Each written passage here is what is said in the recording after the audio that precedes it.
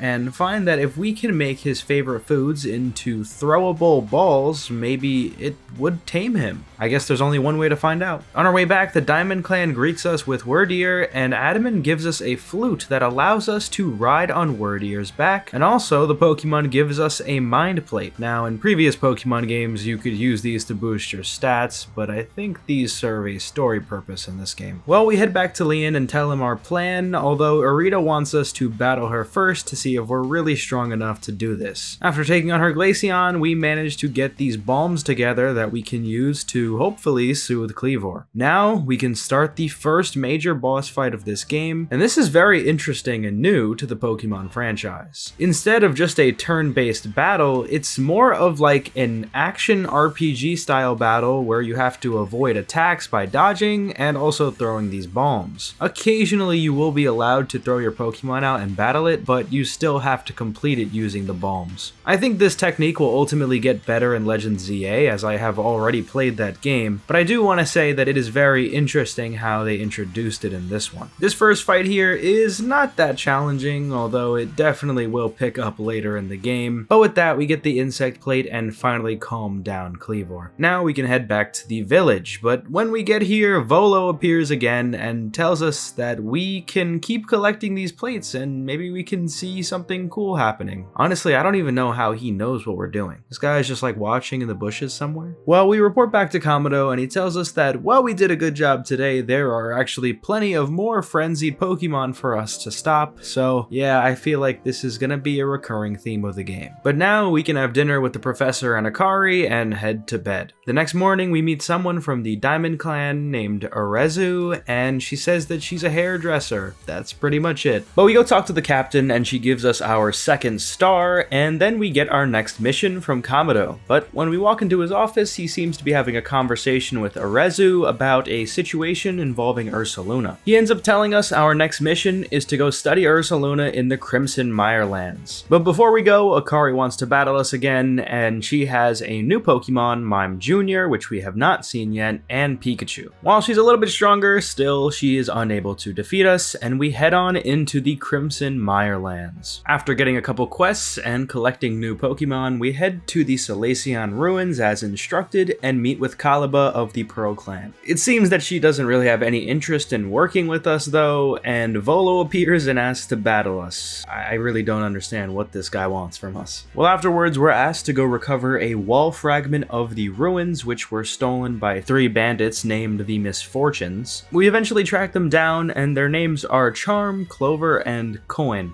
It'd be a rough life if I was named Coin. Well, we only battle one of them and she doesn't really pose any challenge, so we bring the wall fragment back to Kalaba and Volo, and she has a change of heart and now suddenly wants to work with us. So I guess we're gonna go take care of that Ursaluna now. So she takes us to find the Ursaluna and we battle it and calm it down, although it was not frenzied like the Kleavor was. And much like every other Pokemon we've been battling and calming down, he gives us a plate. Well, we go back to the Galaxy HQ to discuss with Kamado, and it seems like we cannot catch a break because there is another frenzied Pokemon called Lilligant, which is in the Crimson Mirelands, and we're asked to go handle it. On the way there, we find Arezu, who has sprained her ankle because she was chased down by a Pokemon while she was making balms to calm the Lilligant. She also knew about this, but I guess she just didn't feel like sharing with the rest of us. Well, anyway, it's our turn to go help her out. And if this seems like it's moving pretty fast, I think it is. I mean, we're already taking on the next frenzied Pokemon, and I really do like this battle. It's a step up from the last. It's the same concept of throwing balms at the frenzied Pokemon and avoiding attacks, but these are definitely a little bit more difficult than the Kleavor was. She'll jump in the air and then send shockwaves on a different move. It's actually pretty complicated for a Pokemon boss battle, and I can respect that. Once we calm it down, we get another plate, and then we can head back. Back in the village, we report to the commander, and then have dinner and go to sleep. The next morning, we see Arezu is back in the village and is now working as a hairdresser here, so she'll be a recurring character. But then Kamado shows up and asks us to accompany him somewhere, and he has us meet with some immigrants on Prelude Beach and interrogates us about our love for Pokemon. He says that he will be willing to make harsh decisions when it comes to protecting people from Pokemon, and we kinda just agree with him. But back in his office, we get our next mission from him, and it involves us going to a new area called the Cobalt Coastlands. Apparently, Arita says there's an issue here and we have to take care of it. That being said, we get to the first point in the game where I think most people will face the same wall as I did. You have to have a certain star level before you can progress in the story, and you need a 3 here, and I only have a 2. So even though we're probably just gonna skip straight to it in the video, just know that there has been hours of grinding, and there probably will be in every in-between section of the game like this. The only thing really notable that I experienced in this grinding session were these space-time distortions that will spawn rare Pokemon. It's honestly kind of hard to understand how they work, but the longer you stay inside them, the more rare Pokemon appear. I don't really get it, but we did catch a permanent team member here, and that's Eevee. If you want to know what evolution I'll be evolving it into, well, stay tuned. But anyway, we make our way to the Cobalt Coastlands and meet up with Arita, who challenges us to a battle, and we actually have to fight 2 Pokemon at once. Yeah, occasionally in this game, you're going to have to battle someone and they're gonna use multiple Pokemon while you can only use one, and I don't really know why they made that a thing, but I guess it offers a pretty difficult challenge for us. But after we beat her, she explains that the reason we are needed here in the Cobalt Coastlands is because the warden Polina is currently not raising another lord after the previous one passed away. I guess the Pro Clan really wants to have a lord protecting the land or something, and this current warden is not raising one. I don't really understand it, to be honest, but we have to go help her. So we end up finding Polina with her 2 Growlithe, and she tells the story of how their lord passed away, saving another Growlithe, and I think it's actually pretty emotional for a Pokemon game. But regardless, she asks why we're here, and it's so we can go survey Firespit Island. Technically, we're supposed to help her, but I guess we're just gonna dodge the question. She says we'll need the aid of a Pokemon known as Basculegion if we want to cross the sea and reach the island, because clearly, Wordeer cannot swim. Oh, and also the reason why we're going to Firespit Island is because there's weird shadowy figures there. Well, to get there, we have to speak to Iscan to somehow get the Basculegion, so that's our next destination. Well, right before we arrive at Iscan's house, guess who runs into us? Volo. He just tells us the same thing he does every time, that we're doing a great job collecting the plates, and he knows exactly how we do it and where we are. I don't know, it's just a little creepy, man.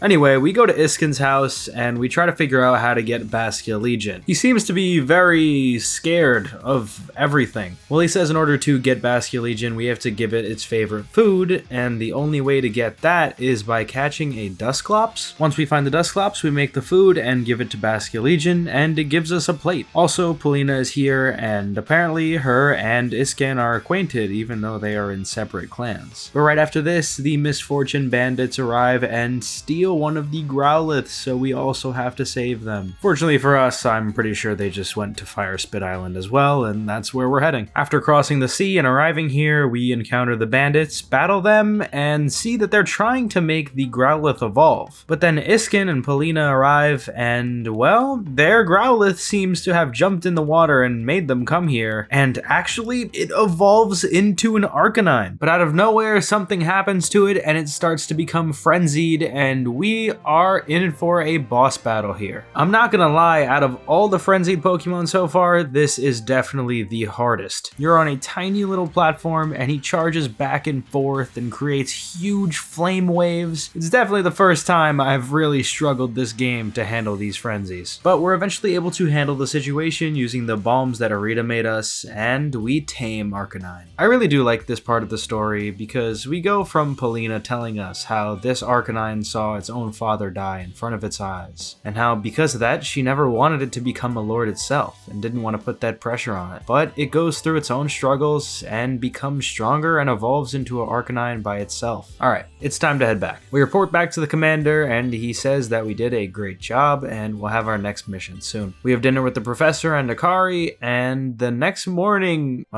you look familiar. Well, anyway, we have to get our next mission, and we have to go to somewhere called the Coronet Highlands. There seems to be another frenzied Pokemon, and it's Electrode this time. We also meet the Warden of Electrode, Melly, from the Diamond Clan, although they don't really seem to be much of a nice person at all. Alright, well, we're supposed to battle Adaman next to progress the story, but of course, we have to get our next star, and we are far, far from getting it. You know, we've made a lot of progress in this game, and I have to say, I'm enjoying it. And hopefully you're enjoying this video as well. And if you are, I'd really appreciate if you could subscribe to the channel. It's free, and it's the best way for you to support me. And also, wouldn't it be nice to say that you were one of my first 10,000 subscribers? Alright, well, I think we should catch up on our two new evolutions, Hisuian Samurott and Sylveon. These Pokemon will be on our team for the entire journey, so it's clear that we have a lot of space in our party. And after a lot of time grinding, we finally get our 4th star as well. Alright, now before we head out to the Coronet Highlands, we speak to Arita once again, and she introduces us to a man named Ingo, who we saw earlier. Now, if you have a good memory, you will immediately realize this unique character design from Pokemon Black and White, and yeah, he is from that game. Apparently, he was similar to us in how he arrived to this region, although he has memory loss, so he doesn't seem to remember any of his previous life. And I guess they can't bother to get him some new clothes either. Well, Ingo is the Warden of Sneasler, who we will be introduced to very soon. Alright, so we head into the Coronet Highlands and meet up with Ingo and Melly. Even though we are supposed to go help the Electrode Frenzy situation, Melly has no interest in us helping. So Ingo and I end up going ahead anyway and making it through a cave that was clearly obstructed by Melly, and eventually we find him again and he challenges me to a battle. Still, he doesn't give up with not helping us, and we keep pushing forward and interact with Volo once again. Apparently he seems to be doing research on the ruins here, and I don't know, I'm still just very unsure of what this guy's purpose in the world is. Up ahead, we make it to the mountain that we need Sneasler to scale, but first Ingo wants to battle us. After this, he summons Sneasler and we quickly tame it, getting yet again another plate. With Sneasler by our side, we can climb all of these mountains and make it to the Electrode fight, and this one is more overstimulating than it is difficult. Even though there are plenty of attacks to avoid, you also do have way more space than fighting the Hisuian Arcanine. And after a quick battle and throwing bombs at it, we eventually get it to calm down, and we can head back to Jubilife. We report to the commander and have dinner with the professor and Akari, and head to bed. When we wake up, we meet with the leaders of the Diamond and Pearl clan to meet with Kamado. Apparently, we have one final lord to quell the frenzy of. Yeah, already. We have to go to the Alabaster Icelands to go help the Avalugg, which is frenzied. And apparently this one is the largest we've faced so far. Well, first, we have to report to the captain,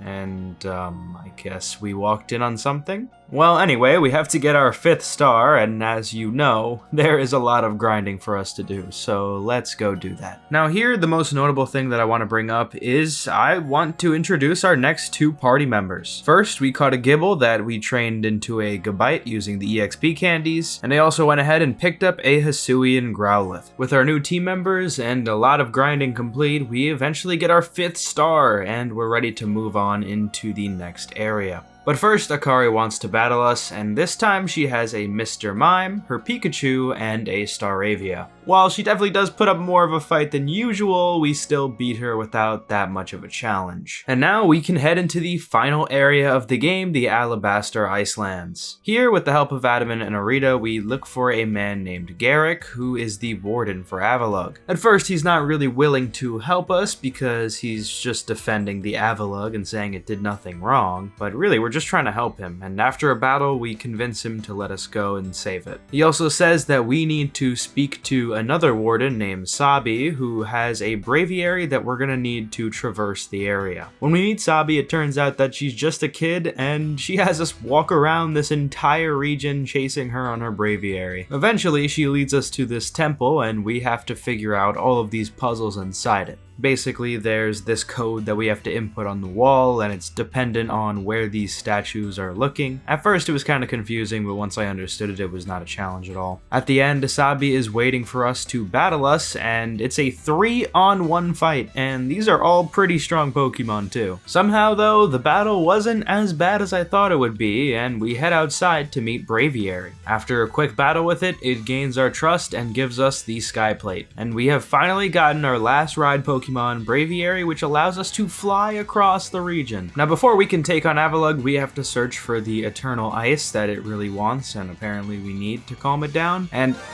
oh my god. I can't believe this happened, but we finally found our 2nd shiny in all of our playthroughs. It's kind of funny because the only other shiny I ever found was a male Combee, which is probably one of the most useless Pokemon ever. And now we found a shiny Sneasel, which of course evolves into one of the best Pokemon in the game, Sneasler. I mean, isn't it obvious that this is our next team member? And you know, at this point I was in the mood and decided to explore the other regions with our new Braviary, and yeah, we found a Firestone and evolved our Hisuian Growlithe into a Hisuian Arcanine. And with this we can finally get the Eternal Ice and challenge the last Frenzied Lord, Avalugg. While this may seem easy at first, it is actually quite challenging because you have a tiny platform you have to avoid all of its attacks on. Even though it doesn't move, well, you can barely move yourself. And so with the last frenzied Pokemon calmed down, we head back to the village. We report to the commander for the final time, and we can live out the rest of our days here as a normal Survey Corps member. Well, that's if this didn't happen the very next day. When we wake up, there is a giant darkness that is spread across the sky, and we're immediately called into the commander's office. Seemingly out of nowhere, he kicks us out of the village. Just like that. No discussion about it, just kicks us out and leaves us to die in the wilderness. But it's not like our friends have given up on us, although they can't really do much anyway since they answered to the commander just as we did. Now stuck in the wilderness, all we can do is look for help where we can, and so we try Leanne and we try Mai, but they both decline helping us because they don't want to ruin the politics with the Galaxy team. And I mean, I guess that's fair enough. But then finally, the man who I've been very suspicious of this whole playthrough actually turns out to be a really nice guy. He offers us shelter in his hideout with another woman named Kojita, and apparently she knows a lot about this world that we don't. She very vaguely tells us our role in saving the world, which, I mean, I guess makes sense, but it also doesn't make sense at all. But then we get a notification on our Arceus phone that displays the location of 3 different lakes. I can see where this is heading. But while we're all discussing what to do next, there's a sound of an Abra outside, and it's actually the captain delivering a message for us. She says that she'll allow us to use her Pokemon to navigate the various areas in the game. And also, Arita and Adaman arrive, and they said that one of them can help, but if both of them help, then it would be a little too suspicious. So we asked for Arita's help, and it turns out that we're not really as alone as we thought we were. So our next quest is to visit 3 of these lakes and meet the legendary Pokemon Mesprit, Azelf, and Uxie. These trials have you fighting a few alpha Pokemon Pokemon and answering some tricky questions, but the goal of all this is to get their energy to make the red chain. Yes, the same thing that Cyrus wanted in Pokemon Platinum. After we collect all of their energy, we can create the red chain and make for Mount Coronet. But first, let's head back to the village to speak with our friends again, because we heard that the Commander Kamado is actually building up a huge force to go to Mount Coronet and handle the situation himself. Obviously though, we know he can't. Back in the village, we update our friends of what's going on and actually train a little bit. And we finally evolve our Gabite into a Garchomp, leaving one last Pokemon to collect. And well, after venturing into the Coronet Highlands, I think I spotted the Pokemon that I want to get. While it might not make the biggest difference on our team at this point, I wanted to get a Magnezone because I think it's just a really great Pokemon and not a lot of people use it. And so with our team fully complete, now that we have a Sneasler as well, we can head for the final area in the game. Now as we go through the top of Mount Coronet, we meet Benny here, who is apparently guarding the front door. But I thought this guy was just a chef. Well, of course he's not actually just a chef, he's a secret ninja for the Galaxy team. You know what, man? Sure. Anyway, we actually have probably our first challenging battle of the entire game here, and it's like the last part of it. He has a Mismagius, a Sneasler, a Gardevoir, and a Gallade. So yeah, these are all good Pokemon. I mean, technically speaking, if I didn't use any items, I would have lost here. My Samurott and my Sylveon both got destroyed. My Garchomp did kind of do something, but it also got destroyed by Gardevoir, and even Sneasler and Hisui and Arcanine couldn't do much against their team. Ultimately, I ended up having to go with a Revive on Sneasler to take the last one out, but damn, that battle came out of nowhere. It kind of makes me wonder,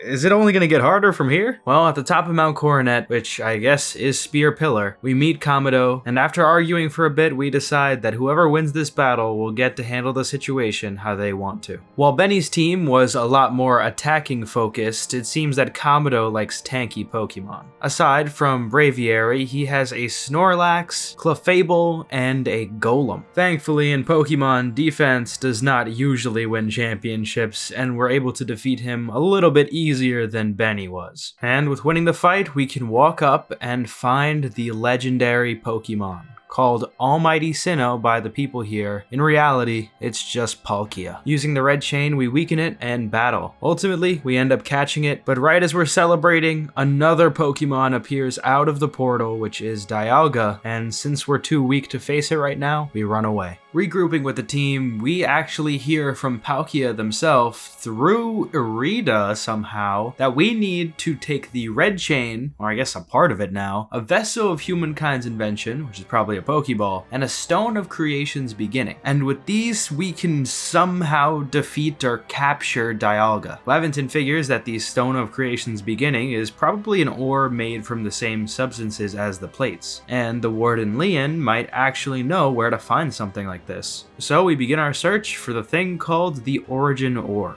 If we head to this cave, we can find Leon here, and unfortunately, we always have to be stopped by something. The Misfortune Sisters show up, and we learn a little bit about their lore too. Apparently, Clover has run away from the Diamond Clan, and Coin has left the Pearl Clan. Regardless, we have to battle them, and of course, they're no challenge for us at this point. I mean, look at our team. And then we send them away and extract the Origin Ore. If we take this back to the lab, the professor can make us a very special Pokeball called the Origin Ball, which is one of the coolest balls I've ever seen. Finally, we speak to Kojita and then head out of the village for our final battle. We approach Dialga and it transforms into its origin form, and then we begin our final battle, which is in the style of a frenzied noble battle. I don't know if I would say this is the hardest fight, but it's definitely up there. There are so many different attacks coming at you at once, and it's really annoying because you also have to throw these bombs at the same time, and it's really hard to find a balance of when to dodge and when to throw. But just like any other frenzy battle, once we deplete this gauge, we can throw our Origin Ball and win the fight, catching the origin form of Dialga. And with both Almighty Sinnohs caught, the sky returns to normal and the space-time rift closes. And then the credits roll and we see that everyone is celebrating in a festival back in Jubilife. But that's not it, there is a bit of a post-game. In fact, when the credits finish, our phone beeps and says to seek out all Pokemon. When we get back back in the game, we talk to Kojita again in her hideout and figure out that there are actually a lot more legendary Pokemon for us to catch. But specifically what we need is to get the remaining plates from across the region. Only then can we figure out the whole Arceus situation. The first extra plate we get is actually back in Jubilife Village, and we have to fight Commander Kamado again. His team is basically the same, except now he has a Heracross, but that doesn't really make it any harder for us to beat him. And when we do, he gives us the Fist Plate. Getting the next plate is actually quite the task. We have to go back to all of the lakes of the region and catch the legendary Pokemon. While these fights aren't very hard by themselves, and they don't have a hard time getting caught either, we do have the occasional battle with Adaman and Irida. Each of them will do a 3-on-1 battle against you using evolutions, and I thought this was a really nice touch. They also give you an item that I'm pretty sure is used to make the legendary Pokemon transform, but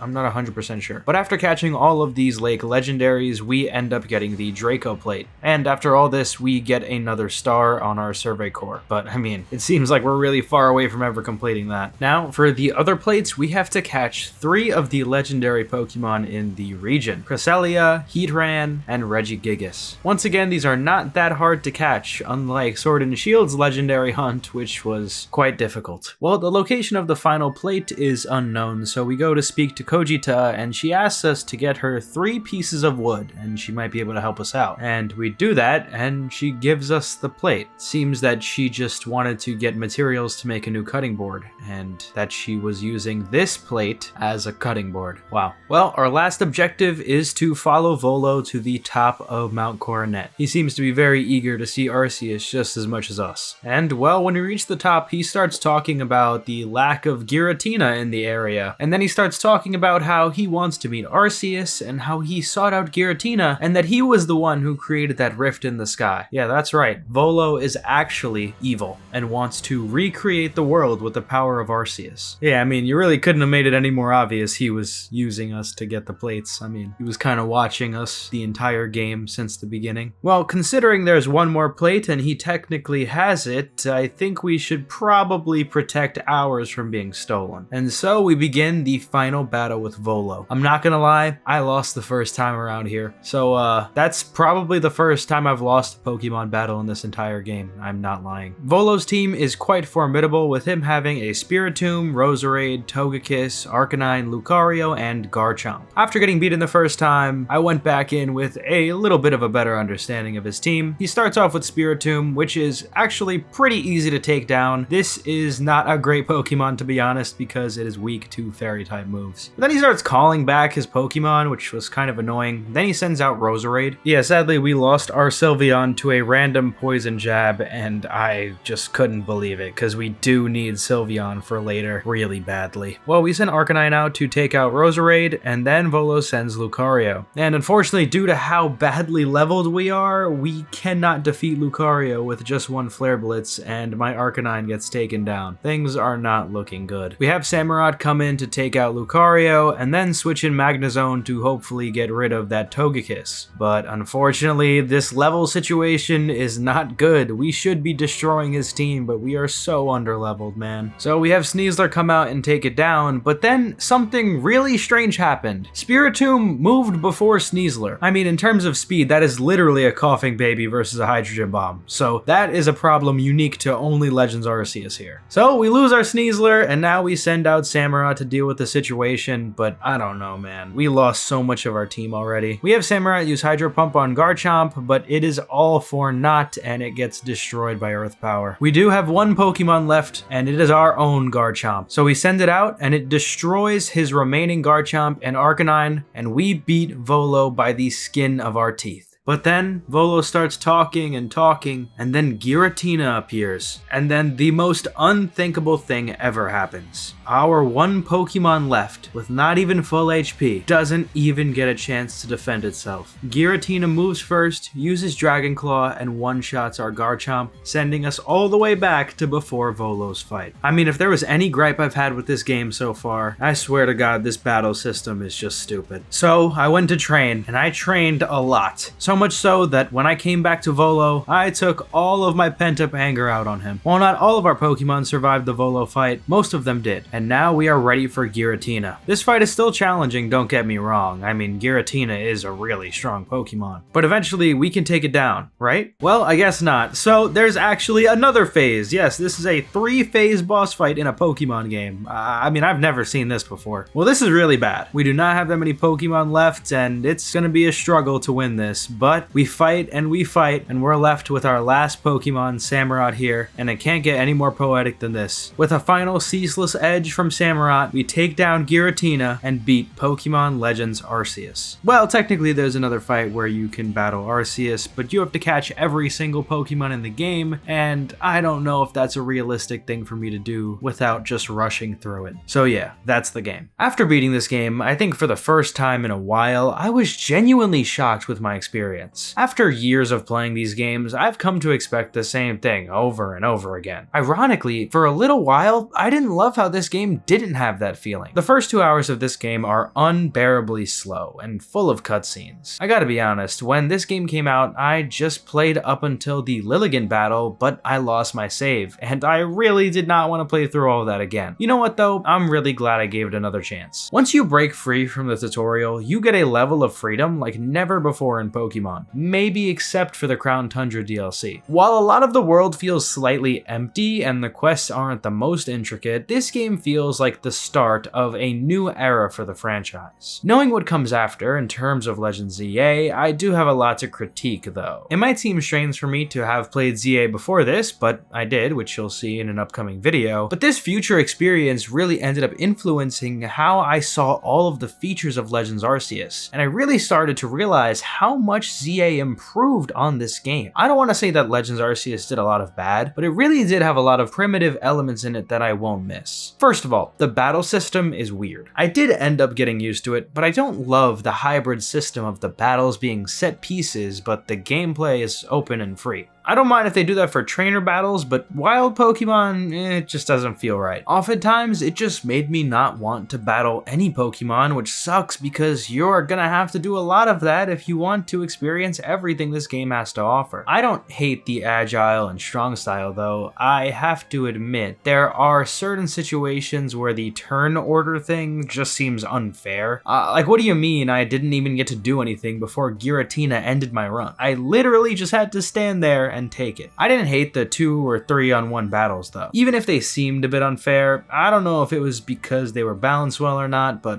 whatever. Now, as for the other features like crafting, well, it was nothing special. This is like the most basic crafting system a game could never have, so I won't say it's bad, but I barely noticed that I had this feature at all. It's not like money's too hard to get in this game, and once you do have a lot of it, you can just buy most of the items anyway. As for the clothing options, I think this is a really good selection here. I mean, it's not hard to impress me after Sword and Shield's god-awful and BDSP's non-existent character customization, but nevertheless, I think this game had great clothes, mixing older Japanese styles and Western ones too. One feature I do want to bring up besides this side stuff though is the actual side quests. Ironically, these don't feel like side quests at all because of how important ranking up your stats are to progress the story. I wouldn't say this game flat out required you to do all these quests, but it definitely feels difficult to get points to rank up without them. And I just want to clarify, they do feel like side quests, but they kind of aren't side quests if you have to do them. Does that make sense? I'm not gonna lie. While I do like taking my time with games, I also consider the common experience of going through a game's story for the first time and then maybe coming back later and doing everything. Usually with Pokemon, I can casually go through them and reach the end without much grinding at all. So Legends Arceus did take me a bit off guard with how far away I was from ranking up by just playing through casually. It's a bit of a double-edged sword though, since you do get to explore more of what the game has to offer, but I don't know if it should have been this hard to rank up. I think this is a point a lot of people might not agree with though, but I get it. Alright, there are 2 more major points I want to bring up in this analysis: the music and the graphics. The music in Legends Arceus definitely takes a step in a different direction than every other game, most likely due to trying to fit the mood of a more open environment. The majority of the tracks are simple ambiance with the occasional callbacks to the music of Gen 4. Some of these are very great and memorable, while others are intentionally forgettable. Then of course, there are the tracks in the game which I call set pieces. These are the themes that will be remembered for years, so I do judge them pretty harshly. Now, these themes, specifically the battle music, is really good. Whether it's just a wild Pokemon or the name trainers, they did really nail the music in this department, but I do have one gripe with this game, and people might laugh at me for it. The initial version of Jubilife Village's theme is so annoying. It's literally the same loop over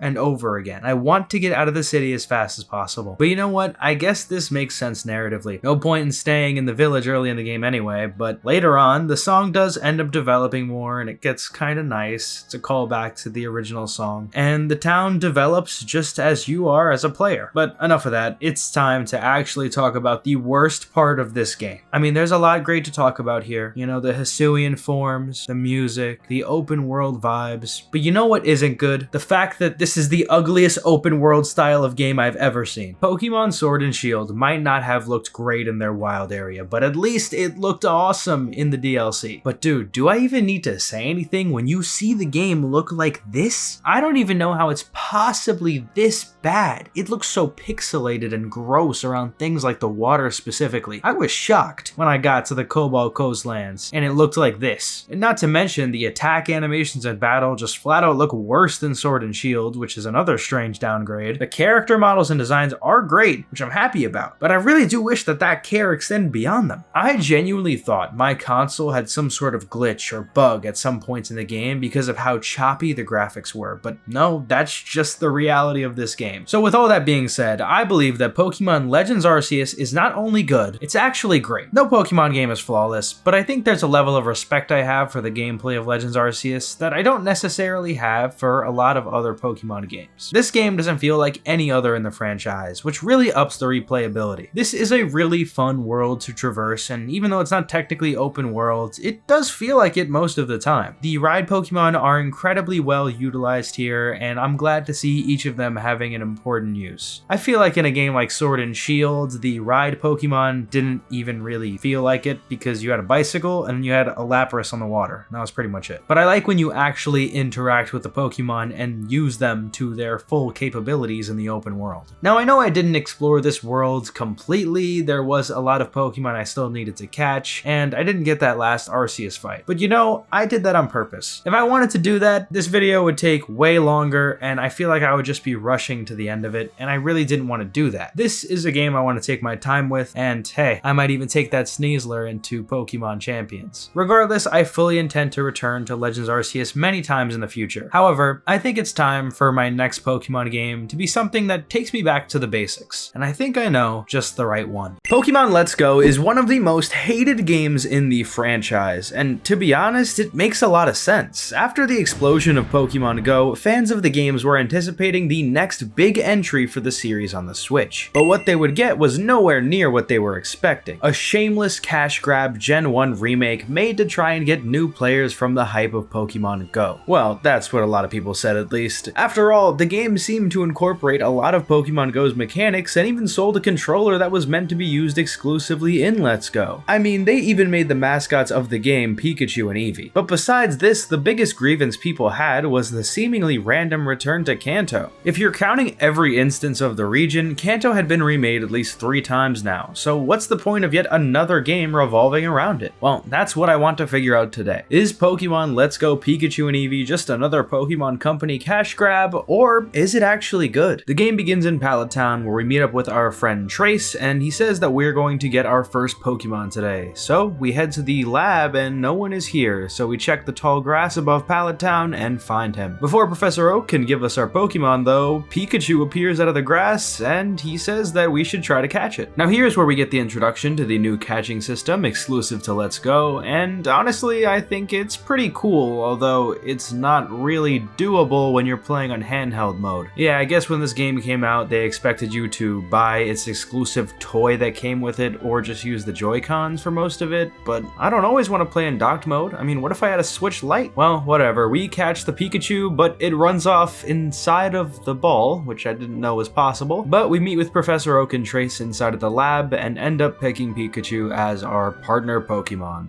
now we can head out and make our way into Viridian City. Now, of course, if you've ever played Kanto before, you know that there's always a parcel you have to get from the Pokemart and bring it back to Professor Oak. This time, though, they actually let you teleport back to the lab without walking, so that's really nice. Good little quality of life change, I guess. I mean, there's no wild encounters in this game, so it's not like it's a big deal that we have to walk through the grass again, but whatever, I guess it's good. Back at the lab, we give Professor Oak his package, and then Trace asks to battle us. Of course, he gets the Eevee, which is in the other version of the game, and we have a battle, but it is no challenge at all, and we can head out and start our journey for real. Back in Viridian City, there is nothing for us to do here exactly because the gym, well, it's closed. So we head to the left, have another battle with Trace, who's caught a Pidgey, who gets destroyed by Pikachu as well. And, well, the only place we can go now is north. Of course, throughout this time, I've been catching as many Pokemon as I can because, well, you'll see later why we need to. Now in Viridian Forest, we get our first experience with a lot of different trainers, and I soon learned that the best way to get EXP for your Pokemon is not really in battle. In fact, I would say a lot of these battles felt completely useless compared to the amount of EXP you would get from just catching Pokemon. So making it through Viridian Forest is honestly a lot easier than the originals because there's no wild encounters, but we run through and destroy every single trainer with ease and make it into Pewter City.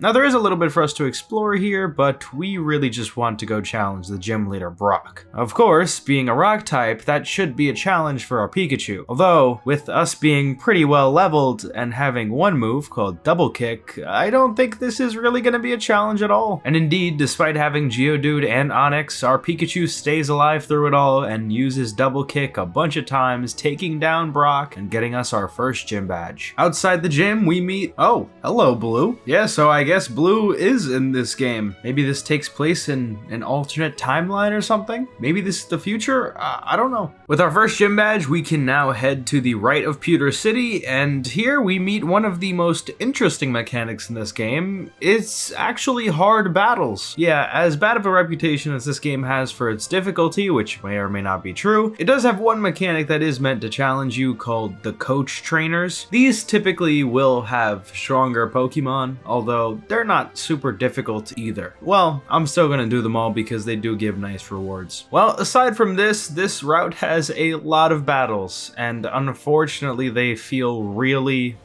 useless. They just don't give you much EXP at all, and you just can't really avoid them. Well, anyway, we make it through and head into Mount Moon, where Jesse and James, what are you doing here? Alright, so this definitely gotta be some alternate universe or something. I don't know. There's a lot of different characters here, that's for sure. Now, I gotta say, Mount Moon is a lot more bearable when you don't have a random encounter every 2 seconds, that's for sure. We also find some Pokemon which I don't think were supposed to be here in any previous entry of Kanto, like Clefable. I swear this was a Pokemon you had to get through like Evolution or the Safari Zone or something, but it's here, so. It also looks very funny when you walk with it, just so large. Deep into the cave, we find a man who has these fossils here, and he doesn't really seem to want to share with us, so we battle him and he says fine, and we can take one fossil after the battle. We take one, head forward, and unfortunately Team Rocket appears and tries to rob us of our fossil, so we defend it and defeat them. With that, we can head out of the mountain and into Cerulean City. There is a gym for us to beat here, but first we meet up with Trace, who seems to be in a panic of sorts, so we have a battle with him. His team is exactly the same as before, except now he has an Oddish. So we beat him, and he tells us after that he just went into the Pokemon fanatic Bill's house, and instead of him being there, it was a speaking Pokemon.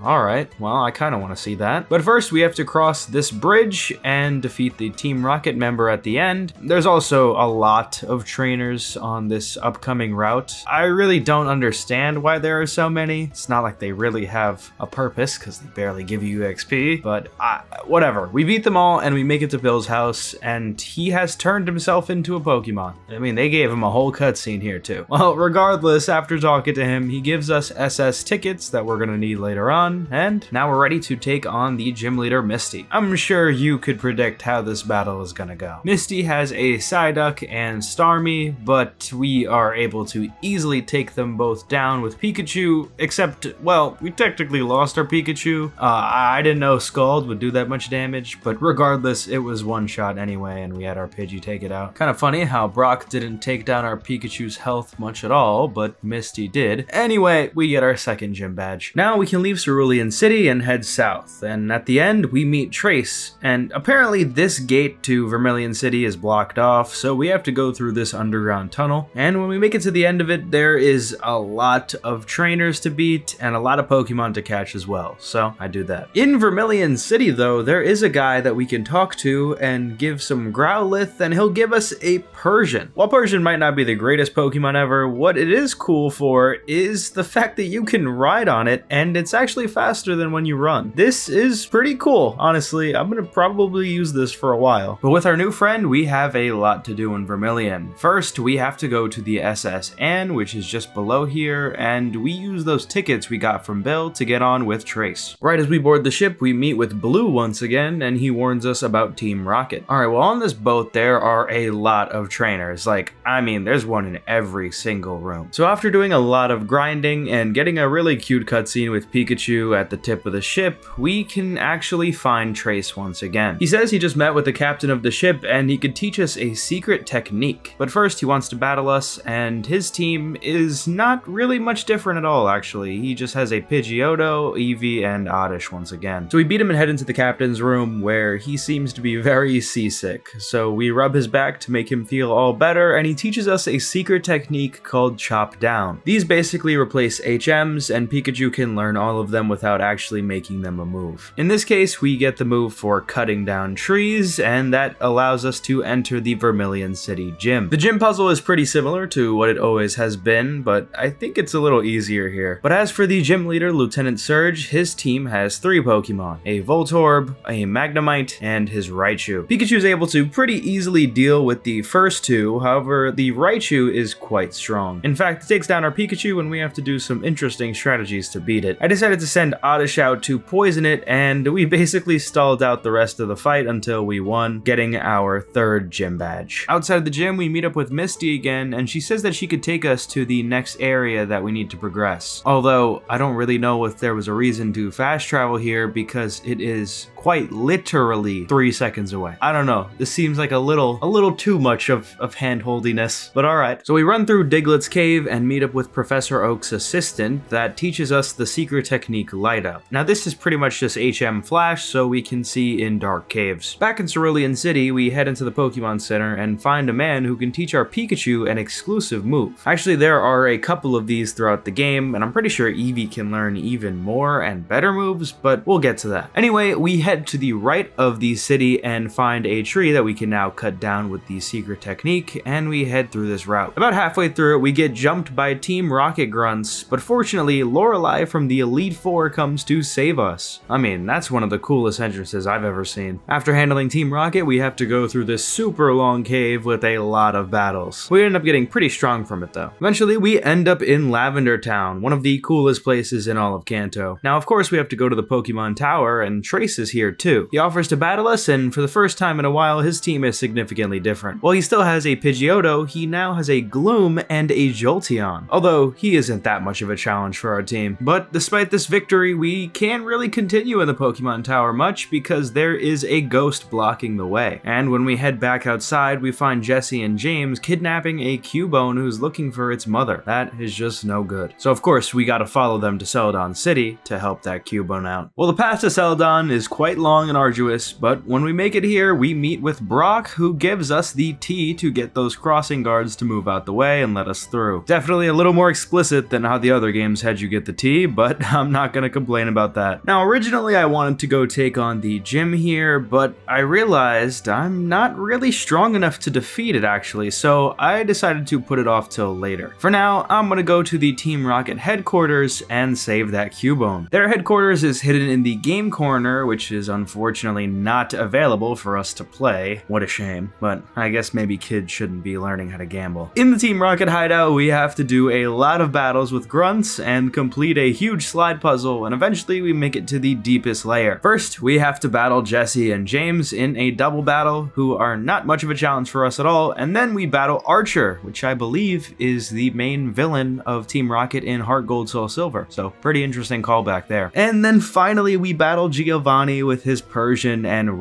Rhyhorn. And I gotta be honest, none of these battles were particularly hard at all. I guess that's just the power of our Pikachu. After defeating Giovanni, we can save the Cubone, and he also gives us the Silph Scope, which is going to be very helpful for the Pokemon Tower. Now we can head back to Lavender Town and into the Pokemon Tower, where the Silph Scope reveals all of these ghosts are just Pokemon too. Now there are a lot of battles here. I mean, it feels like way more than there ever has been, but maybe that's just an illusion. Well, higher up, we get a really emotional cutscene where the Cubone meets with its mother, Marowak. I mean, this is kind of the point of the game where I realized that they put a lot of effort into this. I mean, they didn't have to do this cutscene, but I really liked it. It helped feel the impact of what we really just helped this Cubone do. Find peace with its mother who has passed on. Regardless, at the top floor, we find Jessie and James trying to harass Mr. Fuji here to help Team Rocket. We easily take care of them though and save Mr. Fuji, and when we leave the Pokemon Tower, he gives us the Pokeflute, which can help us move those huge Snorlaxes that we know are at 2 points of this map. Now with this, the region is pretty much completely open to us, which is of course nice, but I'm not even sure of what to do next, so I decided to go clear out the Snorlax, which is to the south of Lavender Town. In fact, this is going to be our second permanent party member. I know it's kind of crazy we haven't caught another permanent party member by now, but I have a plan, just trust me. And just past the Snorlax and a long route ahead, we can make it into Fuchsia City where there is a gym. And while we aren't going to take it on quite yet, there is also the Safari Zone, or maybe there isn't. This is called the Go Park. I think this is like some way to promote Pokemon Go usage in this game. I don't know. I kind of just want the Safari Zone. I don't know why they got rid of it. Yeah, I'm not pleased about this. Anyway, somewhere else in Fuchsia City, we find Jessie and James complaining about how they suck, and they give us a pair of gold teeth. Alright, well, I guess we find the guy who needs the gold teeth, and he teaches us the equivalent to HM Strength. Yep, that's pretty much all of Fuchsia City right now until we come back for the gym. I also have to mention that for these gyms, there are like certain requirements. Most of them are just naturally taken care of, but I think there's one where you have to catch a certain amount of Pokemon or something. I don't remember, to be honest with you, because they weren't hard to achieve. Now, I do want to go do something which is very important to our team. So around the region, we have been passing people that were offering the Gen 1 starters up to us, but we had to have caught a certain amount of unique Pokemon types. So that's pretty much what my next hour and a half was dedicated to, just finding new Pokemon and evolving ones we already had, all for the dream of getting a Charmander, Bulbasaur, and Squirtle. And of course, we did just that, and those are our next 3 permanent party members. Could you guess what kind of team I'm building? You know, now that we made it pretty far in this game, I have to say, I'm having a great time, and I hope you're enjoying this video just as much too. And if you are, it'd be so cool if you could subscribe to the channel. It's free and the best way to support me. Also, wouldn't it be cool to say that you were one of my first 10,000 subscribers? Alright, our next goal is to head to Saffron City and save the Silph Co building from Team Rocket. We actually meet Blue and Trace here, and we come up with a plan to take down Team Rocket for good. But first, Blue wants to battle us, and he has an Exeggutor and a Charizard, which honestly almost beat us because he's kinda high level. And considering most of our team are just first stage evolutions, we were cut out for a difficult battle. In fact, we only won because Persian was able to use Fake Out of all moves to beat the Charizard. Never thought that Fake Out would come in handy like this, but thank you, Persian. Alright, this upcoming segment is a incredibly long dungeon. I mean, the Silph Co building is one of the longest dungeons I think I've played in any game ever. Like,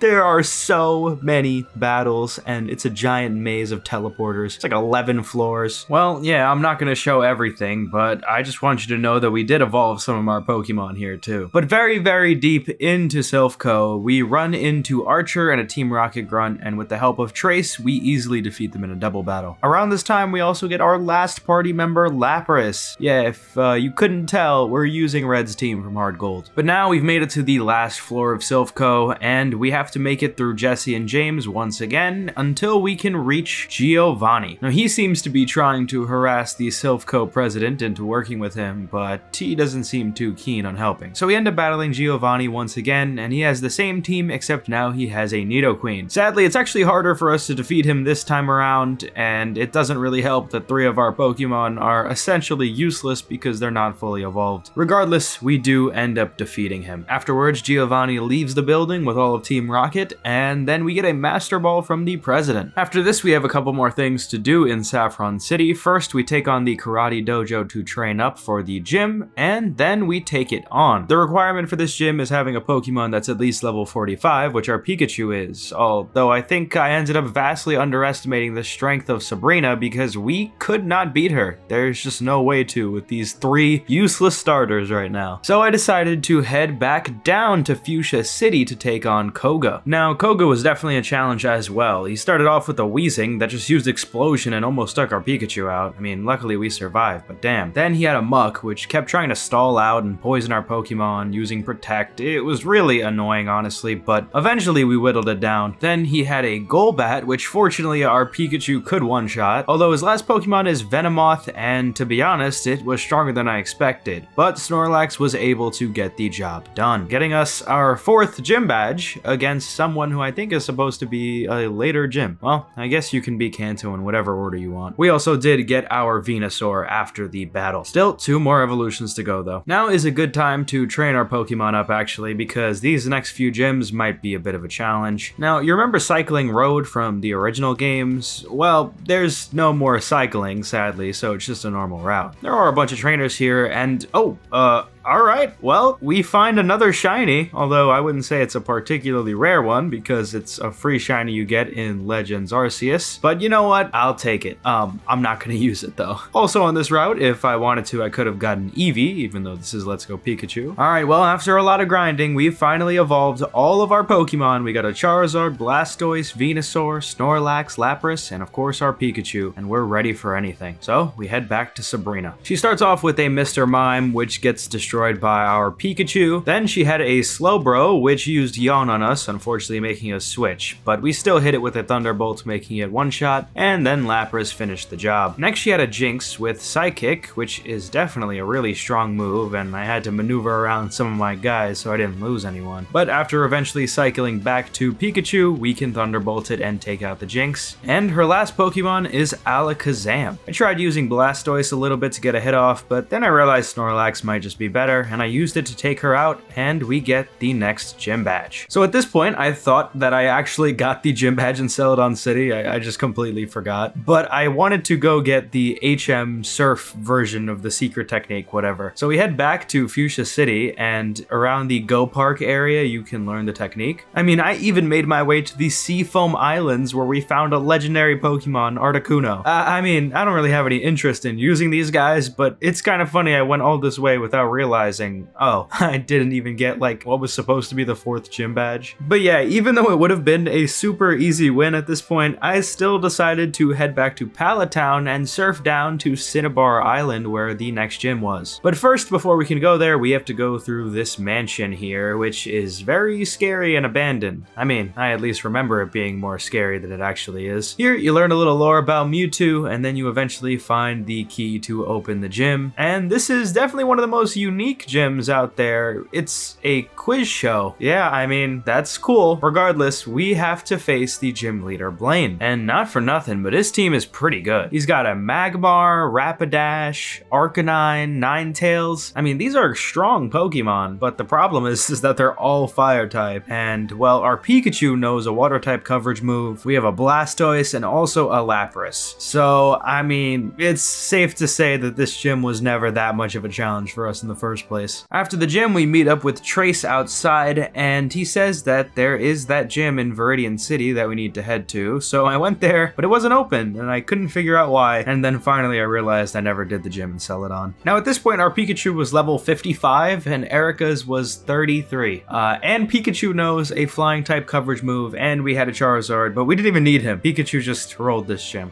Well, we got our 7th gym badge. Alright, now for the grand finale, the 8th gym in Viridian City. But as we arrive here, it's still locked, so we decide with Trace to head back to Professor Oak to see if he knows anything. We find Blue here, which by the way is Professor Oak's grandson. Then they give us the Mega Stones for Charizard, Blastoise, and Venusaur. I did not know this was in this game. I mean, that is pretty awesome. Well, we asked for Blue's help in getting the gym open, so we should be heading there now. Oh, but we get a little cutscene outside of the lab where Pikachu looks at some flowers. That's pretty cute. Alright, let's go to the gym. And guess who's the gym leader, Giovanni once again. This time he has a Dugtrio, a Rhydon, a Nidoking, and a Nidoqueen. We started off with Lapras, but ultimately switched into Blastoise and completely destroyed his team with Mega Evolution. And with that, we get our 8th gym badge and we're ready for the Pokemon League. Outside the gym, we have one last talk with Blue, and then we head for the Pokemon League. But right before we can go to the badge gates, we have a battle with Trace. Now his team has changed quite a bit. He has a Pidgeot, Vileplume, Jolteon, and Marowak. So first we sent out Lapras, who is able to hit a Thunderbolt on the Pidgeot, but he switches out, and so do we. Now he has a Vileplume, while we have a Charizard, so we do Mega Evolution and one-shot it. Next he has a Jolteon, which can one-shot our Charizard. Damn. Well, with the help of Snorlax, we can knock out Jolteon, and then finally, for the Marowak, we send Venusaur out, and it one-shots it too. Gotta say, his team was pretty good there, but we are just better. I mean, I don't know how he expects to beat the Elite Four with 4 Pokemon though. Alright, now it's time to head through the badge gates and into Victory Road. This Victory Road is not the longest ever. There's just a few push puzzles you gotta do with these blocks, and then we make it out, and we've made it. After all this journey, me and my Pikachu, finally at the Elite Four. Our first battle is against Lorelei, who we met earlier in the game, and damn, she is still very cool with that Lapras. Honestly though, I think our Pikachu is gonna dominate this fight. She starts off with the Dugong, and while it does do some pretty good damage to our Pikachu, we do manage to take it out. Next, she was gonna send out Jinx, so we have Charizard come out and Mega Evolve and take it down. Next up, she had Cloyster, and of course, that gets destroyed by Pikachu along with Lapras. And her last Pokemon is Slowbro, and I gotta say, for being an Ice-type trainer, she really does have a lot of Water types. I guess having a full Ice-type team wouldn't be practical in Gen 1, would it? Well, Pikachu almost takes it down, but we have to use Venusaur to clean up. Next is Bruno, who starts off with Onix, which Pikachu is able to completely destroy. Then he has Machamp, which Pikachu also completely destroys. I mean, this guy is a beast. But finally, Pikachu is taken down by his 3rd Pokemon, Poliwrath. So we have Venusaur come out there and clean up once again. Then for his last 2 Pokemon, I had Charizard Mega Evolve into its X form because it looks awesome. And he takes down Hitmonlee and Hitmonchan. Alright, now time to face Agatha. Gotta be honest, I had a pretty bad start to this battle. I just really couldn't figure out what to do. She is a poison type trainer, and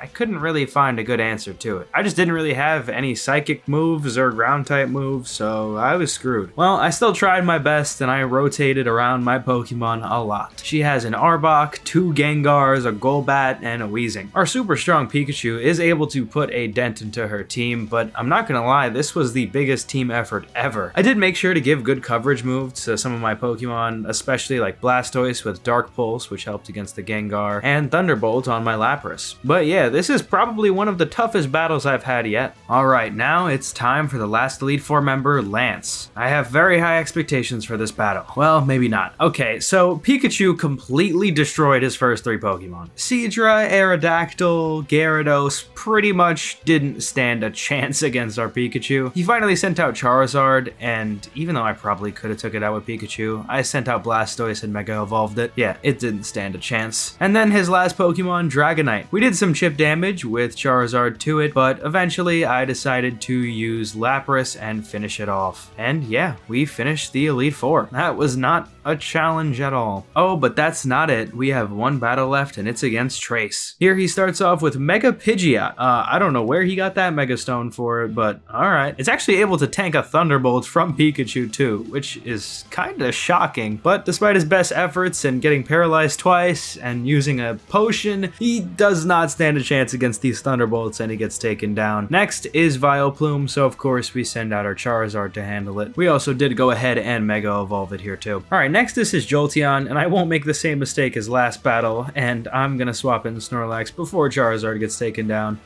Sadly though, our Snorlax seemed to be struggling a bit with getting paralyzed, and Jolteon completely destroys it. Yeah, that's not a good look for you, Snorlax. I thought I could have Pikachu out here and overpower it, but he just healed again. Like, bro, come on. So I sent out Venusaur to handle the Thunder and chip down the Jolteon. Next, he had a Rapidash, so I decided to have Blastoise come out and surf it until we knocked it out. So he sends out Slowbro next, and then we have Pikachu come out and Thunderbolt it. Unfortunately, it survives and, well, almost kills us, but we hang on due to friendship. You know how much I hate that. Anyway, he heals once again. I mean, that's like 3 times in one battle. Dude, you are so cheap. But yeah, we have Pikachu Thunderbolted once again, leaving his final Pokemon, Marowak. Yeah, we actually paralyzed it with Pikachu's water type move because it has that ability to. And then we defeat Trace. Professor Oak congratulates us on our battle and our journey as a whole, and we become the Pokemon champion. Now, as for the post game, there is a couple things to do, but I really did not want to spend all that time doing it. Really, it's a Mewtwo battle, which I'm not really strong enough to do in the first place. Like, he's really high level. Obviously, you can catch the legendary birds, but you could do that in the main game anyway. And lastly, there's this red battle you can unlock after defeating a few of these special trainers. After playing Let's Go Pikachu, I can say that I am definitely shocked. I'm not gonna lie, this is one of those games that you really don't have high expectations for going into it. It's a pretty simple looking game on the surface, and the concept is painfully redundant. But you know what? I liked it. There is a ton about it to go over, and I want to start with the negative actually. Mostly because there isn't much. First, this catching mechanic is fine, but if you want to play the game in handheld mode, it's super annoying. When you play with the Joy-Cons, you're able to do some crazy throwing techniques that give you some bonuses like increased EXP, but on handheld, you just press a button and you can't do any of the unique throws. Also, in battle, your starter is able to use a signature move, but only if you are using the Joy-Cons, because you have to shake it to activate the move. Meaning, if you are playing this on a Switch Lite, which by the way is the console of choice of the target demographic of this game, you'll be unable to perform some of the actions in Let's Go. This is just stupid, outright dumb. As for the difficulty, I know a lot of people criticize this aspect of the game. I'm not gonna nitpick at it too much because it's clearly meant to be easier than most games, but regardless, I don't think it is a mindless experience to go through. I don't really have much to say about it than that. I mean, if you're playing Let's Go for the difficulty, you're kind of wasting your time. Like, I didn't use a single item in battle the entire playthrough. Your Pikachu or Eevee are just gonna be over-leveled and dominate the entire game. It's just how it is. But besides this, the battle system in general is stripped down a lot too. There aren't any held items or abilities, which just kind of feels wrong at this point. But they still have friendship mechanics like surviving on 1 HP or healing status ailments naturally, which, as you might know by now if you've seen my BDSP playthrough, really bothers me sometimes. And the last thing regarding battling, there are exclusive values in this game called Combat Power and Go Power. Combat Power, which is unfortunately abbreviated through the entire game, measures the overall strength of a Pokemon, and Go Power is basically the more broken equivalent to Eevee's. Go Power is seemingly pretty broken though, and a little overkill for how easy this game is already. Outside of battle, I don't really have much to say negatively, but I remember hearing a lot about how Trace is a bad rival. Well, I definitely don't agree, and I think he's kind of charming in a way. It's not a match for how Blue felt as a rival, so fair enough. Now, I know it just seemed like I dogged on Let's Go for a while and that I hate it, but I assure you, I have so much more good to say about it than bad. First of all, the concept of this game is adorable. Whether you choose Pikachu or Eevee, there are super cute cutscenes spread throughout the game of your partner just doing random stuff, and really, this was the highlight of the experience for me. I always love to see these cutscenes. I mean, let's be honest with ourselves. We all fall for the cute things in Pokemon. I mean, who doesn't love having a Pikachu on your shoulder and an Eevee on your head? There are a couple ways to customize your character and partner, and while this isn't the most diverse customization ever, it's still nice that it's here. Also, with your partner, you're able to play with it and give it berries, but I rarely use this except when using secret techniques, which replaces HMs in this game. Well, besides your partner, this is another game that you can have Pokemon follow you around, which is really the best feature ever, especially since you're encouraged to catch a lot of Pokemon, which is nice because there are so few after all in Gen 1, and it really makes you explore all of your options in Kanto. Well, I kind of just ended up using Red's team from Heart Gold, since you can get all of the starters in Let's Go, but if I wanted wanted to, I could have made a super diverse roster. Another thing I really liked in Let's Go was the music. I mean, all of these songs are pretty much the definitive versions of Kanto's OST. Maybe that's a hot take, but that's my current belief. The graphics, well, they're okay. I mean, I wasn't expecting much, but it looks solid and it runs smoothly, so that's all I can really ask for at this point. So, are Pokemon Let's Go Pikachu and Eevee actually good? Surprisingly, I think they're good for any fan of the games who are looking for a chill experience without any glaring flaws. Sure, the game can be a little bit annoying with the catching mechanics and whatnot, but I ended up not being bothered by it after a while, and realistically, if I played through it with Joy-Cons instead, that wouldn't have been an issue in the first place. This is probably the definition of a great first Pokemon game, and I'm not surprised if this introduced a ton of kids and even babies to the games. I'm not sure where I would rank it relative to the other games I played, but it was a great time to go through. Anyway, after paying a visit to the oldest region in Pokemon, it's time to head to one of the newest, in one of the most controversial games in not only Pokemon, but the entirety of gaming. Pokemon Scarlet and Violet is the worst and ugliest game in the entire franchise. This is something I'm sure a lot of people have either said or heard, and to be honest, I can see why. On release, these games had perhaps the coldest reception out of any other game, and whether it was the horrible frame rate, the disgusting textures, or the unusual glitches, there was something for everyone to complain about. And you know what? This influenced me to never touch the game. For the past 3 years, I didn't even think about buying it, and instead focus on playing through every other Pokemon game, but for better or worse, we're finally here. Luckily for me, the Switch 2 has made it seem like Scarlet and Violet runs and looks far better, so maybe it won't be so bad after all. Well, in this video, I'm going to be playing through Pokemon Scarlet and Violet to find out if it is actually good. The game begins introducing us to the world of Paldea and the academy we will be attending soon, Naranja Academy. And if you couldn't tell by the name, yes, we are in Spain. We're then shown in our room getting ready for school, and then we go downstairs to talk with our mom. I'll tell you what, she's kind of a baddie. Oh, well, the director of the school actually comes to our house to visit and introduce us to the academy, but I kind of thought, isn't it crazy that the director of one of the biggest schools in the world came to visit us? Are we important? Where's our dad? Well, he shows us the first starter Pokemon in this game, and I gotta say, these are cute. And also our mom gives us the newest iPhone. Thank you very much. But this beginning part of the game is a nice little walking segment where you see the starters interacting with the world, and you end up in this mansion across the street from us. And despite all the negativity about the graphics of this game, at least this cutscene is very nice. I mean, look at these guys. They all have their little personalities, and Fuecoco is, well, he's him. But then there's some random girl who pops up, and her name is Nemona. She actually is the student council president of this school and a champion-ranked trainer. Yeah, it seems like our first day at the academy is kind of an interesting one. Well, she wants to be our friend, and I guess we are gonna have her as our rival. She seems to love battling too. Well, I'm not really sure about that because she's a champion-ranked trainer, and I just picked up a Pokeball for the first time today.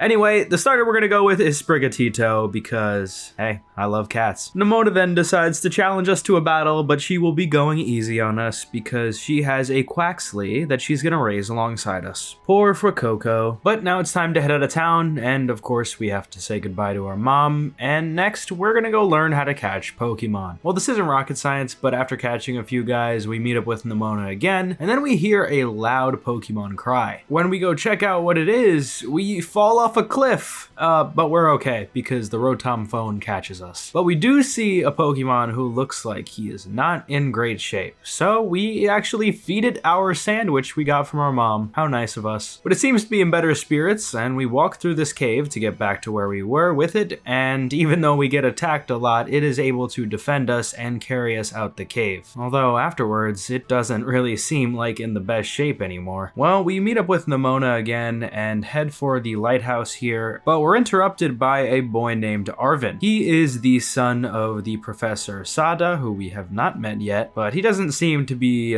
quite a big fan of his mother. Regardless, he tells us a little bit about this Pokemon, and its name is Koraidon, although this is not its true form. He doesn't really tell us much, and actually says that we can battle him to see if we can take care of Koraidon going forward. He was no challenge at all, and we get Koraidon's Pokeball. Alright, now we can check out the lighthouse and get a view of our new school. So it's located in the city Mesa Gosa, and this is the biggest city in Paldea. Also, Nemona Nemona describes this world as beautiful, although I'm not really sure if I would use that word for this view. Well, we have our next destination, so we head on. On this route, I do have to say there is one Pokemon that I will be using throughout most of my playthrough here, and that is Paldean Wooper. This is actually my favorite Pokemon of all time, and no, I'm not kidding. Well, with our new team member, we can actually go ahead and make our way into Mesagosa. Well, first we gotta battle Nemona, and you better get used to it because she loves battling. You know, just like a lot of these early fights, it's not that serious, but Nemona terastallizes her Pokemon, which we haven't even learned what that is yet. Alright, well, we made it into the city, and it's actually quite large. The majority of stores are just weird food places that you'll notice every city in this game has. Probably one of the most annoying parts about this game is that you can't enter any buildings ever unless they sell you sandwiches. But I guess we'll just look past that for now. But after looking around for a bit, we can head on to the school gates. But before we can get there, we run into Team Star. I guess these guys are trying to recruit this girl into their team, but she doesn't seem quite interested. So we battle one of them, and then Nemona arrives with our Terra Orb, so we can terastallize our Sprigatito. I'm also starting to notice that Nemona has like a battling crush on us. Yeah, I mean, she's obsessed with it. So much so that she wants us to practice our terastallization on this random kid. But yeah, we defeat the other Team Star grunt and they leave. Alright, well, the girl thanks us and we could head on into school. So on our first day of school, we go to our homeroom class, which we share with Nemona, and it's clear that there is a wide range of ages in this school. Our teacher Jock has us introduce ourselves to the class, and then we can actually get let off free. First, we go speak to Arven, and he tells us a little bit more about himself, but he actually needs some help. Apparently, he wants to collect these herbs that are very good for medicinal properties, and he wants us to help him, so we blindly agree. Then we get a call on our phone from someone named Cassiopeia, and they want us to help them take down Team Star, so of course we agree to help them too. And then finally, Nemona tells us about the gym challenge, which we are quite familiar with in all of Pokemon. So yeah, we have 3 different major objectives for this journey. Then after this, we head to the director's office, and we get contacted by Professor Sada. She tells us that she took care of Koraidon before us, and that it is in a weakened state, which is exactly what Arven told us already. But she gives us her contact information, and she says she'll be in touch throughout our journey. But with that knowledge, we can head to bed in our dorm and get ready for the opening ceremony tomorrow. At this school, there is something called the Treasure Hunt, and this is basically where you get let free into the world and look for treasure. Now, this isn't necessarily a physical treasure. In fact, it has a lot more to do about the journey you take on, living outside of the dorms and experiencing life on your own. So now that we have a lot of different objectives, I think that's probably what we're gonna go tackle now. So all the people we spoke to earlier give us the locations of our objectives on the map. So there are the gym battles, the Team Star bases, and the Titan Pokemon, which are guarding the herbs that Arven wants. And just in time for our treasure hunt to begin, Koraidon actually gets into a motorcycle form. Well, this is definitely cool, so we don't have to walk across this entire country. Alright, well, we can actually head wherever we want now, because this is an open world game. Now, of course, there are certain level caps and things like that, and you still can't command Pokemon over a certain level unless you beat a gym, but I think we're just gonna head west. Along the way, we learn about something called picnics, but I don't think I used this once after learning about them. I guess they're cool though, because you can hang out with all your Pokemon, and I think this might be used for breeding. Again, not really sure. I never use this again. This is also the point of the game when I realized that these graphics were truly something out of 1995. Yeah, this is really bad. I mean,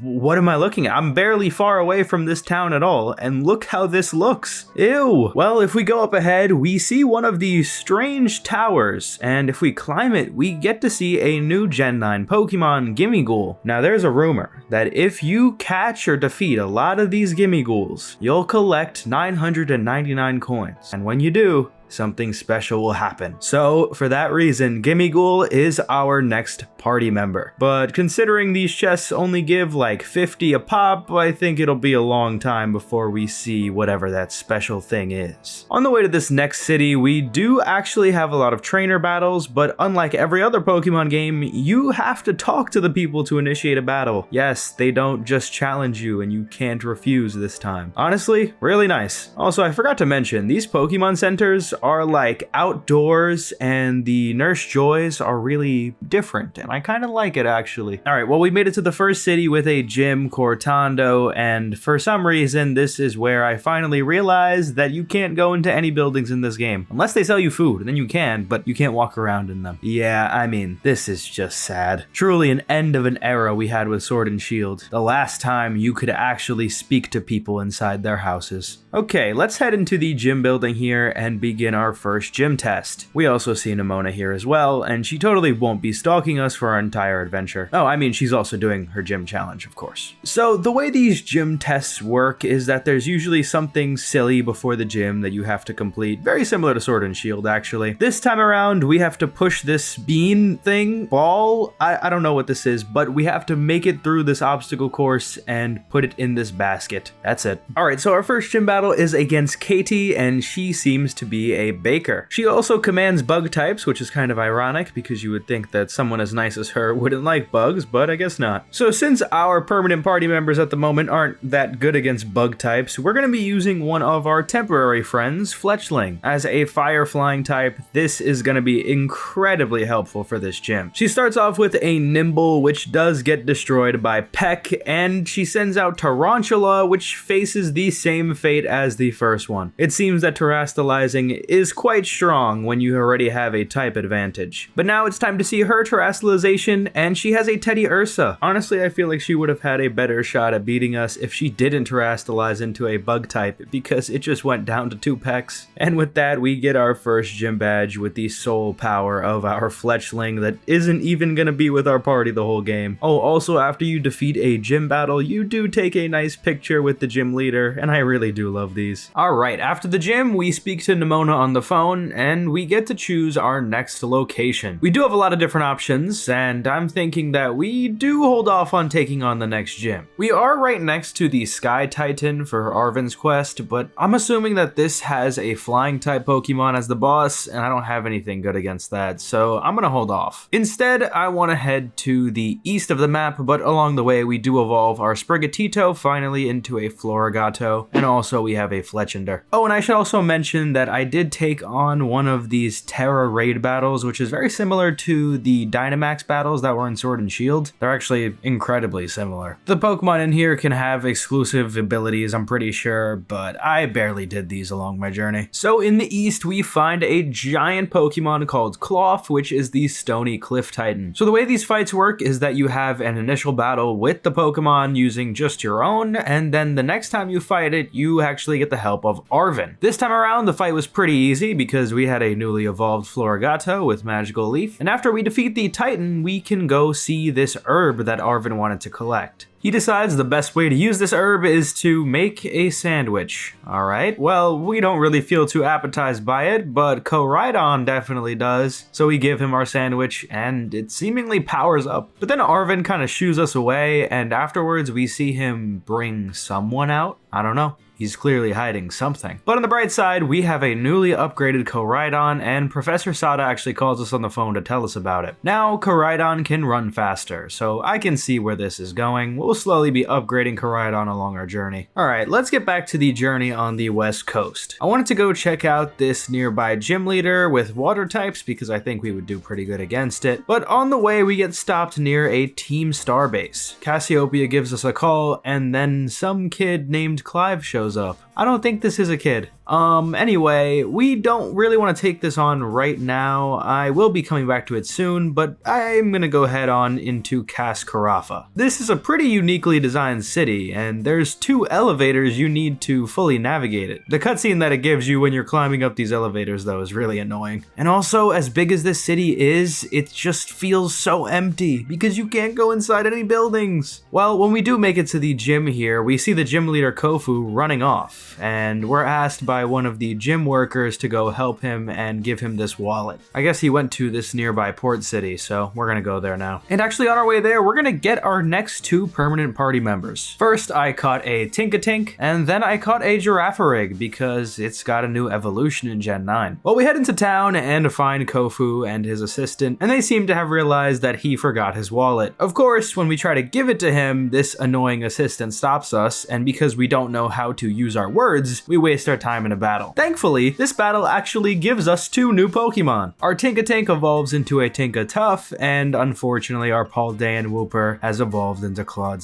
I didn't want to have to evolve him, but Paldean Wooper is just not good in battle at all. Well, after this, we finally give Kofu back his wallet, and he has us do an auction for him. Yeah, he just gives us a bunch of money and says, go ahead, win this thing. I think this is like a $400 piece of algae or coral. I mean, I don't know why he would ever spend this much money on this, but all right. Well, that's really all for this town. We can go back to the gym now. But I also started to notice that the NPCs in the game are like unusually jacked and huge. I mean, look at this lady just walking through town. This lady looks like what, 6'3", 200 something? What are they putting in these Paldean sandwiches? All right, well, let's go take on the second gym now. Kofu's first Pokemon is Veluza, and we have our Florigato starting off, so we decided to instantly terrestrialize it. Sadly, it does survive one of our seed bombs and then hits us with a flying type move for some reason, which makes our Florigato basically one tap. We do end up taking it out, but not without losing a lot of our strongest Pokemon. He then sent out Wugtrio, which I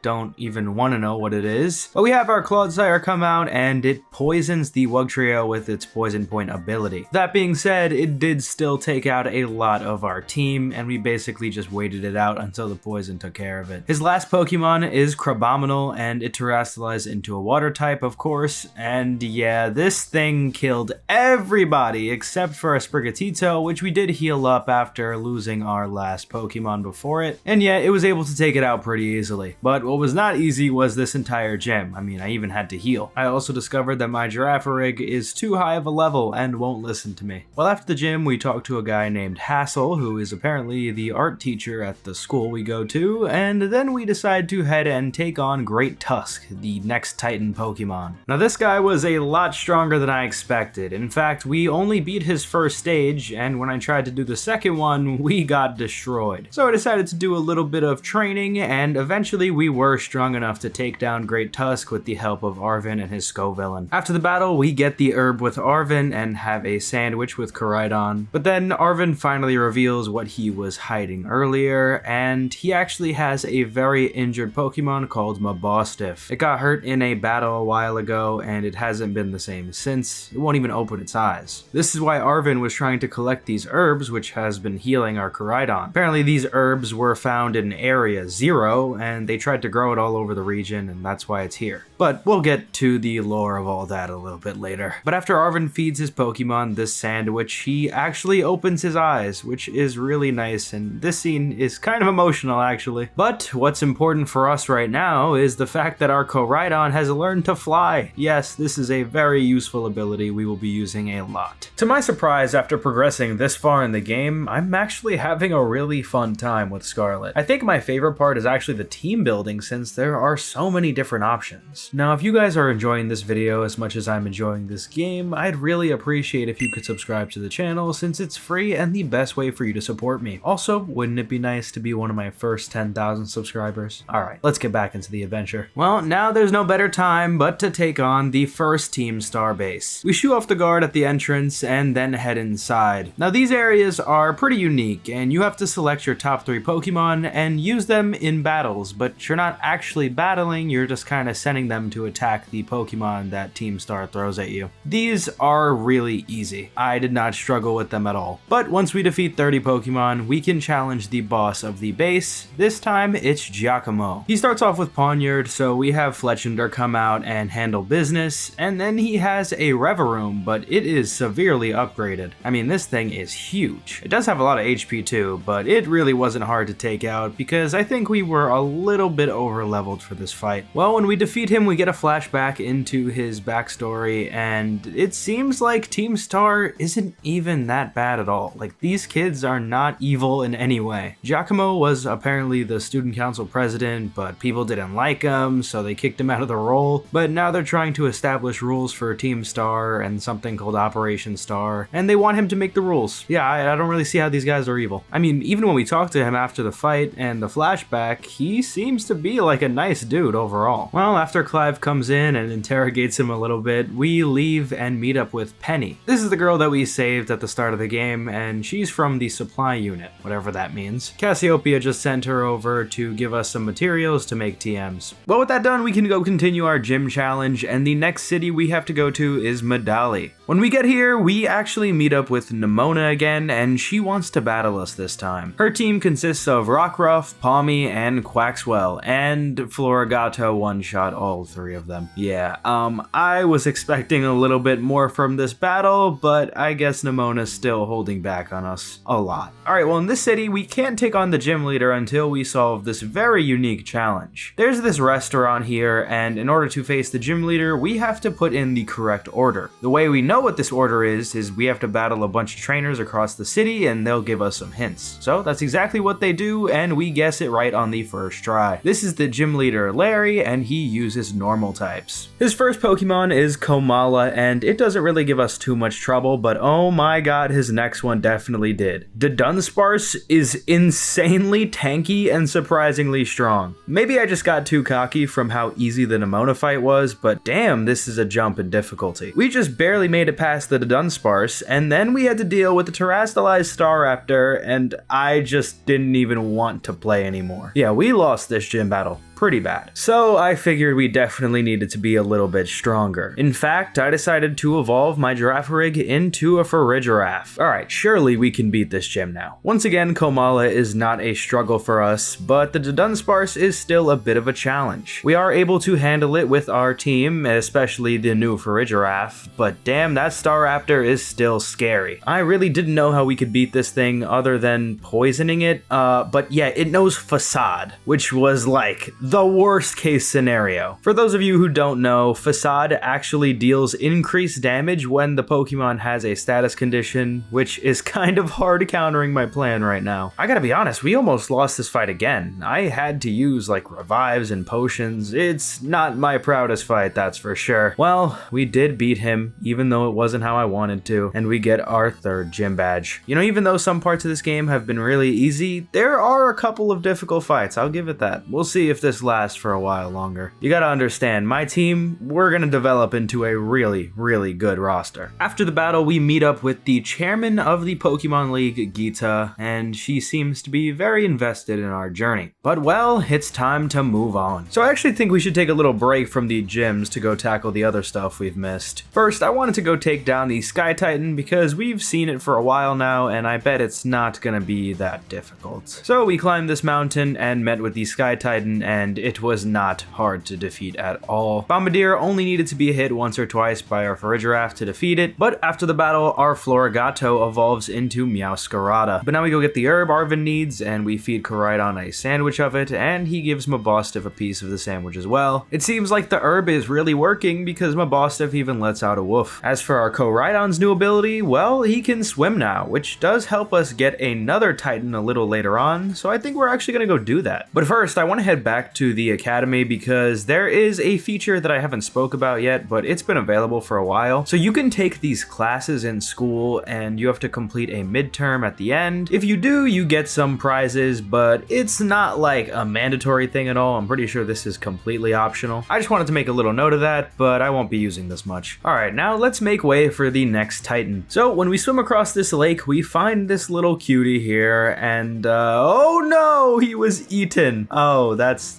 brutal. Well, this is the Titan Pokemon Dodonzo, the false dragon Pokemon, whatever that means. We take care of his first phase pretty easily with Meowscarada, and then we follow him to this cave, and we find that little fish again. Oh, okay, well, he got eaten again. Oh, that's not good. All right, well, we take down Dodonzo again, even though it is a little bit stronger, but just when we thought we had it beat, that fish is actually the real Titan. You know, I kind of like this Tatsugiri guy. Maybe I'll get one for myself a little later. later. I gotta say, this was a unique take for the Titan fights, and it's actually a third stage instead of just the typical 1 and 2. It's also a little bit more difficult than usual, taking a couple members of our team to beat it. But with that done, we can go get the herb. We feed our sandwiches to the Pokemon, and Arven starts to notice that Koraidon is physically pretty much fine. He thinks that maybe a mental block is the reason why it can't battle. I guess we'll learn more about that later. Also, the herb he gave to Mabostiff this time didn't really work as much as the previous times, and that's kind of scary for him, I bet. But there's one more left, so hopefully that's the one to cure it. As for our Koraidon though, we have a new ability, and that's to climb walls. This is gonna be very, very useful going forward. Alright, well now there's no better time to go and collect our new Pokemon for our team, Tatsugiri. Now there are 3 different forms for this guy, but I went with this one because it looks the coolest in my opinion. I think it also is technically the strongest. Tatsugiri is a lot better when he's paired with Dondozo in double battles, but obviously that's not possible right now, so we're going to be using him in a bit of reduced state. But to be honest, I think he's still going to be just fine. The only downside right now is that we can't even use him, like at all. He just won't listen to us. I guess that's the downside of doing this a little bit early, but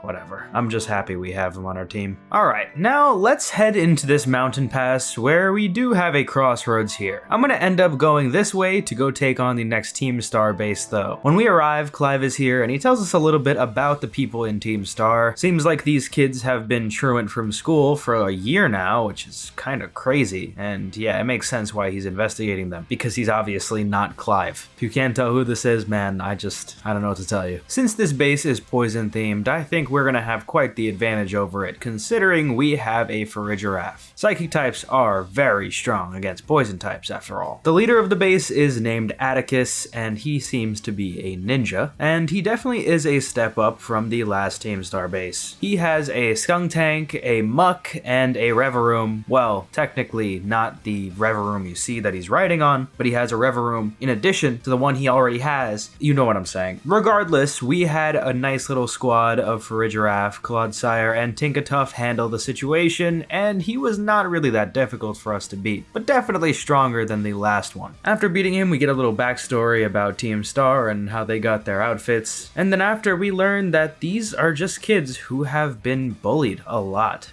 And this is how they've been coping with it. They also have this super lead boss that nobody's even met in their team, but they have immense respect for them. I'm very interested in this storyline, honestly. I kind of feel bad for these kids too. I mean, how bad do you have to be bullied to set up all of this and then not go to school for a year? But we can get our stuff from Penny and then begin our ascent of this huge mountain. This place is super snowy, but with the help of Koraidon, we're able to scale it with no problem at all, especially with that new climbing ability. Despite the climate, there are a few trainers on this mountain though, and we even evolve our Tinkatuff into Tinkaton. Once we start getting close to the top, we make it to the Glaciado Gym. I wouldn't really say this is a town or a city at all, it's kind of just a ski slope, but that's not important to us because we just need that gym badge. When we go inside, we meet up with the 2 Elite Four members, Rika and Hassel. After talking to them for a bit, we can start our gym test, and this time it's really easy. All we have to do is slide down this mountain with Koraidon. You really can't mess this up. You just hold forward and that's it. You did it. This gym battle is against the trainer Grusha, who used to be a professional snowboarder. He seems to be in a pretty bad mood though, so who knows what this battle has in store for us. I gotta say though, I will be taking out my new Tinkaton for a test drive. As we all know, steel types are quite good against ice types. He starts off with a Frostmoth who sets up Tailwind, which by the way makes their team faster for a few turns, but we do hit it with a Gigaton Hammer, which basically one-shots anything in its way because it's such a powerful move. The only downside is you can't use it 2 turns in a row. So I decided to switch out afterwards when he sends out Beartic, but really we're just stalling to get back Tinkaton and one-shot Beartic again with Gigaton Hammer. Next he sent out Satitan, and this time I sent out Clodsire, and yeah, I switched back to Tinkaton, used Gigaton Hammer, and one-shot it. But this time I didn't switch out Tinkaton. He sent in Altaria, and I for some reason figured, oh, maybe they'll Terrastalize into a Dragon type. No, they just terrestrialize whatever their gym is. So I used Play Rough, and I couldn't even use Gigaton Hammer anyway. It didn't go down to it, but there was nothing to be worried about because Altaria only really can hurt us with Hurricane, and that doesn't do much damage at all. Meaning, just like everyone else, Altaria goes down to a terrestrialize Tinkaton Gigaton Hammer. You know, this was just really bad timing for Grusha, me getting a Tinkaton literally right before this gym. We get our gym badge, and Nemona congratulates us, but actually we are able to take on the next gym quite soon. Just under this area is Montenevera, where the next gym leader is. In the gym building, Nemona walks up to us and says that we can battle after this gym. So let's start the gym test. Our objective is to warm up the audience for the Gym Leader Rhymes concert. And how we do this is by defeating 3 opponents in double battles. After we do this, Rhyme shows up and gets the crowd going and starts her concert. So we go back to the gym staffer to report that we passed the gym test. When we come back, we see that Rhyme is having a rap battle, but let's interrupt and challenge her to a gym battle. She is a ghost type trainer, and this fight also uses double battles. We start off with Meowscarada and Farigiraf against her Mimikyu and Banette. I have Meowscarada use Night Slash on the Banette, and it gets one shot. But then I have Farigiraf use Twin Beam to knock off the disguise and also do a little bit of damage. Sadly, Farigiraf probably won't be that helpful going forward due to the type disadvantage, so I decided to swap out to Tinkaton. Her next Pokemon was Houndstone, which I had Meowscarada one-shot as well. I had Meowscarada use Night Slash on Mimikyu, taking it down, but Rhyme sent out Toxtricity and terrestrialize it. I also used Brutal Swing, which does hit an allied Pokemon, but Meowscarada is Dark type anyway, so it didn't do much. And it only took one more turn before Rhyme finally went down to our superior Dark type moves. After the fight, Geeta congratulates us, and Nemona is also here ready to battle. We also learned Geeta is the true #1 champion in this region, which is definitely exciting knowing who our ultimate battle will be against. Not to mention, she's gonna watch our battle with Nemona now. She starts off with Lycanroc, but we just terrestrialize and one-shot it with Flower Trick. She says luck is on our side for a critical hit, but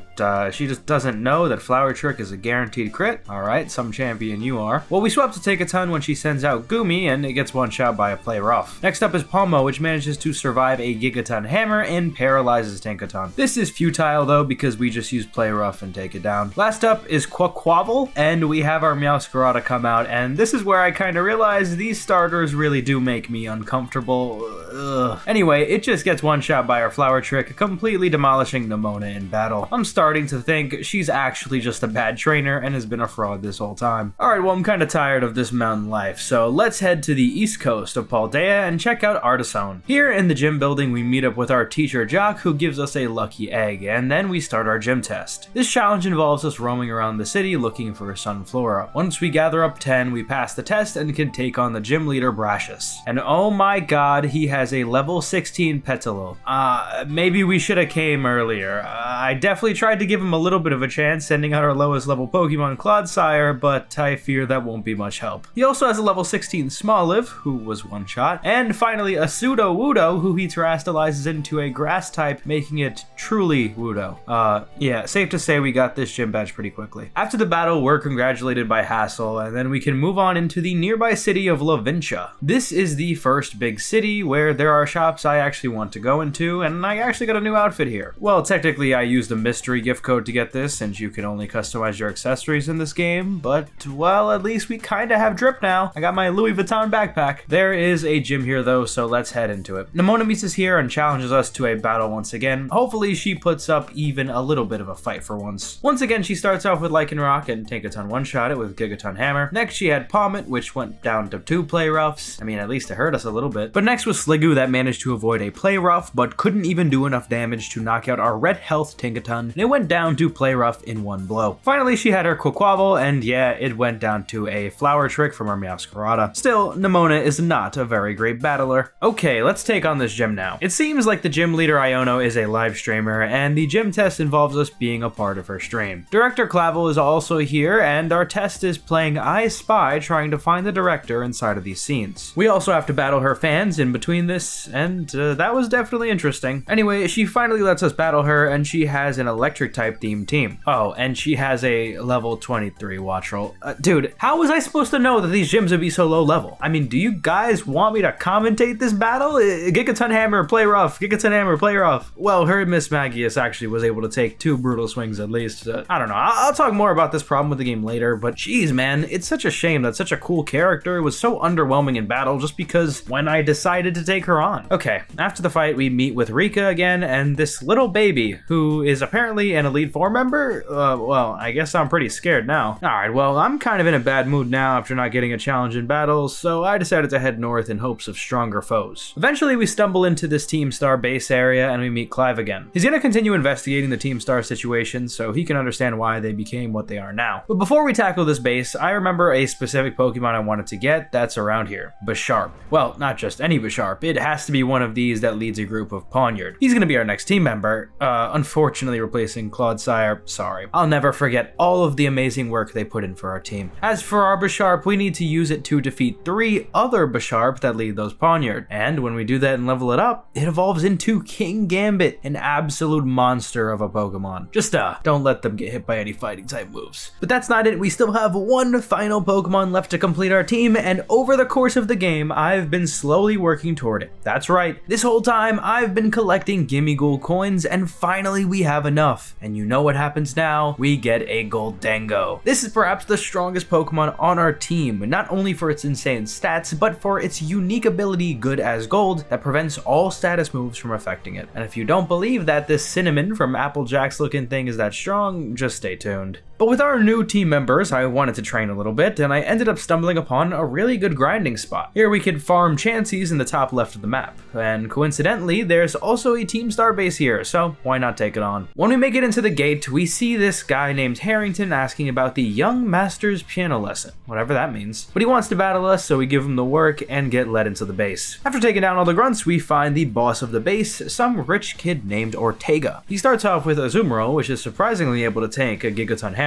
It then lowered our attack, so I just swapped out to Meowscarada and used Flower Trick to knock it out. Next up was Wigglytuff, and this time a Gigaton Hammer was enough to seal the deal. So after he sends out Dashbun to lower our attack once again, so I swapped into Gholdengo, making its big debut. And what do you know, we see the Good as Gold ability instantly come into use, blocking Baby Doll Eyes. Well, Gholdengo doesn't use attack stats anyway, so I'm not really sure what happened with Ortega's CPU and why he kept using Baby Doll Eyes. Regardless, the move Make It Rain erases a Pokemon off the map, and we finally face the Revavroom. The only real downside with Gholdengo is the fact that he lowers his own special attack when he uses Make It Rain, but the only difference that made was having us 2-shot the Revavroom with it. Regardless, we see Ortega's backstory and how he came up with the idea for upgrading these Revarooms into these Starmobiles. Then Clive shows up to ask more questions, and we learn that Team Star's bullies don't even go to the academy anymore, and also that Harrington is the former director of the academy. Harrington says that 18 months ago, the members of Team Star confronted the students who used to bully them, and they had an altercation. This was a big deal at the academy, and it ended up causing the bullies to all drop out of school. But this was wiped from the school records. Also, there was a certain person who took responsibility for Team Star's rebellion against the bullies in exchange for them not being punished. He ended up giving that student 18 months of overseas study as punishment, but in reality, he just wanted the student to have some time home in the Galar region. But this whole situation was controversial enough, and Harrington, along with all of the other teachers, resigned out of shame, which is why all of the current teachers have only been employed for about a year and a half. Damn, what a lore drop. When we leave, Cassiopeia calls us and says our ultimate goal with this is to eventually take down the big boss of Team Star. Okay, well, let's keep beating these bosses. Next up is the Fire-type base, and at the entrance we meet a Char cadet named Charlos. It seems like he has some sort of connection with the Team Star base, so we follow him inside and take down all of the grunts. We meet the boss of the base, Mela, and she has a level 27 Torkoal. Bro.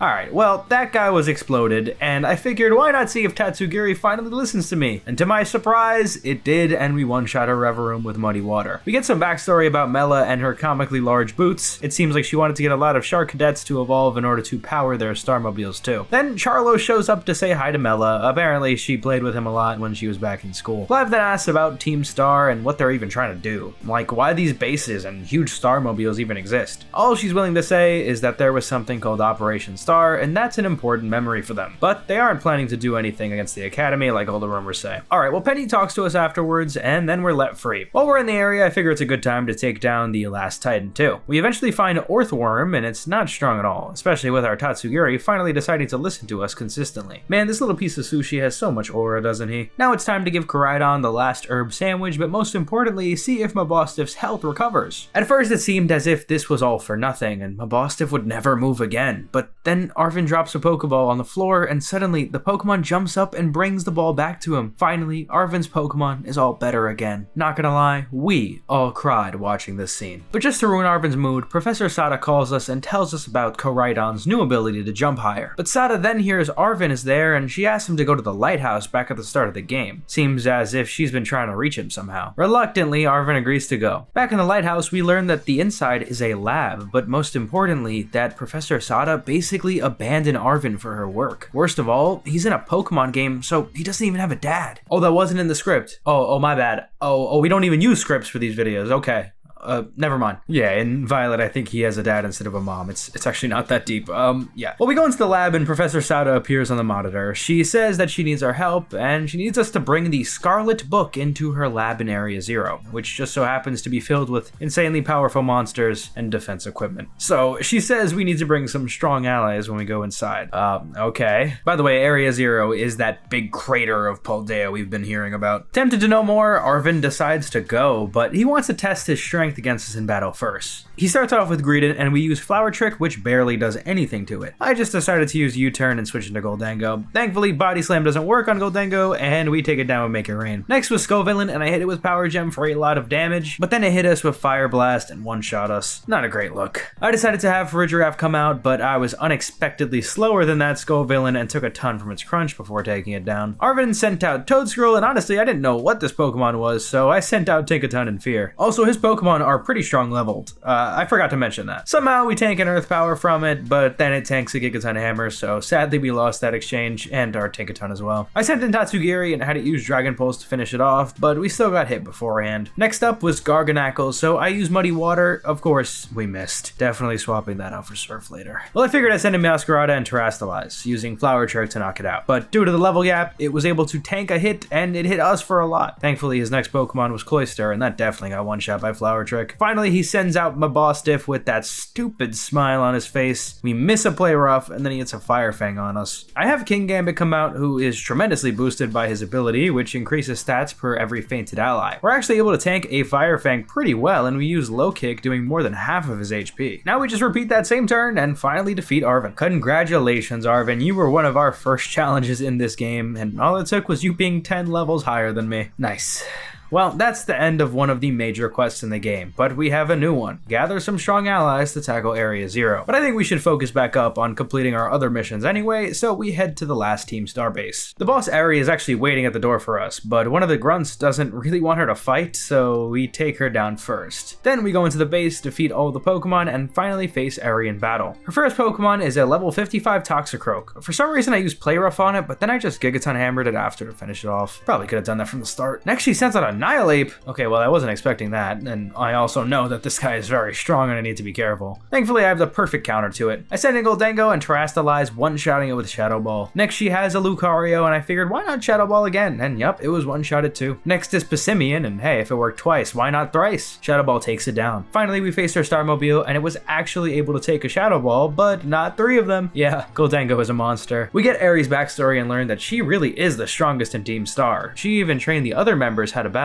Turns out, she's a really nice girl despite the appearance. Clive talks to that grunt we beat earlier, and she reveals that she used to bully Ari because she ended up being more popular than her. But then things changed and she was the one getting bullied shortly after. Despite what this girl did to Ari, she was forgiven and invited to Team Star to fight against those bullies. Damn, this whole situation just sucked. Cassiopeia gives us a call after, and she says that she's the big boss of Team Star and that she'll meet us in the schoolyard after dark for a battle. Wow. Back at the academy, Clive reveals that he was actually Director Clavel the whole time. I could have guessed. But then he says Cassiopeia is actually him. Yeah, that just doesn't make any sense. But he does challenge us to a battle anyway. He starts off with a level 60 Oranguru. I really had no idea what I was getting into here, so I panicked and swapped into Farigiraf. But maybe I should have started with what I had because it just used Foul Play twice and knocked us out. I swapped into Masquerada and used Night Slash, but it tanked it and used Yawn. At this point, I felt like a U-turn would be the best move, and we knock it out and switch into Tinkaton ton. But then he had a Gyarados, so I felt like Yaskarada was actually the better option now. Surprisingly, Gyarados didn't take that much damage to Flower Trick, so I Terastallized to ensure it would go down the next time. Next, he sent out a Bombasnow, so I had Kingambit get in there and whittle it down with a couple of attacks. Next, he used a Poltegeist, so I had Goldango get in there and use Shadow Ball, although it did tank it due to the previous Mon setting up Aurora Veil. Not like it really mattered though, because it tried to Will-O-Wisp us even though it does nothing, so we ended up being just fine. Next was Amoonguss, and again, he tries a status move on us. Like, bro, what is this AI? Even when it does use Hex, we tank it and finish off with Shadow Ball. I'm assuming they just blindly programmed this battle AI to use a status move and spam Hex since it does double damage to an inflicted Pokemon. Well, his last one is Skeledirge, and oh, is this the Fuecoco from the start of the game who didn't get picked? Okay, well, I decided to have Tatsugiri come in and use Surf twice to take it down, winning the battle. Gotta say, the director was stronger than I expected, but not strong enough. Now, of course, we have to face the real Cassiopeia, but since it's still daytime, I figured we should train up, punch a few Chanseys, and take on the last gym. We make it into Alfornada, and man, just going through this last city, I'm so sad about all these buildings just being damn sandwich shops in every city. Nemona meets us here and cheers us on for the last gym badge, but now let's take the gym test. It seems we have to do an exercise with the Academy's battle teacher, Dendra, and this is called the Emotional Spectrum Practice. What? I guess she's friends with the gym leader here and she lost a bet, so she has to do this too. So in this, we have to practice feeling emotions. Genuinely, what were they even thinking with this? Well, we battle some dudes in between and finally pass the test. We then meet the gym leader, Tulip, and she's a famous makeup artist. Her first Pokemon is Frigiraf, and I saw this coming actually, so I had Kingambit start off. But it already seemed like this was going to be easy because of the level gap anyway. Well, we Terastallize Kingambit and use Kowtow Cleave, one-shotting the Frigiraf. She does send in Gardevoir, but Dazzling Gleam just doesn't do enough, and we one-shot it too. Next is a Spothra, who also does not withstand our power, and finally Florges, who did manage to outspeed us and take us down with a Moonblast. But sadly for her, we have a Goldango come out and erase her off the map with a Shadow Ball, getting our final gym badge. Afterwards, Nemona and Geeta show up to congratulate us and welcome us to the Pokemon League. Oh, but after all that's happening, it's finally nighttime, so let's fight Cassiopeia. When we arrive, we find out that Cassiopeia was Penny the whole time.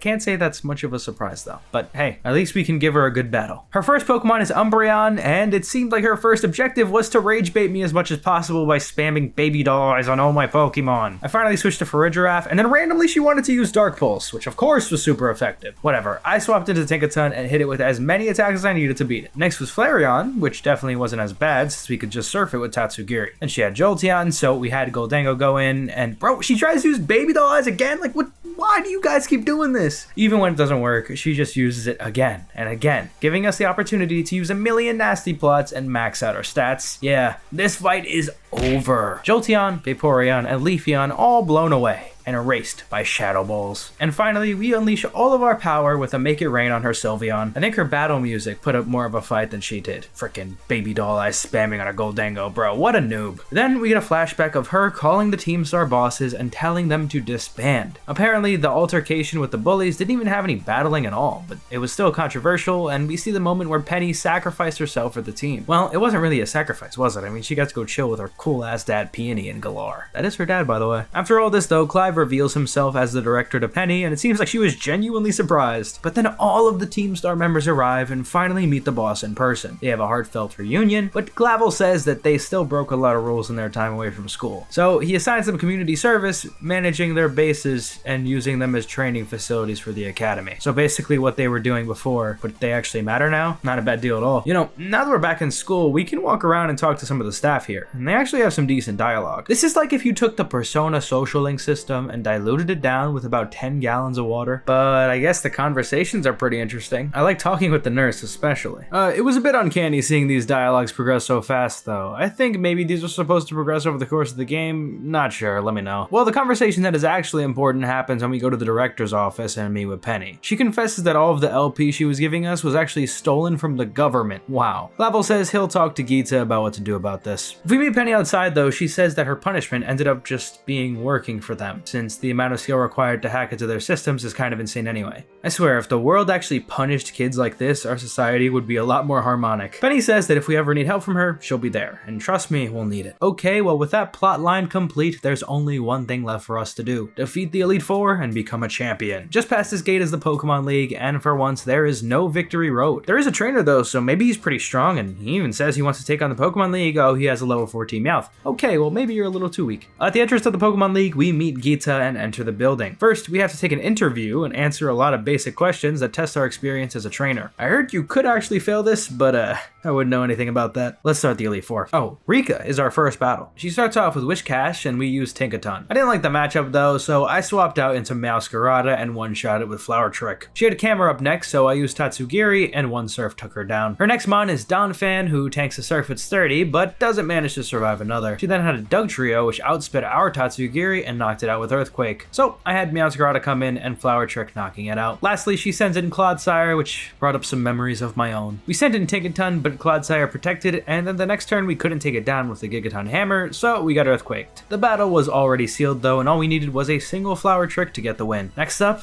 that damn baby shows up and challenges us. Poppy sends in Copperajah first up, and I low-key didn't know what to expect here, so I swapped to Farigiraf. Unfortunately, our attacks seemed to not really do much to this beast, and we go down. I figured why not set in Kingambit though and use Low Kick to beat it. She then had a Corviknight, which seems quite hard for us to actually hurt. I figured the best move here was to use Thunder Wave and swap into Gholdengo. Seems like that was right, as it used Body Press and couldn't even touch us. I even got a little risky and used Nasty Plot, but I don't think Corviknight had any moves to possibly harm us besides Brave Bird, and that didn't do much. So now that we're fully built up, we use Shadow Ball and knock out Corviknight. She sent in Bronzong, which of course was one shot. Next was Magnezone, which did manage to survive thanks to Sturdy setting up a light screen, but this really all is futile, isn't it? The last Pokemon is Tinkaton, and to ensure we one shot, we Terrastalize and use Shadow Ball, defeating Poppy. Honestly, if you give any chance for Gholdengo to set up, this fight is over. Next up is Larry? Welcome back, I guess. I decided to start off with Tinkaton, and he sent in Tropius. Guess he's using flying types now. Tropius is not a good Pokemon though, so it went down to 2 hits from Tinkaton. Next he sent in Altaria, which did hurt us a bit using the sun boosted flamethrower, but we still tanked it and knocked it out. He then sends in Staraptor, and I remember how annoying that was to beat originally, so I had Farigiraf come in and Thunderbolt it, basically one-shotting it thanks to the damage it did to itself with Brave Bird. Next is Oricorio, and even though it is the electric type one, I sent in Tatsugiri because you have to remember it's not just a water type, but also half dragon, resisting that damage and allowing us to beat it pretty easily. Lastly, he had a Flamigo, and we sent out Meowscarada. Although it one-shot us with Brave Bird, at this point the fight is won for us though. Even though we lose Tinkaton, Gholdengo comes in to deal the final blow. The last Elite Four member is Hassel, and I was prepared for a tough fight. He uses Dragon type, so we start with Tinkaton. It does manage to hit us with a Super Fang and tanks a Play Rough. Not a great way to start, but we do knock it out. Next up is Dragalge, and it also tanks a Play Rough, so I switch out and go to Tatsugiri. I Terrastalize and use Dragon Pulse, instantly beating it. He sends in Flapple, but it goes down to a single Dragon Pulse. Next is Haxorus, and sadly it is faster than our Tatsugiri, so we lose him. I sent in Meowscarada to use Play Rough, and it manages to survive, but we also live and use Play Rough once more. Finally, he has a Baxcalibur, and it Terrastalizes and uses Glaive Rush. I don't think I've ever seen that move before, but regardless, we go into Gholdengo and Shadow Ball to finish the job. Okay, now it's time to face the true #1 champion in Paldea. Let's see if Gita lives up to the hype. Look, she even tries to Aura Farm before the fight, talking about some "I'm incapable of holding back in a Pokemon battle." Sure. Her first Pokemon is a Spothra, and we exchange blows back and forth a bit with our Tinkaton, ultimately with us coming out on top. She then had an Avalugg, which somehow tanked the Gigaton Hammer. Well, we sent in Farigiraf and finished it off with Psychic. She then sent in Kingambit, and I figured it was only right to have a mirror match with ours to see who was truly the king. Turns out she just didn't teach her Low Kick. Next up, she has a Go-Goat, so we have Meowscarada use U-Turn into Farigiraf. It does know Horn Leech though, which did a ton to Farigiraf and healed it up too. For some reason it didn't use it again though, and we sent back out Meowscarada to U-Turn it, taking it out. Her next mon is Veluza, and I decided it was time to unleash the monster, Gholdengo. With a single unstat boosted Shadow Ball, we take it down, and then she sends in her ace Glamora. She Terrastalized, but it is all for naught because it gets one shot by Gholdengo doing a money spread. And with that, we defeated the fraudulent champion of Paldea, becoming one ourselves. Back outside the Pokemon League, we meet up with Nemona once again, and she expresses her gratitude for us becoming a great rival. And of course, she asks us to battle at full strength for the first time. Our first Pokemon is Lycanroc, and we one-shot it with with Gigaton Hammer. And she has Earthworm come out, and it does a ton of damage with Earthquake to us. I decided to send in Tatsugiri and use Surf to take it down though. Next was the Dunsparce, but I remembered how strong this thing could be, so I paralyzed it and used a lot of attacks with King Gambit to defeat it. Next up was Palmut, and we have Farigiraf come in. It did manage to hurt us a lot with the close combat, but all it took was one Psychic to beat it. Next she sent in Goodra, and I used Play Rough, but it ate it and hit us with Ice Beam. Barely hanging on, we hit it with another Play Rough, and you know, at this point, I started smiling because her last Pokemon, Quaquaval, has literally never gotten to attack once in this entire playthrough because of this brutal speed and Type Mog. Once again, Nemona praises us for our guaranteed critical hit, and we defeat Fraudmona. But hey, at least she gives us a legendary dap up after the fight. And so, the 3 major quest lines of the game are complete, but there's still one goal left.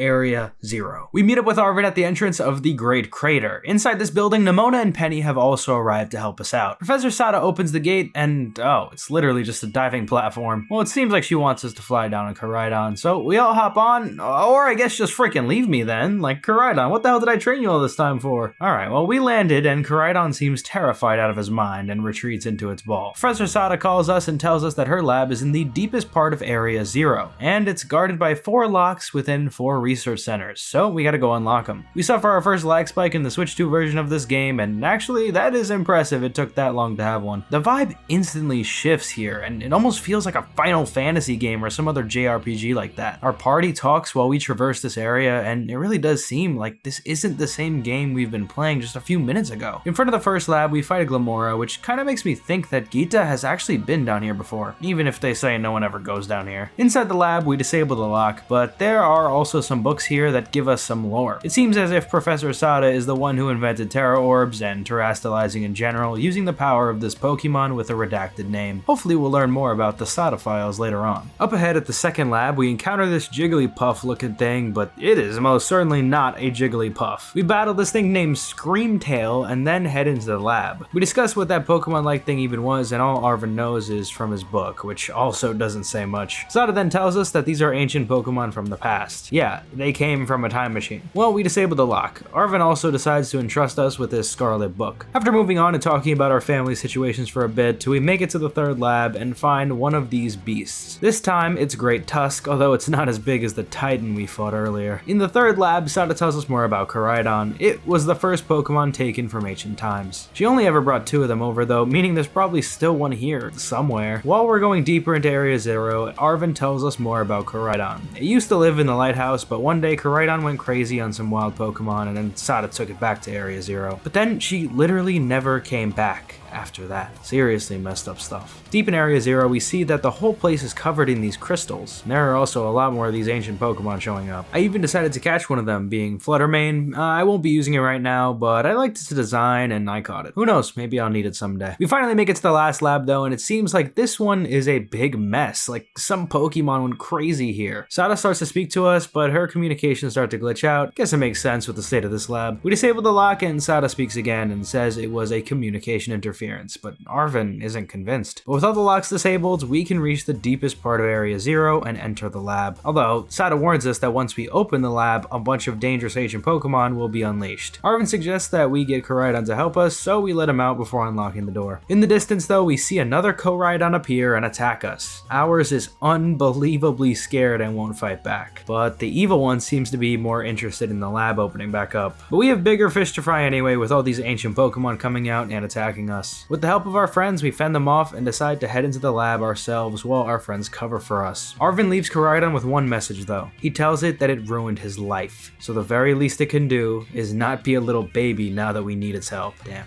We head inside and Sada is slumped over like Golden Freddy. What the hell? The evil Koraidon is also here and is put inside its Pokeball by Sada. She explains that our Koraidon fled Area 0 off a territorial struggle. She also says that she is a robot and that the real professor passed away during the incident in the 4th research lab. The real professor was killed by evil Koraidon in an effort to protect ours. Dark stuff. Apparently all of the technology here is powered by the resources in Area 0, and Sada created an AI version of herself to manage the lab as she became more obsessed with researching Area Zero in the past. AI Sada takes us into this room and asks us to stop the time machine by placing the Scarlet Book into this pedestal. The issue is that the AI Sada is programmed to defend the time machine at any cost, meaning it will probably attack us. It was programmed using the battle knowledge of some of the strongest champions in Paldean history. She has faith that we can defeat her though, so we put the book in its place and Sada asks to beat her in a battle. Sada sends out her first Pokemon, Slitherwing, and oh my god, this music is insane.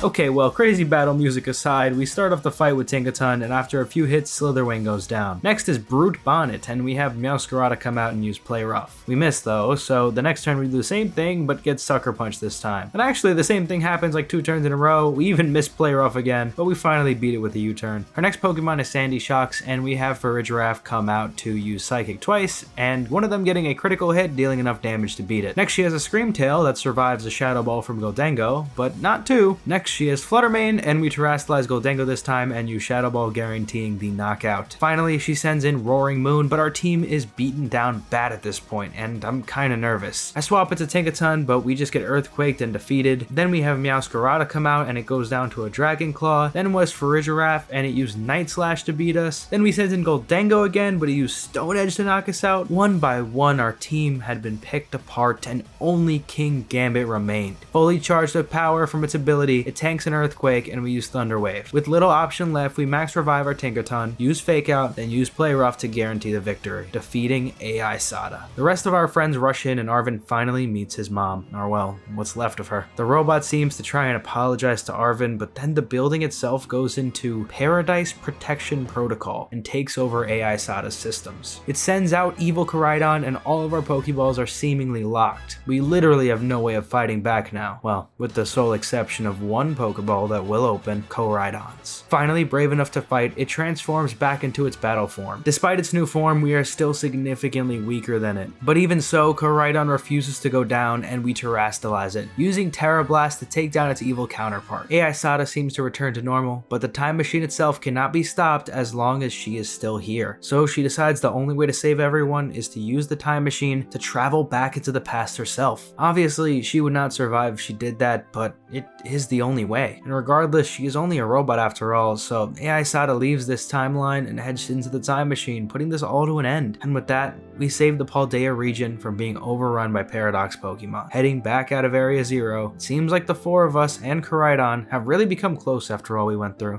Ed Sheeran! Well, credits aside, we completed the main game, but before we could take on the DLC, there is actually a bit of a post-game. Back in Director Clavel's office, the group discusses what just happened and what's going to happen going forward. While we can't make public what we did in Area Zero, we can celebrate us becoming a champion. Nemona suggests having a battle contest of sorts, and then Geeta walks in saying that she'd be willing to help organize it. She'd like to host a contest featuring both students and staff to see who is the strongest trainer. She actually also wants to compete, however, she's a little too busy with her work. She seems to need to perform gym leader inspections, but we offer to help her out and rematch all the gyms. To be honest, if I went into detail on each of these fights, it would probably add another 20 minutes to the video, and it would mostly be the exact same things happening, just at a higher level. Besides, none of these rematches took more than 1 or 2 of my Pokemon to defeat. It was at least nice fighting some of those easier battles on a more even level though. But when we do defeat all of them, we report back to Geeta with how the gym leaders did, and then split up for now. We did speak to Nemona though, and she managed to officially prepare the Academy Ace tournament, although she won't be able to compete in it. Well, we start the tournament ourselves, and our first battle is against Arven. He started off with Greedent, so I used Nasty Plot and one-shot it with Make It Rain the next turn. Then he sent in Skullvillain, so I had Farigiraf use Psychic a few times to take it out. Then he had his Toedscruel, which swiftly took us out, so we had Meowscarada go in and use U-turn, doing a lot of damage and swapping into Tinkaton. We ate an Earth Power, but we took it out with Play Rough. He then sent in Garganackle, so we had Tatsugiri come in and Surf, one-shotting it. Arven then had a Cloyster, which managed to survive a Meowscarada Flower Trick, but we just use it again and leave Arven with his final Pokemon, Mabostiff. We have King Gambit come out and eat several Fire Fangs while using Low Kick until we defeat him. First round of the tournament complete. Next round, we face up against Jock, who we have never seen battle before. His first Pokemon, Arcanine, seemed to be a bit of an issue, even taking out our Tatsugiri with Play Rough because, well, I just forgot that Tatsugiri was a Dragon type, to be honest. We then sent out Farigiraf, who managed to survive, and Arcanine fainted to its own recoil damage. Jock sends out Lurantis, and we lose Farigiraf to a Night Slash. But we did deal enough damage for Meowscarada Meowscarada to come in and finish it off. Next, he had a Mudsdale, naturally getting one-shot by Flower Trick, and then a Slowbro, and yup, once again, we one-shot it with Flower Trick, this time terastallizing to ensure the KO. Jock sent out Swalot, who tanks a couple Flower Tricks and also poisoned us pretty badly. His last Pokemon is Farigiraf, and Meowscarada goes down, but Tinkaton comes in to win us the battle and secure our place in the semi-finals. This one is against Dendra, who we briefly met before the last gym, but have yet to see her team. She starts with Phalanx, and I somehow one-shot it with Make It Rain. She then had a Tauros in its red form. I actually wasn't familiar with this, but I still had Tatsugiri come in to destroy it with Surf. She also had the blue form Tauros, and it unfortunately took out our Tatsugiri before we could hit it. I sent in Farigiraf to use Thunderbolt, and it went down easily. She sends in Hawlucha, and while it was faster than us, it simply could not take a Thunderbolt as well. Next was Medicham, who quickly took care of our Farigiraf, but was one-shot by Play Rough from Tinkaton. Finally, she has Hariyama come in and terastallizes it, tanking a Play Rough while we tank an Earthquake. The next turn, we actually missed our final Play Rough and lose Tinkaton to close combat. The fight was already won though, since Meowscarada came in to deal the last blow, securing our place in the finals. Unsurprisingly, our last opponent is Geeta, who I'm hoping will beat the fraud allegations. Starting off with the Spathra, I instantly take it down with Shadow Ball. Then she had Avalugg, which gets one-shot by Make It Rain. Not a great start for her. Next was Kingambit, so we mirror that and one-shot it with Low Kick. Then was Go-Goat, and we use a Night Slash and U-turn with Meowscarada, switching into Farigiraf, who was able to deal the last blow to it. Next was Veluza, who could not withstand 2 Thunderbolts from us, leaving her final Pokemon Glamora, who does manage to take down our Farigiraf, but gets blown away by one measly Surf from Tatsugiri. Wow, this is easily the most fraudulent champion in all of Pokemon. I think her rematch team was actually worse. Well, we're officially the best trainer in the academy! Not like we didn't know that already. After we head back inside, Nemona has a little heart-to-heart with us, and then I noticed we could have some extra dialogues with the main cast. These are just some deeper looks into each of the characters. Penny's little story is cool because you get to see Team Star start to readjust back into school life. Also, at the end of each of these mini storylines, you can visit your friends' dorms, and each are designed just as you would imagine. But besides that, that's really it for the post-game storyline. After playing through Scarlet and Violet, my expectations have both been met and exceeded. First, let's talk about the ugly, and boy, there is a lot of ugly. Alright, so this video is gonna mostly be talking about the literal game that I played, meaning that I don't want to rip too hard into the initial release of the game on Switch 1, but that being said, I still have to acknowledge it. Scarlet and Violet had no business being released in the state that it was. Just to do some research, I checked out Scarlet and Violet on the Switch 1 to see if the hate on the visuals and frame rate were as bad as they were worked up to be, and somehow they were worse. I mean, to me, this played like I was playing through this game on Switch 2 like I did, but with my glasses off and 8 beers deep.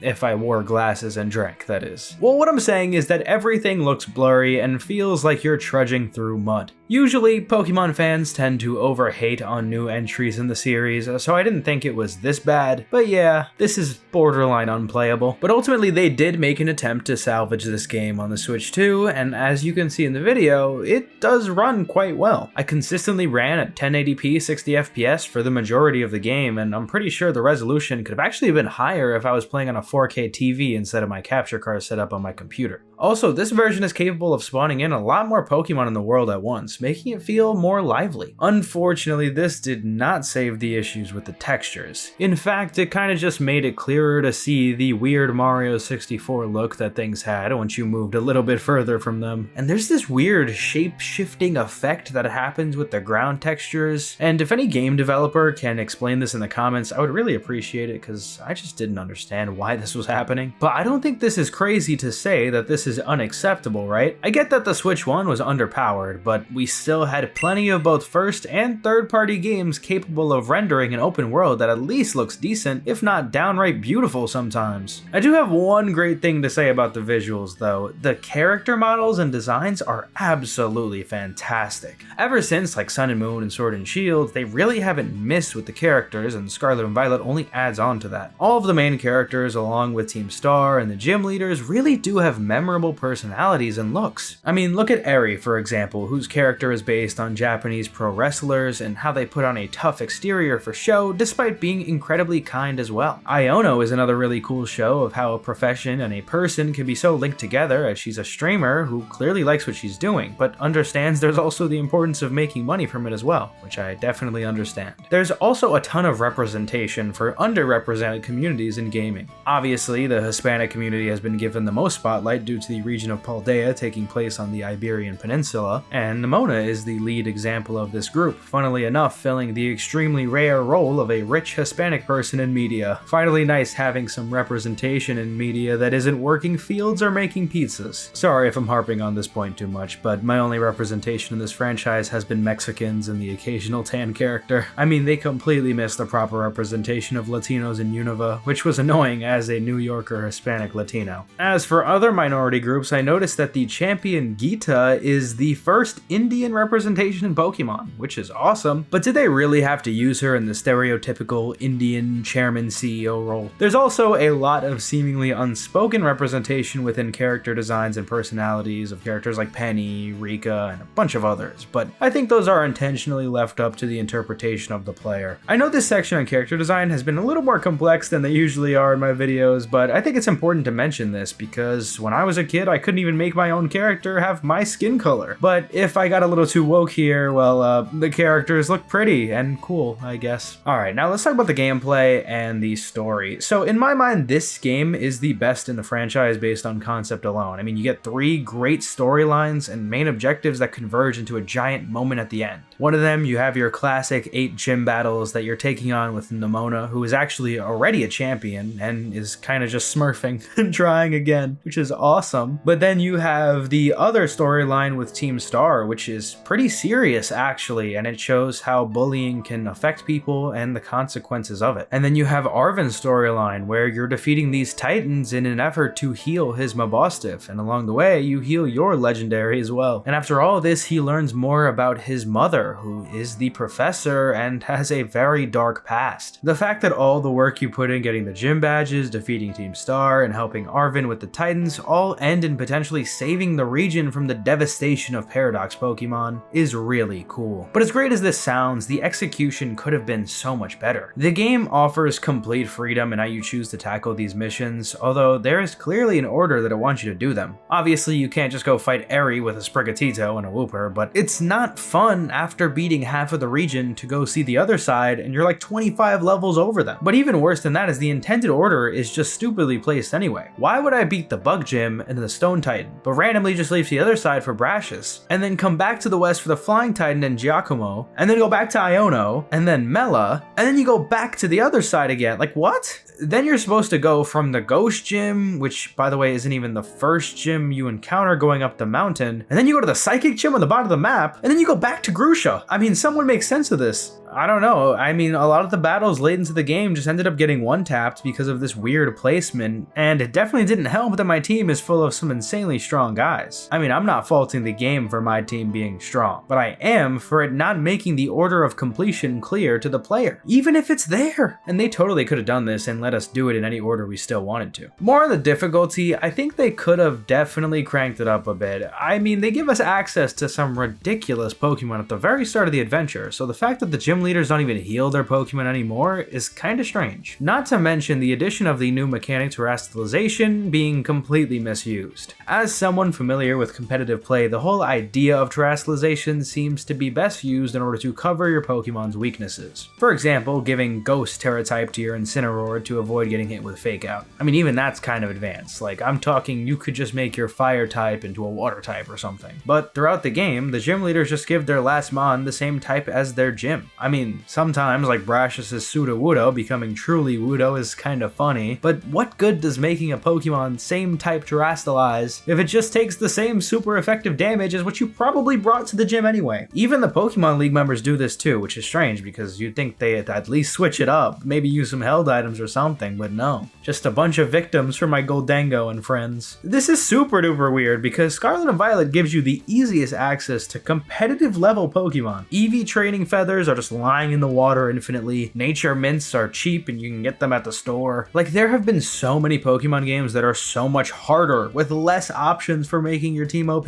Seriously, man, we have access to Goldango, Dragonite, Dragapult, Kingambit, Garchomp. Like, we can handle it, bro. I know it seems like I complain about the difficulty in every Pokemon game, especially in the 3D era, but like, am I wrong? It's not even that they can't make a fairly challenging game either. They did it in Sun and Moon. I mean, they even made the Pokemon Pokemon League and BDSP fully EV trained with held items. Oh well. Now I guess the last thing to talk about is the music. To put it as bluntly as I can, this is a lame soundtrack carried by a handful of good songs. And I mean handful as literally as I can. Just looking at it, the gym battle music, it's okay. The Team Star music, that's great. But aside from those, all I can think about is all of the songs that Toby Fox made being amazing. Oh yeah, Toby Fox made music for this game. I mean, technically he made the main theme of the game that you hear in Naranja or Uva Academy, I think that's what it's called in Violet. And yeah, that song is a banger. But he also did a ton of battle music and all the songs from Area Zero, which are distinctly amazing. If you haven't heard those, give them a listen. And yeah, don't even get me started on the final boss music. But yeah, besides that, I don't have any memory of good music from this game just out and about. The open world just has super boring tracks that lack any sort of catchiness. But this isn't even the worst part. When you beat the game, you have to listen to Ed Sheeran. So with all of this, I can certainly say I have mixed feelings about Scarlet and Violet. As for the Switch 1 release, I will say that this is not good. Even though it is the same game, the way that it feels is just not enjoyable to play. But the Switch 2 version really does allow me to see what this game wanted to be. I definitely had a great time with it. But you know, I think 10 years from now, we're going to be looking back on Scarlet and Violet with a lot of what ifs. What if this game had a little longer to marinate? What if it truly got to bring its genius concepts to life without the ugliness and poor performance? I guess we'll never know. Well, after all this, we do still have a lot of unanswered questions about Scarlet and Violet. What are the origins of Area Zero, and who is this mysterious shelled creature in Arven's book? But most importantly, who is this lady here that magically popped up in the lobby when I bought the DLC and beat the game? Find out next time. When Pokemon Scarlet and Violet's DLC released in 2023, it felt like nobody was happy about it. After all, if Pokemon couldn't even get their base game to run correctly, why would anyone buy the DLC? Now, of course, we all know that these games would always sell, but for me, I didn't touch the base game nor the DLC until the Switch 2 version came around. Recently, I played Scarlet and Violet for the first time on the Switch 2, and the sheer difference from the Switch 1 version is amazing. Maybe not the second best-selling game in the series levels of good, but still really good. And now it's time for me to take on the continuation of the game with the Hidden Treasure of Area Zero, a two-part expansion pack with new maps, characters, and Pokemon, very similar to how it was for Sword and Shield's DLC. So today, we're gonna find out if the Scarlet and Violet DLC is actually good, but also if it's even worth your money. We start off at the Academy, and in case you aren't familiar with my team, this is it. But I'm gonna be swapping out Tinkaton for Fluttermane for a while. To start the DLC, I talked to this woman in the lobby named Briar, who is gathering students to leave for a school trip. She's a teacher at the Blueberry Academy in the Unova region, which is the sister school of ours in Paldea. This year, it's their turn to run the joint school trip, and we'll be heading to Kitakami, a land outside of Paldea. They never specify whether it's a part of a different region or not though, so now that we're waiting around for the others to show up, Briar asks us about the Scarlet book. Turns out that the author of the book was an ancestor of hers, and she has the original version that doesn't have parts blacked out. On these pages, she shows us Terapagos, a Pokemon that allegedly exists at the depths of Area Zero. Of course, she doesn't have permission to go to Area Zero, so she puts that idea off to the side for now. As for us, it's time to start the first part of the DLC, the Teal Mask. We head to Kitakami, and it's obvious we have come a long way. Most likely, this is near one of the Japanese-style regions in Gens 1 through 4. One of the kids with us is feeling unwell though, and most of us are tired from the travel, so Briar asks us to go tell the caretaker in Masui Town that we've arrived. I mean, don't you think I'm a little tired too? Well, in town we meet a girl named Carmine, or is it Carmine? I'm gonna go with Carmine, who immediately tells us to not enter town because we're a foreigner. Wow, xenophobia in the first 5 minutes of the DLC. Nice. Not sure why this girl is so intense, but she wants to battle us and have some real good fun. Using our Fluttermane, we tear through her Poochyena, Poltergeist, and Vulpix with ease. Anyway, Carmine continues to be horrible and says that we could be her slave basically. Luckily, the caretaker finally comes out to help us, and he goes to treat the student at the bus stop. Technically speaking, those two kids, Carmine and Kieran, are on this field trip with us, but since they're originally from this town, they won't be staying in the community center with us. The next morning, we're told all about our field trip, and they want the students to split into pairs and go check out 3 signposts across Kitakami and take a selfie in front of it. We decide to team up with Carmine because we hate ourselves, but she says her brother Kieran was actually talking about us all night and wants to battle us too. Alright, well, he sends out Sentret, and our Fluttermane continues to go on a rampage, taking it down along with his Yanma. Well, now we decide to pair up with Kieran since he clearly likes us so much. From this point, we get get freedom and the ability to use Koraidon. I figure we better not waste time though and go to the first signboard. Kieran is really awkward, but we go ahead and read it and learn about an ogre that once lived in the mountain behind the village and came down in a terrible rage. But luckily, 3 Pokemon, Okidoki, Munkidori, and Pheasantipiti, also known as the Loyal 3, came to save the day, but sacrificed their lives for it. Kieran seems to be quite fond of the ogre since it took 3 Pokemon to defeat it. At the next signpost, we learn of the different masks the ogre would wear and that it would grant different powers. The Loyal 3 stole the 3 masks from the ogre, and they're in this town to this day.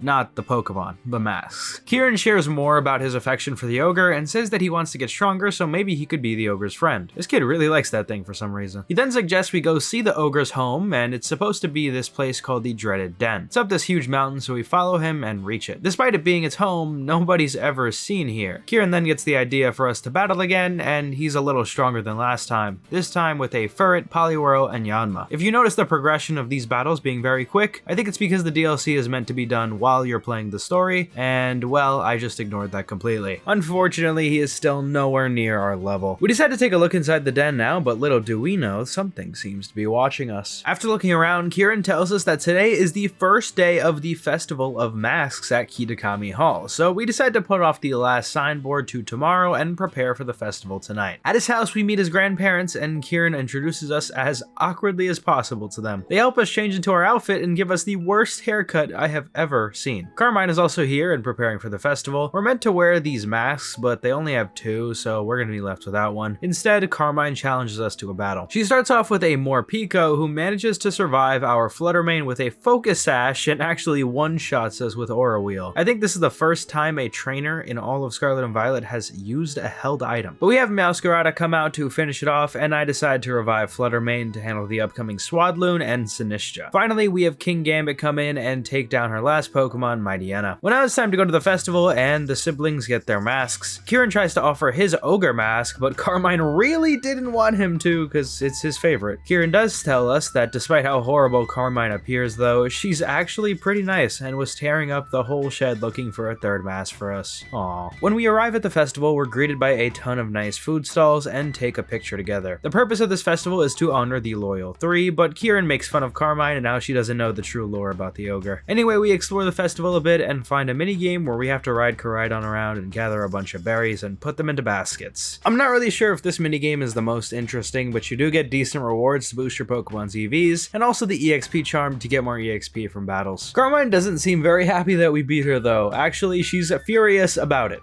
but then we see some sort of creature in the distance. We go up to it and say hi to this kid in a mask. Dude, that's obviously not a child. Well, Carmine comes up to us to be rude to Kieran behind his back, but that causes the Pokemon to run away. We chase it down, but its mask falls off and it gets scared off again. Finally, we realize that this wasn't a kid and it was actually the ogre. We try to tell Kieran about it, but Carmine butts in before we could talk. She didn't want him to feel bad that we saw the ogre and he didn't, which I guess makes sense, but now we have to keep a secret from him. I guess it's time to go home and head to bed though. The next day, Carmine asks to speak to us and tells us we should speak to her grandpa about what happened and to show him the teal mask we got. Kieran wakes up and asks us to go see the signboard, but Carmine yells at him to go away and he reluctantly listens. Apparently, Carmine doesn't believe that being rude to someone counts as anything less than hitting them. Well, her grandpa tells us the story of Ogre, or Ogerpon, and how it's actually the other way around. A long time ago, a man and Ogerpon came to Kitakami from a foreign land. The people in the village were scared of them because they looked different, and they didn't let them in the village. One man in the village, a mask maker, did feel bad for them though, so he made them masks so they could hide their face as they interacted with the locals. People started to love them actually, but then 3 Pokemon known as the Loyal 3 came and stole the Pokemon's masks, 3 out of the 4 of them. The man who was defending the masks at the time was killed sadly while Ogerpon wasn't even there, and when it came back and discovered what happened, it ran down to the village and defeated the 3, and it ran back to the caves in sadness. Hearing this story, Carmine became furious, but the grandpa said that it's important to keep it a secret in fear that the villagers would question them and attack them. I mean, it makes sense. They've been told this story for years and they would not want to have their perspective challenged. For some reason, the grandpa decides to keep this a secret from Kieran though, which literally makes no sense at all. And even worse, the whole time Kieran was listening, so this is going to be a whole problem, isn't it? Yeah, Kieran goes ahead and tries to make us feel bad by asking what we were talking about, and we just have to lie. Alright, time to head for the last signboard at the Paradise Barrens. Kieran asks to battle us here, and he starts off with his usual Yanma. He certainly is stronger than last time, but our Fluttermane deals with it all the same. Next is Poliwrath, so we have Meowscarada use Flower Trick, one-shotting it. Then he had Furret come out, so we had Gholdengo Nasty Plot and Make It Rain to defeat it. His last Pokemon is Dipplin, who survives a Shadow Ball miraculously, but is swiftly defeated the next turn. We read the signpost, and it's basically just more anti-Ogerpon propaganda. Kieran does seem to feel pretty bad about the fact that people hate the Ogre, even though it's probably not as bad as they make it seem. And really, to make this whole situation worse, we just have to pretend like we don't actually know the truth, even though we do, and he knows it. Oh well. The next morning, we're asked by Carmine and her grandfather to get a material to fix the teal mask Ogerpon dropped. It's located at the crystal pool at the top of this mountain. When we get there, it's seemingly covered in Terra crystals. She even says that people have seen those who have passed away at this lake. Well, suddenly, a Milotic jumps out the water, and we have a little double battle to defeat it. When we do, it drops the crystal cluster that we need to fix the mask. Briar then turns up and explains a little bit more about the Terra crystals here before we go. Back at Carmine's house, we learn that Kieran stole the mask and ran off to where the signpost was at the very start. We find him at the grave of the Loyal 3, and he says that we treated him the same way as the villagers treated Ogerpon back in the day. And then he starts to freak out and ask for a battle. His first Pokemon is now an evolved Yanmega, but we have Gholdengo Nasty Plot and try to Shadow Ball. But he flinches twice in a row, so I decided to heal him back up. I usually wouldn't go for a healing item this early, but I mean really, flinching twice in a row, come on. We eventually do get a Shadow Ball off and take down Yanmega. Next, he has a Gligar that goes down to a Shadow Ball, and then after a Poliwrath, so we have Meowscarada Flower Trick, but this time it survives and deals a big Brick Break to us. We hang on though and finish it with another Flower Trick. Next, he had a Cramorant, but it's really weak to grass, so it didn't last long. And finally, he had a Dipplin come out to take us down, but then Fluttermane finished it off, and oh boy, this kid is a sore loser. I mean, I definitely feel bad because we were forced to lie to him, but he really needs to not take things so hard and start punching things like this. He gives us the mask and leaves. But suddenly, the grave starts shaking and the Loyal 3 are somehow revived. They ran away and visited the festival grounds and stole all of the masks and food the villagers had. But the whole time, the villagers thought they were doing a good thing. Even worse, the 3 are heading to Ogerpon's cave to get revenge. Without any masks though, it can't possibly defend itself, so it's our job to go and save it. And indeed, at the den, Ogerpon is being attacked, and then they send Munkidori after us. Defeating it was easy, but then they just run away. Kieran is also here to apologize for being an idiot, and we also apologize for lying to him. Ogerpon thanks us for saving her, although she is still scared of everyone except for us. Even though we gave Ogerpon's mask back, it still doesn't have the other 3, so we form a team to go defeat the Loyal 3 for good and get the masks back. Ogerpon will also follow us around for now, except in the village because it's too scared. Also back in town, we meet a photographer named Perrin who somehow has a Hisuian Growlithe. She gives us a huge catching quest, but it's honestly way too lengthy to handle right now, so I'll do that on my own time. But we're in town to get some information on where the Loyal 3 are, and when we do, we mark the locations on our map. One by one, we take down Munkidori, Okidoki, and Pheasantipede, who have all magically grown in size. Each of them drops a respective mask of Ogerpon's, and with the help of Carmine, we get them all. After we get the last mask, Kieran asks us to quickly come into the village. Ogerpon is still terrified, but Kieran insists that everything will be okay. To everyone's surprise, Kieran has somehow convinced the whole village the truth of the story, and everyone's on Ogerpon's side now. I mean, I'm not really sure how Kieran of all people was able to convince everyone, but whatever. On the bright side, Ogerpon is now welcomed with open arms. Our job is now complete though, so we take Ogerpon back to her home, although I don't even think she wants to leave us. In fact, she wants to join our party. Oh, but of course Kieran isn't going to be happy about this, and he has to take Ogerpon if he beats us in a battle. Alright, it's time to see Kieran at his full power. His first Pokemon is Shiftry, and despite our efforts of using Nasty Plot to make it rain, it had a Focus Sash the whole time, so we lose our Gholdengo early on. So we have Meowscarada come in and finish it off, and then he sends out Yanmega. I felt like Fluttermane would be better against it, and I was right. Next, he has a Probopass, who Tatsugiri was able to handle with 2 Surfs. Then he had his Dipplin, but I thought Tatsugiri would still be good, so we used Dragon Pulse one-shotting it. Then was Poliwrath, so Meowscarada came out, and once again, it tanked a Flower Trick and used Close Combat to one-hit KO us. Finally, Fluttermane comes in and beats it, but it wasn't strong enough to take down his last Pokemon, Gliscor, but at this point, we have too many strong Pokemon to handle him, and our Farigiraf finishes the fight. Sorry, Kieran, you never stood a chance. Now, Ogerpon wants to have us try and catch it. In a test of strength, we fight Ogerpon using all of its masks, and its various forms have different types, so we had to use our entire team to beat it. But we managed to get through all of its phases and capture Ogerpon. I think I'll probably use her for the rest of this DLC and replace Tatsugiri until we need him again. Kieran is still upset though and runs away crying. We kinda follow him back, but back in town, Carmine asks us to battle her one last time with our Ogerpon. She starts off with Mightyena and we terrestrialize Ogerpon using its Wellspring mask. Defeating it was no challenge, but then she had her Morpeko with a Focus Sash and we got critical hit by Aura Wheel, taking down our Ogerpon already. Meowscarada comes in to finish it off, but we still get paralyzed beforehand. Because of this reduced speed, she has a Levani come out that one-shots us. So we have Fluttermane come to use Mystical Fire and do the same to her. The following Sinistcha also faces the same fate. Her final Pokemon is Ninetales, and with 2 Power Gems, we're able to defeat Carmine. After the fight, she starts to talk to us like she's about to confess her feelings or something, but we get a call from Briar telling us to come back for an announcement from the caretaker. Here we're informed that the Blueberry Academy students will have to leave a bit early, but then Carmine tells the crowd that she's sorry for being xenophobic and she's learned a lot from us. With this, we give her one final goodbye, hopefully seeing her again at the Blueberry Academy. Meanwhile, Kieran's in his room just absolutely freaking out about becoming stronger. Well, that's the end of the Teal Mask DLC. Quite the interesting field trip for sure. Back in Paldea, a strange man in a white suit named Serrano says he recognizes us, and then Clavel comes in and we learn this man is the director of Blueberry Academy, and we've been accepted there as a transfer student. He requested us specifically to come there, and it turns out Carmine recommended us for the academy. Naturally, we'd go, and we discover that the school is pretty much entirely underwater. A girl named Lacey comes to meet us, and she says that the reason this place is underwater is because it's connected to an undersea plant that develops natural resources. She introduces herself, and she says that she's a second year here, and she's also a member of the Elite Four at this school. Oh, also, she's the daughter of one of the gym leaders in Unova. She decides to battle us, and at this school, they specialize in double battles. Luckily, my team is quite strong for those. She uses a Plusle and Minun with a backup Excadrill, and this battle was harder than I expected. We just have way more Pokemon than her though, so it wasn't that bad. Excadrill was honestly the biggest threat, but once Ogerpon took it down, we won pretty fast. After this, we're taken inside of the school to the terrarium. This is a huge park which has created 4 artificial biomes suitable for Pokemon to live in. They even set up projectors to make it look like there's a sky. This is all powered by the terrarium core, which has special material from Paldea that emits terrestrial energy. This whole thing was set up by Briar, actually. Regardless, we're invited to partake in our first class here in the coastal biome. The terrarium is actually quite giant and has a ton of brand new Pokemon. I'm sure we'll have a lot of discovering to do as we progress, but for now, let's go take on a class. We meet with Lacey here, and our first assignment is to catch an Alolan form of a Pokemon, which are quite plentiful here actually. Afterwards, Lacey tells us about something really important called Blueberry Quests, aka BBQs. Doing these barbecues will get us some exclusive currency to buy things at Blueberry. We then get a phone call from Carmine, and she asks to meet up finally. We find her in this futuristic plaza area talking to some girl, and we catch up, and it seems like she's been exploring the world with Briar doing research since the last time we met, so she wants to battle us to see how much she's grown. She starts off with a Toucannon and Mightyena, while we use Ogerpon and Fluttermane. Gotta say, if you play VGC, my Pokemon seem much more adept at double battles than hers. Our Fluttermane's Dazzling Gleam hits both of her Pokemon and one-shots the Mightyena, while Ogerpon finishes off the Toucannon with an Ivy Cudgel. Her next and last 2 Pokemon are Sinistcha and Scrafty, the former of which terrestrializes. Unfortunately for her, the combo of our Ogerpon and Fluttermane is just too strong, and despite one last effort from her also strong Sinistcha, it was too late and we win the fight. After battling, we hear in the distance a familiar voice. It's Kieran. He looks completely different though and has gotten a whole new attitude thanks to getting beat a bunch of times by us. He has this new obsession with being strong, and he's been terrorizing fellow students over it. Then we meet another student named Drayton, who was the former strongest student at Blueberry and is also the son of the mayor of Opelucid City, Drayden. He offers to show us his club room, so we follow him. This is the League Club, and here students battle each other to climb the ranks in the BB League. Strong enough trainers can take on the BB Elite Four, who are the 4 strongest trainers at the school. He says he's hungry, so we can go on a cafeteria date with him later. Okay. I'd much rather take Carmine back to my dorm room, but well, she asked to visit. Honestly, she just wanted to tell us that Kieran has gone through a massive negative change really, and is now the champion of the BB League and leader of the League Club. But let's just say his life has not become better for it. Anyway, let's check out that cafeteria. Now, considering we're in Unova, let's see what kind of food they have here to represent the real-life equivalent of New York. What the hell kind of pizza is this? Alright, well, we're here to talk to Drayton, and he wants us to join the BB League. All of a sudden, all of the 4 Elite Four members and Kieran show up, and we have a big discussion of whether or not I should be allowed to even compete in the league since I'm an exchange student. Drayton and Crispin agree that we should be allowed, but Amaris and Lacey hate foreigners, so yeah. Kieran breaks the tie and makes an indirect challenge at us, saying he does not lose. Sure, man, sure. We go ahead and register at the front desk, and Kieran confirms that he indeed wants to battle us when we defeat the Elite Four. God, this kid is so creepy now, though. Okay, well, this is the point of the game where we get complete freedom of what we want to do. This terrarium has a lot for us to grind beyond the story, but for the sake of the video, we're gonna stick to fighting the Elite Four members. I've heard a lot of rumors about these guys and how they're the strongest Elite Four without question, so let's put that to the test today. First, I decided to take on Crispin, who uses fire types, and for each of these Elite Fours, we have to complete a test before battling. In this one, we have to make Crispin a really spicy sandwich. This was harder than I expected because at the end, you have to assemble a sandwich, and if you mess up, you have to restart from all the way at the beginning, and going through a bunch of loading screens, it was just really annoying. Anyway, the difficulty was only just starting because Crispin himself was impossible to battle. I had so many failed attempts, I even brought back Tatsugiri in order to get some sort of advantage over him. Then finally, I had a battle where I stood a chance. He starts off with Talonflame and Rotom Watch, and I knew these battles would be serious when I saw these two come out since they're both quite well adapted for doubles. But we have Ogerpon and Tatsugiri on our side, so we Terrastalize and use Ivy Cudgel on Rotom, but thanks to the burn it gave us, we don't deal as much damage as I thought. Luckily, Tatsugiri's Surf takes Rotom and Talonflame down together, while still leaving our Ogerpon alive and well. His next two Pokemon are Magmortar and Exeggutor, both significantly downgraded from his first two Pokemon. We use Ivy Cudgel once again on Magmortar, but it had a Pasho Berry to tank the hit and finish off our Ogerpon with Thunderbolt for some reason. Tatsugiri was able to beat Magmortar with a Surf, leaving the Exeggutor alive and charging up a Solar Beam. We have Fluttermane come out, and then he sends in Camerupt. I was kinda scared of the Solar Beam, so I had Farigiraf come in for Tatsugiri while we Shadow Ball the Exeggutor. It does manage to live and Solar Beam our Fluttermane, but it tanks it due to having boosted special defense from its ability. With another Shadow Ball, Exeggutor goes down, Camerupt then uses Heat Wave, taking down our Fluttermane, and so we sit in Tatsugiri again. His next Pokemon is Blaziken, and he Terrastalizes it to use Focus Blast on our Farigiraf, taking it out. But Tatsugiri's Surf is strong enough to wipe out its Camerupt and deal some damage to Blaziken. All we had to do was Surf one more time the next turn to defeat Crispin in a tough fight. Little did I know, this fight was only a fraction of the BB League's true strength. Next is Amaris, and her trial has us playing Superman 64 with Koraidon, which was more fun than I thought. It's a shame Koraidon hasn't been able to fly freely like this until now. Alright, she specializes in Steel-type Pokemon, and thankfully we do have some coverage for this. We still had some struggles and lost once or twice to her, but finally I devised a plan. We would start with Tatsugiri and Meowscarada and tank the Earthquake from Dugtrio. Considering it has a Focus Sash, I would attack it with a Flower Trick first, and then use Surf with Tatsugiri to finish the job. The only issue is that now we let Skarmory set up Stealth Rock. Her next Pokemon is Scizor, and I made the mistake of using Flower Trick on it because it did nothing. Tatsugiri's Surf also wasn't enough to take them both down, leaving our Meowscarada and Tatsugiri helpless. It wasn't over yet though, because we still had Goldango and Farigiraf as strong options. I nasty plotted with Goldango and used Thunderbolt to finish off Skarmory. The Scizor did somehow defeat our Farigiraf with 1 pounce, but that just gave us the chance to send in Fluttermane, who gets boosted special attack from Photosynthesis. Goldango Terrastalizes, but before I knew it, Scizor used Bullet Punch to one-shot Fluttermane. Luckily, our Goldango was strong enough to one-shot her Empoleon, leaving a weak Scizor and Reuniclus on her side. Using Ogerpon's Ivy Cudgel, we finish off the Scizor, and with Goldango's Shadow Ball, Reuniclus goes down too. Now, momentum was back on our side. She still had one final wall though, a Terrastalized Metagross. Ogerpon hit with an Ivy Cudgel, and Goldango Shadow Balled it, and the combined effort was enough to defeat her. I may have made that look easy, but I assure you these fights were some of the first major challenges in Scarlet and Violet at all. They were almost like puzzles in a way. Well, Drayden and Kieran come to acknowledge our victory, and then we head for the next battle, Lacey. Her trial was perhaps the easiest since we just had to answer some simple questions before battling. Now I had a particular bone to pick with Lacey since despite being one of the first ones to show us around the school and be our friend, she still voted against us being part of the league. Getting revenge would not be easy though, and this fight took me an enraging amount of attempts. But finally, I decided to bring back Tinkaton since she would be incredibly helpful in countering her Fairy-type Pokemon as a part Steel-type herself. She starts off with Granbull and Whimsicott, and thanks to Tinkaton's own tempo, she avoids the Intimidate. We go for a Fake Out on Whimsicott and attack with Ivy Cudgel with Ogerpon. Miraculously, it survives both of these hits, and it still manages to set up Tailwind, the exact thing which I was trying to prevent. Now we have to waste a turn with Ogerpon using Ivy Cudgel to finish it off. But at least the next turn we beat Granbull with a Gigaton Hammer. Her next two Pokemon were Primarina and Slowbro, another strong pair. Slowbro had Quick Draw, so it manages to move first before Ogerpon could do anything. Regardless, Primarina was fast enough to get a Hyper Voice off and activate its Throat Spray, which boosted special attack. Then we have Farigiraf coming with Fluttermane, replacing Tinkaton for now. Primarina's Hyper Voice always tore through our team, but even though they combined their efforts in double attacking Fluttermane, we survived with 1 HP legitimately. Farigiraf was not so lucky, and we only got to Shadow Ball onto Slowbro. Somehow, she tanks on 1 HP and then eats a Citrus Berry, taking both of our Pokemon out. Now, we were really on the back foot. We have Meowscarada come in with Tinkaton, and with Tailwind finally over, now was our chance. We used Fake Out on Primarina and defeat her Slowbro with Meowscarada, and the next turn I Terastallized it and used Flower Trick on her Primarina, knocking it out, and all that's left is her Alcremie, who is left one shot from a Gigaton Hammer and an Excadrill. I wouldn't get too cocky yet though. She Terastallizes Excadrill and uses High Horsepower on Tinkaton, but Tinkaton dodges it and we get a Flower Trick off on it, leaving it one tap. Tinkaton also finishes off the Alcremie, and now there was no hope for Excadrill, as we only needed to hit it with a final Flower Trick to defeat Lacey. This fight was truly one of my favorites once I figured out how to beat her. And now Drayden shows up and he's our last roadblock to Kieran. His base is deep in the tundra biome, and when we get there, Drayden gives us the hardest trial as well. We have to defeat these 3 trainers only using Pokemon caught in the terrarium. Sadly, we didn't have any Pokemon really from here at all, so I had to go out on a catching journey. While I did get quite a few strong Pokemon like Archaludon and Alcremie, our real backup plan was to cheese these fights with a Lapras using Perish Song, a strategy I would normally never use, but since these battles are just random trainers, I made an exception. The real battle was just around the corner though, and we start our fight with Drayden, a dragon type trainer. His first 2 Pokemon are Flygon and Dragonite, but ours were Tinkaton and Fluttermane. It's almost like we had been preparing to take on dragon types since the start of the journey. We Terastallized Fluttermane and used Dazzling Gleam combined with a Fake Out from Tinkaton on Flygon. With this, the Flygon goes down and leaves Dragonite weakened. He then had a Haxorus who was faster than Fluttermane and one-shot it sadly. This was a massive loss for us, and even worse, Tinkaton's Play Rough wasn't even enough to defeat Haxorus. We had Meowscarada come out to use Play Rough on Dragonite, while Tinkaton did the same thing to Haxorus. It ended up using Breaking Swipe though, and it didn't affect Tinkaton and barely did any damage to Meowscarada, while we were able to take it down and leave Dragonite at red HP. He sent out Kingdra, and unfortunately Meowscarada missed a Play Rough on it, so it got taken down. Tinkaton did land hers though, and tanked a 3rd Thunder Punch from Dragonite. What a beast. That would be the end of her run though, as Dragonite used Extreme Speed the next turn to ensure the knockout. We sent in Farigiraf, and with a Thunderbolt, the Dragonite finally fell. With no fairy types left on our team, I was getting kinda nervous, but I could always rely on Gholdengo in times like these. I used Shadow Ball on Kingdra, which was enough to KO, and Farigiraf used Psychic on his Sceptile for a bit of chip damage. His last Pokemon was a Terastallized Archaludon, a terrifying Pokemon for sure. We used Shadow Ball on it, but it didn't do as much as I thought, and its defenses were raised thanks to its ability Stamina. It uses a Dragon Cheer boosted Electro Shot to one-tap our Farigiraf, and we have Ogerpon come in as our last Pokemon. And so we have one final turn to seal the game. Ogerpon uses Ivy Cudgel on Sceptile, and Gholdengo uses Make It Rain, landing a crit and defeating Drayton for good. But now the real fight is up ahead.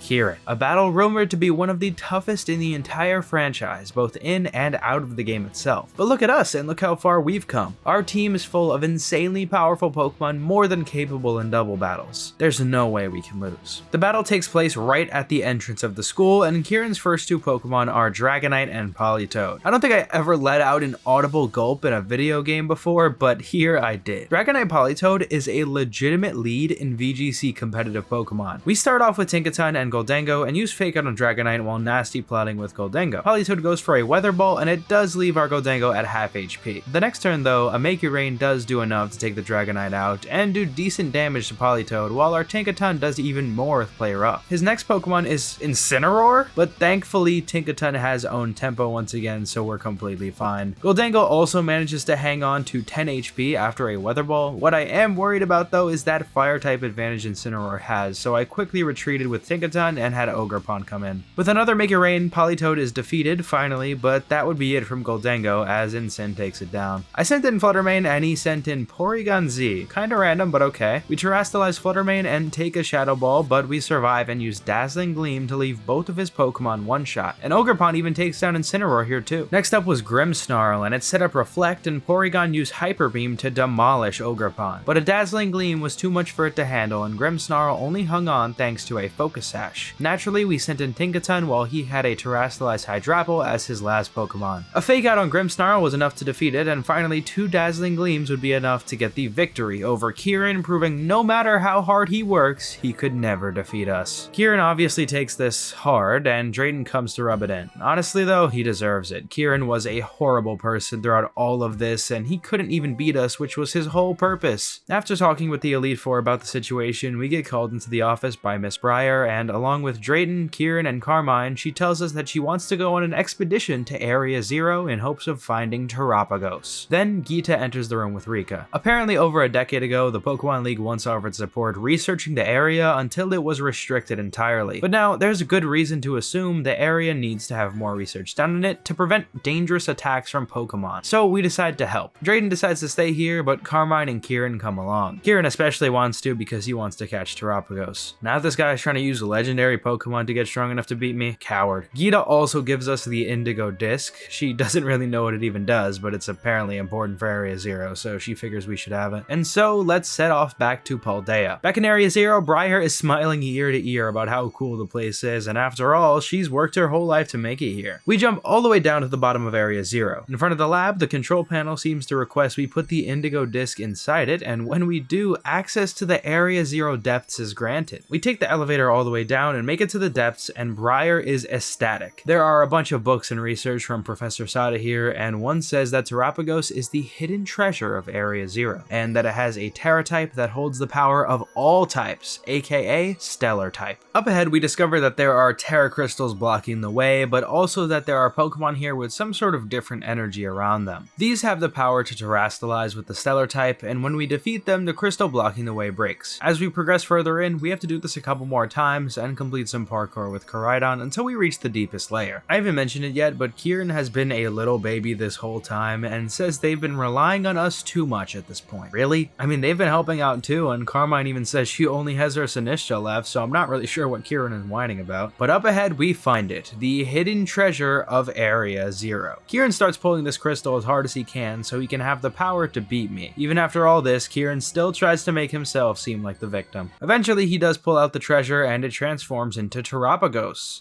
Somehow this is a little underwhelming. Immediately, Terapagos has an interest in us, but Kieran throws a Master Ball and catches it before we got the chance to. Then he decides to battle us with it. I'm not gonna lie, it is pretty strong, but just that thing isn't gonna be enough to defeat us. He isn't even using any of his other Pokemon. I don't know what he's thinking. He seemingly takes it to heart when he loses and gets upset again, but the honest truth is, Terapagos wasn't even at its full power. Kieran terastalizes it, and it transforms into an absolute monster that almost blasts him, but our Koraidon comes to the rescue. Kieran tries to call him back to the ball, but it breaks, and now we have to defend everyone from this monster. Carmine sends in Sinistcha to help us, but she's quickly defeated, and we're left all alone to handle it. Kieran also is just standing there, not helping. Thanks. Even worse, our team isn't even fully healed up after that fight with him. Literally, this kid has only made life harder for everyone involved with him. I wouldn't say this fight with Terapagos is hard, but it's just a matter of endurance. Finally though, after taking a lot of pain, Kieran decides to help us out. This extra help is enough to get over the sheer wall of Terapagos in this state, and we finally catch it ourselves. Afterwards, Briar apologizes since she got us into this situation in the first place, but Kieran also says he's gonna let go of his fantasy of getting stronger than me. Good, because that's simply a fact of life, and you'll never be stronger than me. Nobody can. Regardless, we head back to Blueberry, and Kieran decides to give us the apology that he rightfully owes us. He says that he wants to make things right, and he wants to start over and be friends again. Naturally, we wanted this from the start, and we make amends. And with that, the DLC of Scarlet and Violet is complete, although there is a lot of other stuff to do if you want to. After playing the Scarlet and Violet DLC, I can tell you right now this is a lot better than I thought. I want to make it clear one thing though, the DLC is entirely what you make of it, particularly in the Indigo Disc portion. The only reason I say this is because once the story's over, there's a lot of grindy stuff to do, but we'll talk about that later. Let's start at the Teal Mask portion though. This part of the DLC took place entirely within this small area of Kitakami, which I think is perfectly fine. I wasn't expecting the scale of Paldea or anything, and it makes sense narratively. That being said, the lacking of stuff to do in the world itself has to be picked up by the story, and I think they do that pretty well. Ogerpon's tale progressing over time was interesting, albeit a little predictable. I think this shares a great message of how we need to not treat people differently just because they look different, and it certainly is a message that's good to have in a kid's game. Kieran's story is something I'm also generally a fan of, and while I have some criticism, it is unusually complex for a video game like Pokemon. Kieran is originally shown to be a kind but quiet kid, but a switch flips in him once he realizes we'd been forced to lie about meeting the ogre. This all culminates in a big moment where we battle him and we think it'll resolve, but it just doesn't, and it ends up festering into something huge in the next part. This is still good, but I just kind of felt like this was a little bit unreasonably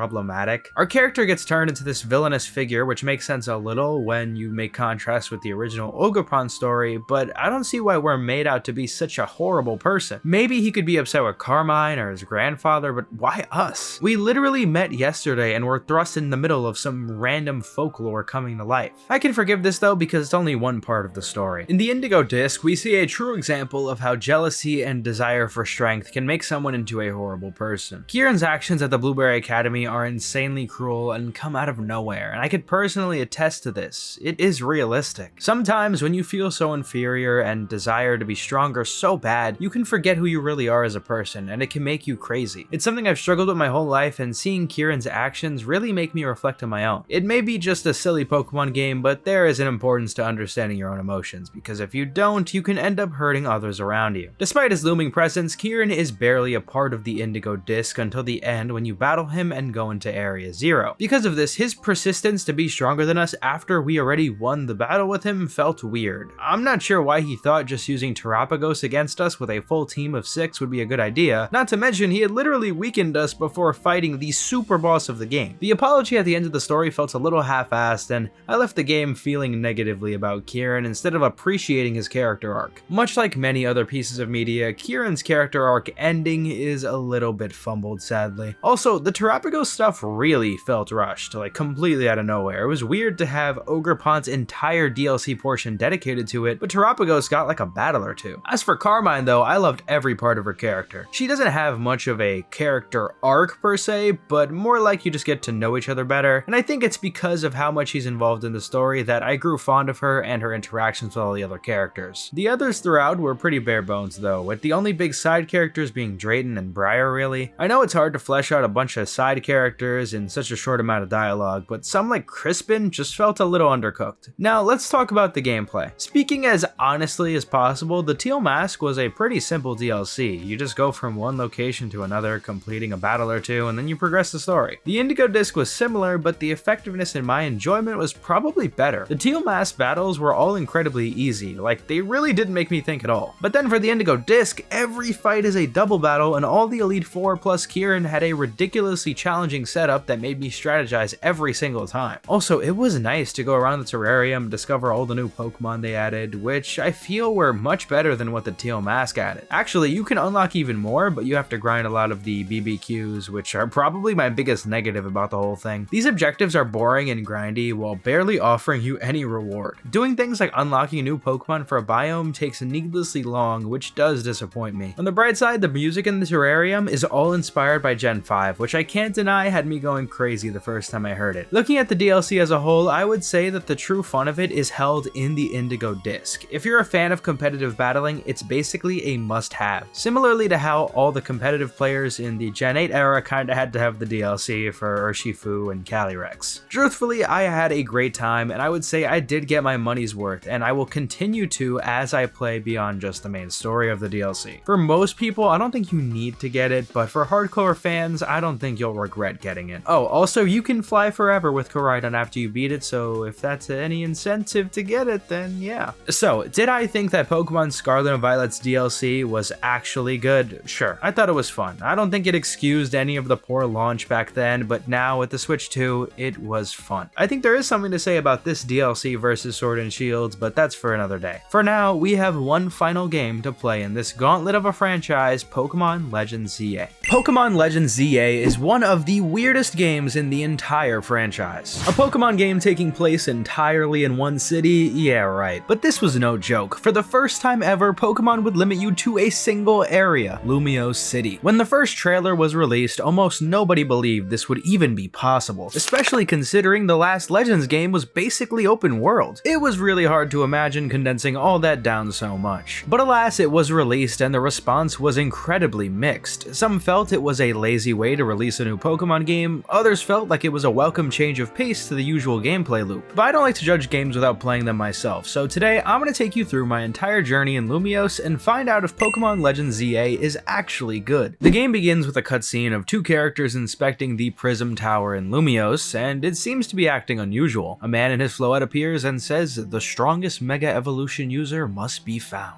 Very interesting. Well, our character is shown on the train to Lumiose, scrolling reels, and something jumps into our bag. We arrive at our destination though and walk out of the terminal. This is the new Lumiose City, clearly much larger than the X and Y games presented it. We see a girl with 3 Pokemon looking around for a tourist, and of course she chooses us. She said we could tell we were tourists from our comically large bag, and yeah, alright, I guess I don't blame her. She also says we'd look good standing side by side. Damn, I know Paris is the city of love, but I didn't think we'd get hit on this fast. Well, she needs us to film a promo video for her hotel or something, but we're quickly interrupted by a loud announcement. A woman named Jet appears on the screen and says that she's the CEO of Quasartico Inc., and she says that she's leading an urban development plan that will integrate Pokemon into the city by creating wild zones where they can live comfortably. I mean, that sounds nice, but I wonder the ethics around this. Oh, well, we got robbed watching that. My first hour in France, and this already happened, bro. Well, we gotta chase this Pancham to get our bag back, and we follow it into this back alley. This girl we met also introduces herself as Tawny. Yeah, that can't be a real name. The Pancham seems to be trying to show off this bag to randoms, but they don't seem to be a big fan of it, and these guys are so rude. Tawny seemingly battled these guys before in the ZA Royale, but now we're challenged to a battle for the bag, and we get to choose our starter. I don't love these options, especially after the peak choices in Legends Arceus, but I went ahead and chose Tepig because I'm a big Gen 5 fan. The battle system in this game is completely different than anything we've seen before. Instead of turns, you have a Z targeting system where you can choose 4 different moves to attack with in a 3D space. Coming off of recently playing Final Fantasy VII Rebirth, this kind of felt similar. But after a quick battle, we beat the Pancham and get our bag back. Then after talking for a while and giving Tawny a Bluetooth fist bump, night falls and the area gets turned into a battle zone. Apparently Tawny knows how to get out of here though, so we follow her. It isn't long until we're challenged by this woman though, and we let her have it. After though, she finds out we aren't even competing in whatever tournament thing they're doing, so she gets annoyed and runs off. Right as we're about to exit, the game gives us a rendered cutscene where we're challenged by a bunch of grunts, and then the Floette from the beginning of the game shows up and fires off the most powerful beam in Pokemon history to scare them away. This Floette is the 3,000-year-old one from Pokemon X and Y, and Tawny knows her. Right around the corner, we make it to Hotel Z, the place Tawny is trying to promote. Inside, we meet AZ, and wow, they really did justice to the size of him. Also, that thing that jumped into our bag earlier seemed to be a Zygarde cell. After some introductions, we're allowed to stay in the hotel for the night, but before we hit the hay, Tawny asks us to come to the rooftop. We get a great view of the Prism Tower, and she asks us to continue helping her for the sake of AZ.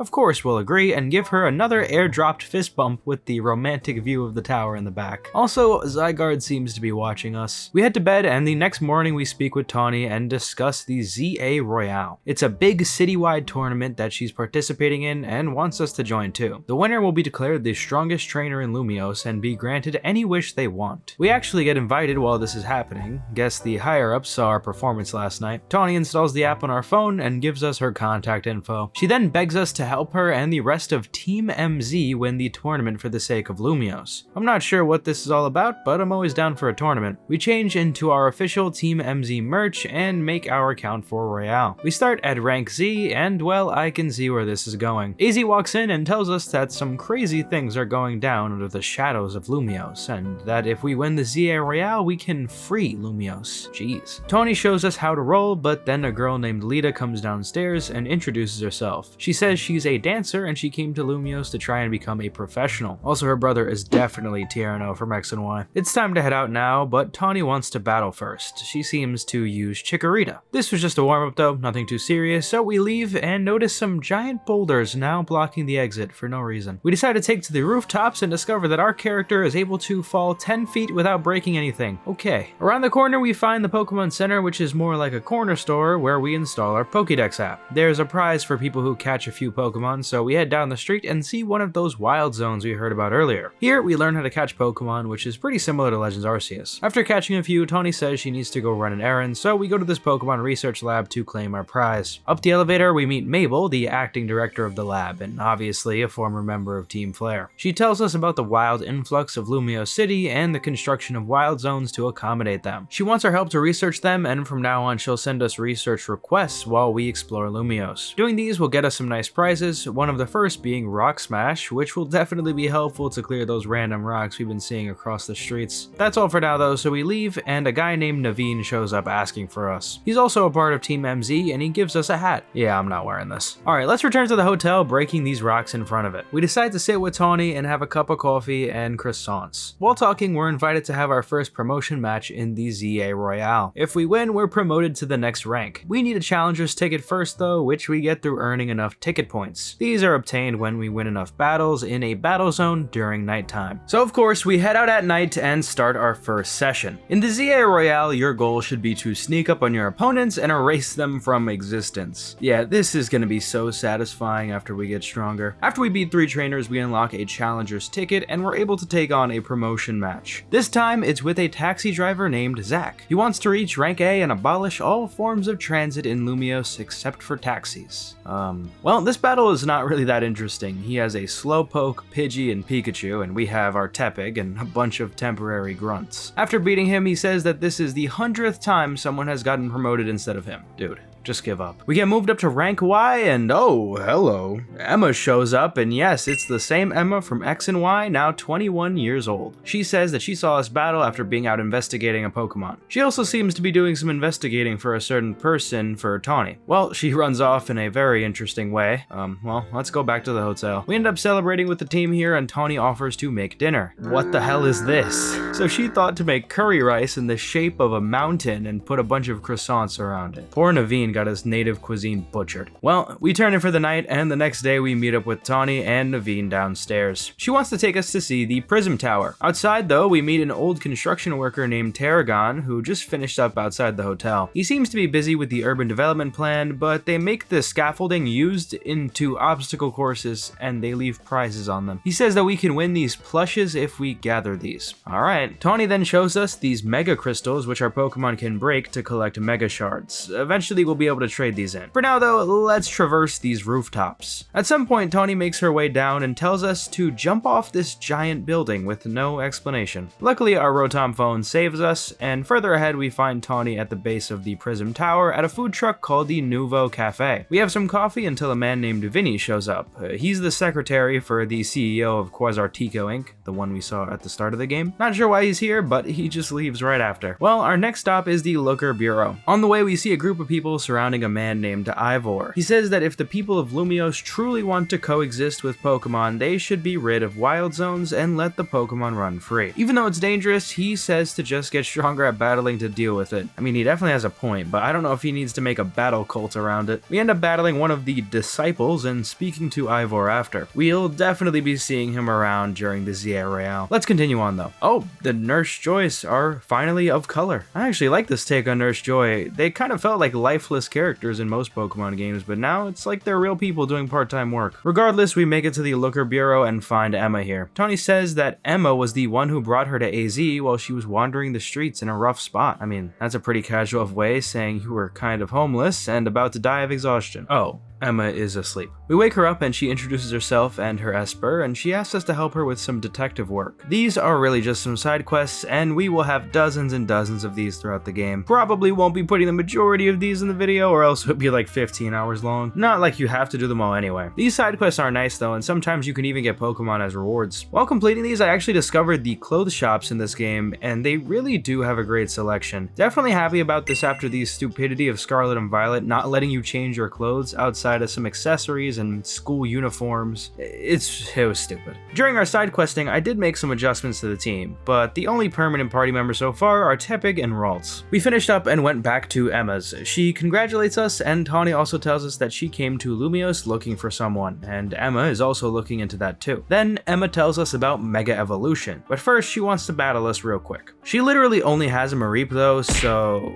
Emma then decides to show off her Ampharos and Mega Evolve it. I know it's not new, but Mega Ampharos is so cool, maybe I'll get one myself actually. While we're talking, we get a notification about our next promotion match, so tonight we gotta beat some trainers in the battle zones. These don't really have much for me to talk about honestly. Most battles are very spammy and lack any real strategy. By the time we collect our challenger's ticket, we could have evolved our Tepig, but I forgot. So we start a rank up battle with Yvonne. She uses fairy types, but our Tepig is strong enough to handle all 3 of her Pokemon, so we move up to rank X. We go back to the hotel and and rest up until the next day. When we wake up, we see Lita and Naveen in the lobby, and she wants to get to know our purpose of joining Team MZ. So we just say to help Tawny, and then she tries to get Naveen to tell us why he joined, but he's not in the mood to talk about his life. She says we should battle him to get him to talk, but he's not much of a battler, so we took him down very easily. Afterwards, we're told Naveen's backstory and how his grandma wanted him to study and focus on school, but he wanted to be a fashion designer. She actually threw away all of his equipment, so he ran away and Tawny saved him. Damn, that is so messed up. Regardless, now is the point in the game where we are truly free. Honestly, the gameplay loop is basically solidified except for one thing we'll stumble upon later. Realistically, a lot of this game is doing side quests and participating in these battle zones at night. There is a day-night cycle, by the way, which does get annoying, really annoying actually, but anyway, as I was grinding some side quests, I finally realized that I needed to evolve my Pokemon and teach them some new moves. With our new Pignite, we were able to easily defeat the trainers in the battle zone and win our promotion match against Javi, moving up to rank W. Back in the hotel, it seems that we will be eating this croissant curry every single night going forward. Ugh. The next morning we speak with Lita, but she leaves and forgets her things, so we chase after her. We find her practicing dancing with her Staryu, and she tells us a little bit about herself. It seems she was originally living in Lumiose with a friend until they got signed to a talent agency and moved. After that, she couldn't afford to make rent, but Tawny came into the picture and took her in. But she says now would be a good time to battle her to warm up and get nice and loose. She mainly has water types, but using the Quilladin we got while grinding side quests earlier, we can beat her easily. It won't be a permanent team member or anything, but it seems like with these Legends games, they want you to use a lot of Pokemon over your playthrough. We also do get access to a bunch of starters from the other generations, so if you see them pop into our team every now and then, yeah, don't be surprised. Once the battle with Lita finishes though, we're notified of our next promotion match. Before taking on the battle zone, I noticed the game actually lets you leave Lumiose City. Well, not really, this is just a funny cutscene. Anyway, we get the Challenger's ticket and fight Rintaro in the rank up match, and he uses the Gen 5 Elemental Monkeys,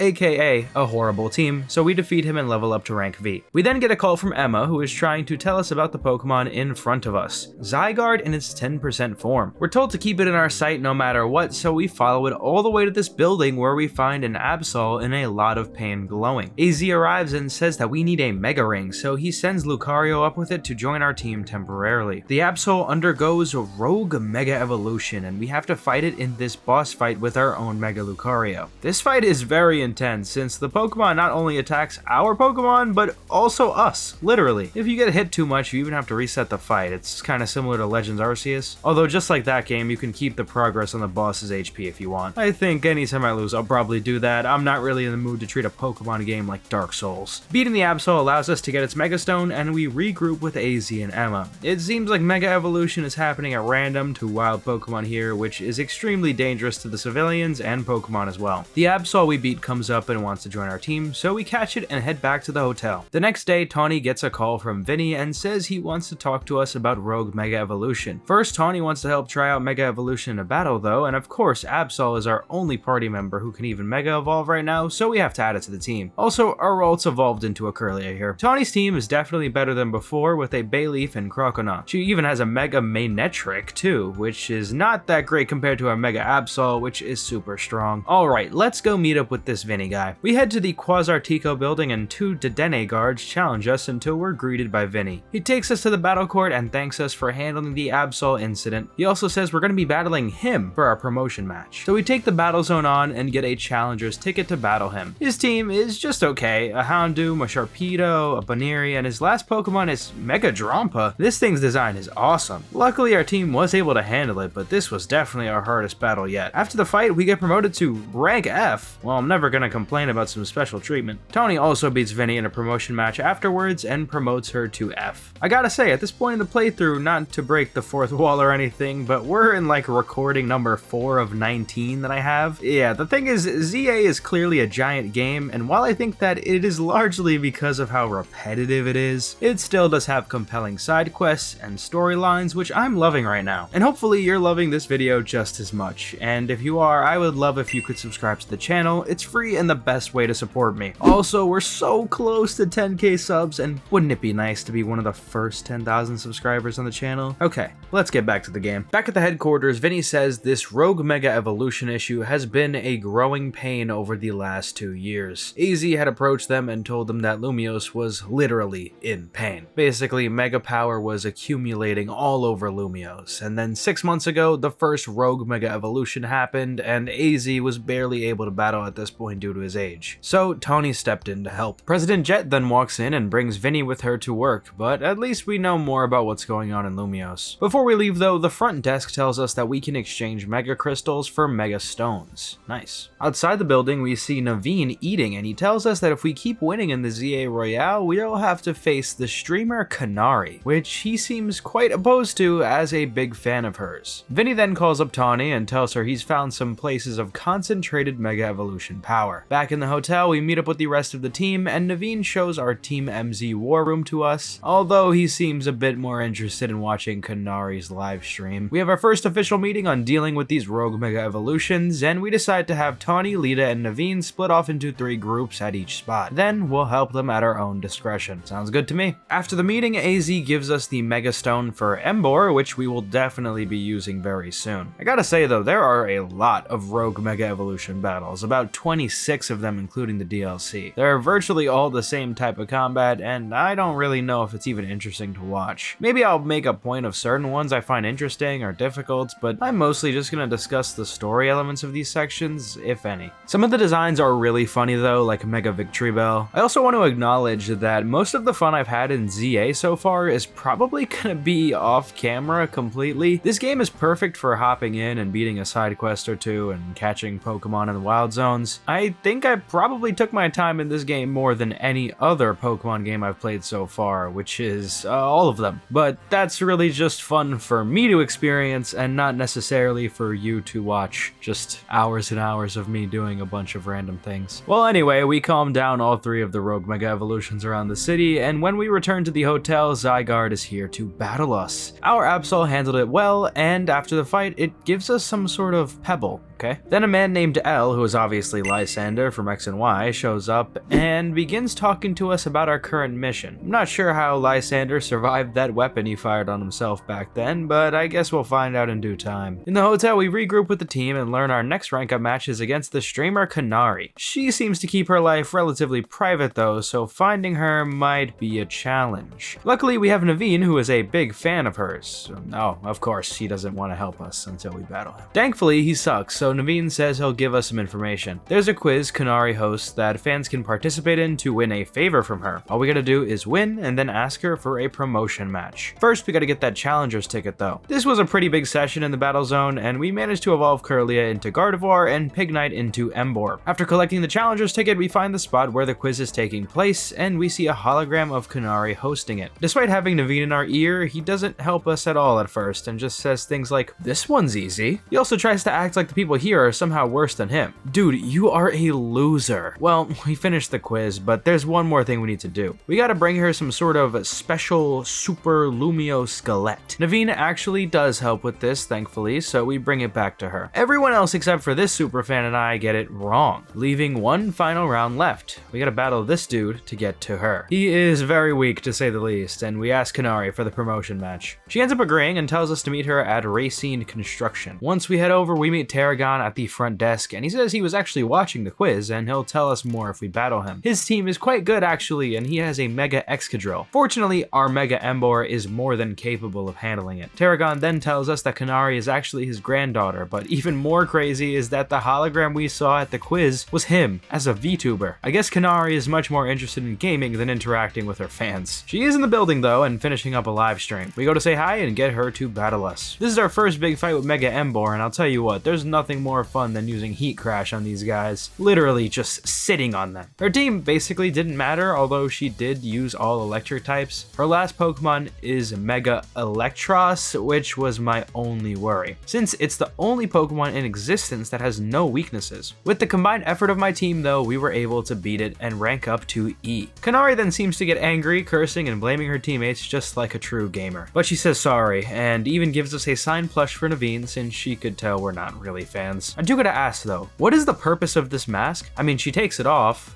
It's not gonna hide her identity really. Is this like a stylistic choice? Is she perhaps trying to avoid the dust that may be inside of this warehouse that she is playing games in? I wonder what they were thinking. Back at the hotel, we have dinner with the team and give the plush to Naveen, and that gets him in quite the good mood. Also, side note, I love how Floette always hangs out with us. Very cute. The next morning, Vinny gives Tawny a call, so we host a team meeting. Here we learn of 3 rogue mega evolutions we need to take care of, and yeah, this is basically the entire gameplay loop from now on. Rogue mega evolution battles, battle zone, rank up match, repeat. This time, we have to face Beedrill, Hawlucha, and Banette. Hawlucha in particular is super cool though, and one of my favorite new mega designs. We tackled all of these fights, and after one of them we see El show up again alongside Zygarde, and he tells us to keep getting stronger to support it. He also says Emma is hunting him down, but we ain't no snitch. Back at the hotel, we discuss Rogue Mega Evolution some more until we're given our promotion match notification against Ivor. Oh, and don't mind my trainer card on the left. Well, we have our next objective, but first we gotta take on a battle zone. Oh, and you may notice my entire team is basically starters. Once again, don't mind it, I will be expanding my team a bit. If you notice a shiny Ampharos here, that's not a real shiny, it's guaranteed as a part of a side quest. I will be using Ampharos as a permanent party member though, just not technically this one, so yeah, don't get too confused with that. You'll understand later. Also, I kinda lied, one of these starters will be a party member, which is the Froakie I originally got from a side quest as well. It's pretty quickly gonna become a Greninja though. For now, let's go ahead and look for Ivor. We do find him eventually after fighting one of his students he has at his dojo, but he doesn't even have a phone to confirm the match. Usually he has his little sister Gwen do it, but she seems to have gone missing and he wants to look for her. If we head to the Looker Bureau, Ivor has decided to enlist the help of Emma to look for her. He says she likes to hang around the town hall for some reason, so we go there and ask for some information. We do find a lead and ask for more info at the Nouveau Cafe. Here we find that she was spotted hanging with Kanari, so we go to find her again. She seems to be difficult and challenges us to a rematch in exchange for some information. Seems like everyone in this damn city needs to get beaten in a battle before they talk. She says she has improved since last time, and honestly, she did. We really got beat up here and barely won. Well, Kanari tells us that Ivor's sister Gwen is actually close friends with her, and they often play games together. Regardless, the last she's heard of her was that she needed to beat a Pokemon that her partner Chandelure is weak to, and she also went to some fountain to do some visualization training. The whole idea is that there is a Clawitzer shaped fountain somewhere, so that's probably where she went. We go there and somehow come to the conclusion that we should freeze the fountain. Surprisingly, we do freeze it and the water of the sewers starts to drain. Now we head into those sewers to search for her. After exploring for a while, we find a locked gate that we need a key for. We tried to use a clef key, but it didn't have the right key, so Ivor just punched through. Could have just done that from the start. But still, after searching and searching, Gwen was nowhere to be found. Eventually, Ivor just tries to punch a wall down and it ends up being fake, like a Mario 64 painting. Beyond this illusion, we find a Chandelure that finally leads us to Gwen. Emma comes to the conclusion that she came here of her own volition, and Gwen says if we battle her, she'll tell us why she's here. Bro, everyone wants to run Fades in Lumiose City. Her team is Banette, Gourgeist, and Mega Chandelure, another really cool Pokemon. I probably would have used it, honestly, if I hadn't had Emboar as my fire type already. She is also really tough. We were barely able to beat her. She tells us after that she hid down here because she's tired of dealing with Ivor battling so much and her dealing with all the complaints about him. I mean, they definitely could have just had a conversation about that, but of course, every single character in this game has to be insufferable. Alright, it's time for our promotion match. Ivor has a Heracross, Medicham, Machamp, and Mega Phalanx. However, our 2 longest tenured Pokemon, Emboar and Gardevoir, both destroy this team, and we even get to see the debut of Mega Gardevoir in this fight. Despite all the hype, Ivor was pretty easy to beat, and we rank up to D. He even gives a heartfelt apology though to Gwen, and extends an olive branch to start being more reasonable and working with her to fix things, but she quickly shoots him down and insults him. Not gonna lie, it was funny at first, but the majority of the characters in this game being unrealistically rude to their loved ones is starting to piss me off now. Ivor genuinely had no idea he was causing issues with his training, and the second he was told about it, he apologized with no excuses.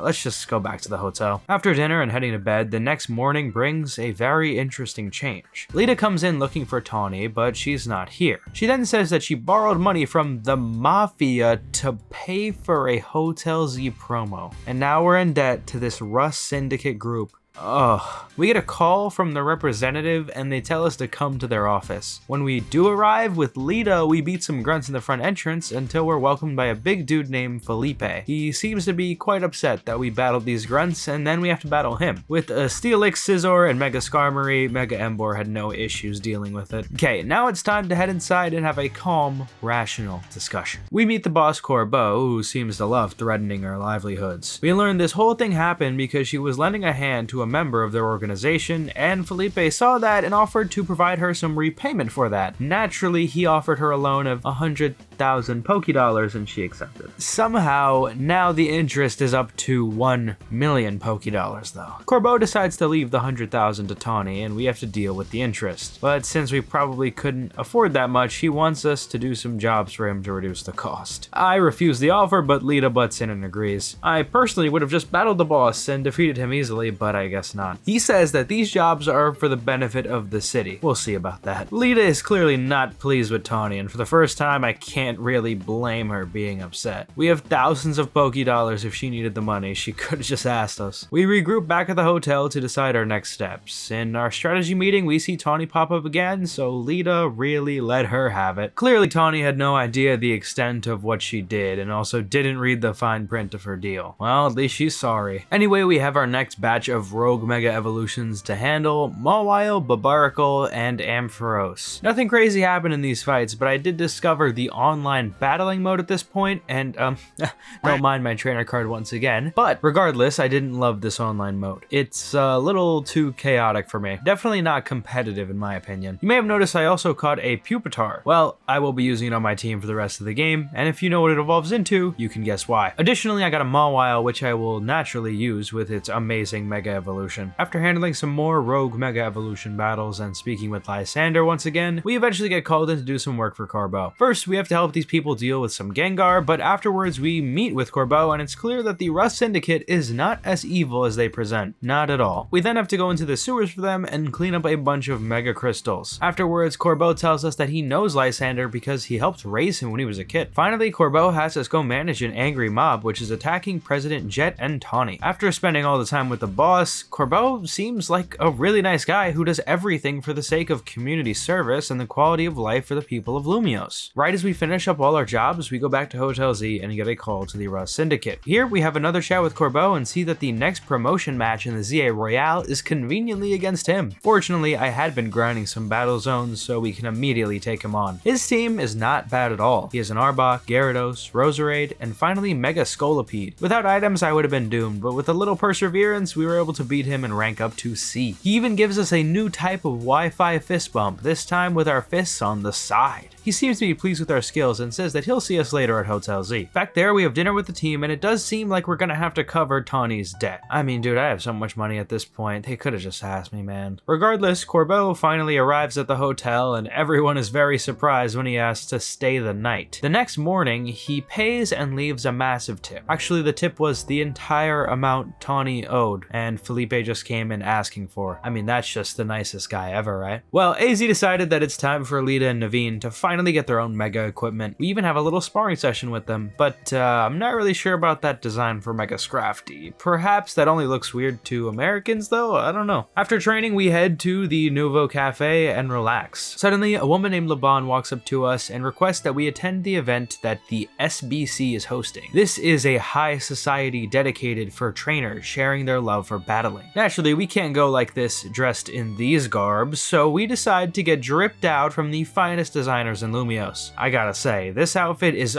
fire. I'm never taking it off. Tawny decides to keep her jacket though for the event, since it's from her late mother. We head to Hotel Richisme and we're greeted by Laban, who takes us into the venue. Many of the trainers we faced so far are here, and the event truly begins when the leader of the SBC arrives. Oh my god, how do I say this name? Okay, I just looked up how to say it, and they said it's Jasson. If you're French, let me know if this is true. I will continue to butcher her name in different ways. I am sorry. She makes a huge statement of the importance of this event and the fact that even the former champion of Galar, Leon, has battled in these rooms. But right as we're set to begin, Tawny gets a call from Vinny and we decided to bail out on the tournament to go handle these Rogue Mega Evolution battles. In the next strategy meeting, we learn of Mega Frostlass, Altaria, and Venusaur in need of taming. Also, Jasson has some words of advice advice for these strong battles ahead of us. Oh wait, what? It seems like she's joined us here to escort us back to the tournament. Guess she doesn't take no for an answer. Tawny doesn't seem open to going back to the tournament right now either, so Jacinthe just leaves. Yes, I said Jacinthe. Do you want me to say Janson for the rest of the video? Actually, I might do that. After taking on the first of the Megas, Froslass, which has a fantastic design, may I add, we get approached by the Hollercaster version of Jacinthe, still harassing us to hurry up with these Mega Evolution battles and come back to the tournament. At the next spot, Lita forces us to lie and say that she's helping in these battles, even though all they do is stand there and do nothing. I mean, she still manages to not have evolved her Staryu so it can Mega Evolve. Naturally, Jacinthe still continues to haunt us after this and the next battle, so maybe we should continue joining her tournament again. This thing means so much to her, she has her servants come to the hotel and she sets up a Jacinthe zone, preventing us from leaving. We're forced to battle 2 of these SBC members and finally Laban herself, and I think she's a lot more aggressive than she seemed. On paper, Laban is strong, but her whole team is dragon types, which all got mauled by my Mega Gardevoir. She did have her last Pokemon, Mega Dragalge, and it surprised me with how strong it was. We did win, and Laban explained the situation, and that we're planning to participate in the tournament anyway. She also tells us that she used to be an actual fighter, like with hands, but something happened and now she's Jacinthe's indentured servant. Wow. Also, our next ZA Royale rank up match is against Jacinthe herself, so it's like we're destined for the tournament anyway. Back at the SBC, we see the seeding for the tournament, and our first battle is against Kanari, again. Also, Jacinthe has a 3-round bye. Kanari's team is about the same as the last time, and Emboar was able to take out most of them. Once again, Mega Electros defeated most of my team, but we beat it through sheer numbers. The next match we have is against Ivor, and if it's anything like the last time we fought him, it should be an easy win. It was an easy win. The semifinals would be against Corbeau, pretty fitting since he was probably our toughest fight out of all the guys in the tournament. Honestly, the fight went mostly the same, and it was really close, but this time when he had Scolipede Mega Evolve, I was ready with Gardevoir to use Psybeam and beat it decisively. Now we're only left with Jacinthe to be in this tournament, and then Zygarde runs into the room and is accompanied by Lysander. He says that Zygarde wants to battle us to continue forming a bond. Surprisingly, Jacinthe is okay with watching this battle before hers. Zygarde really isn't that tough even in its 50% form this time, and when we beat it, it runs off. That aside, we face Jacinthe, and oh my god, why is her music so good?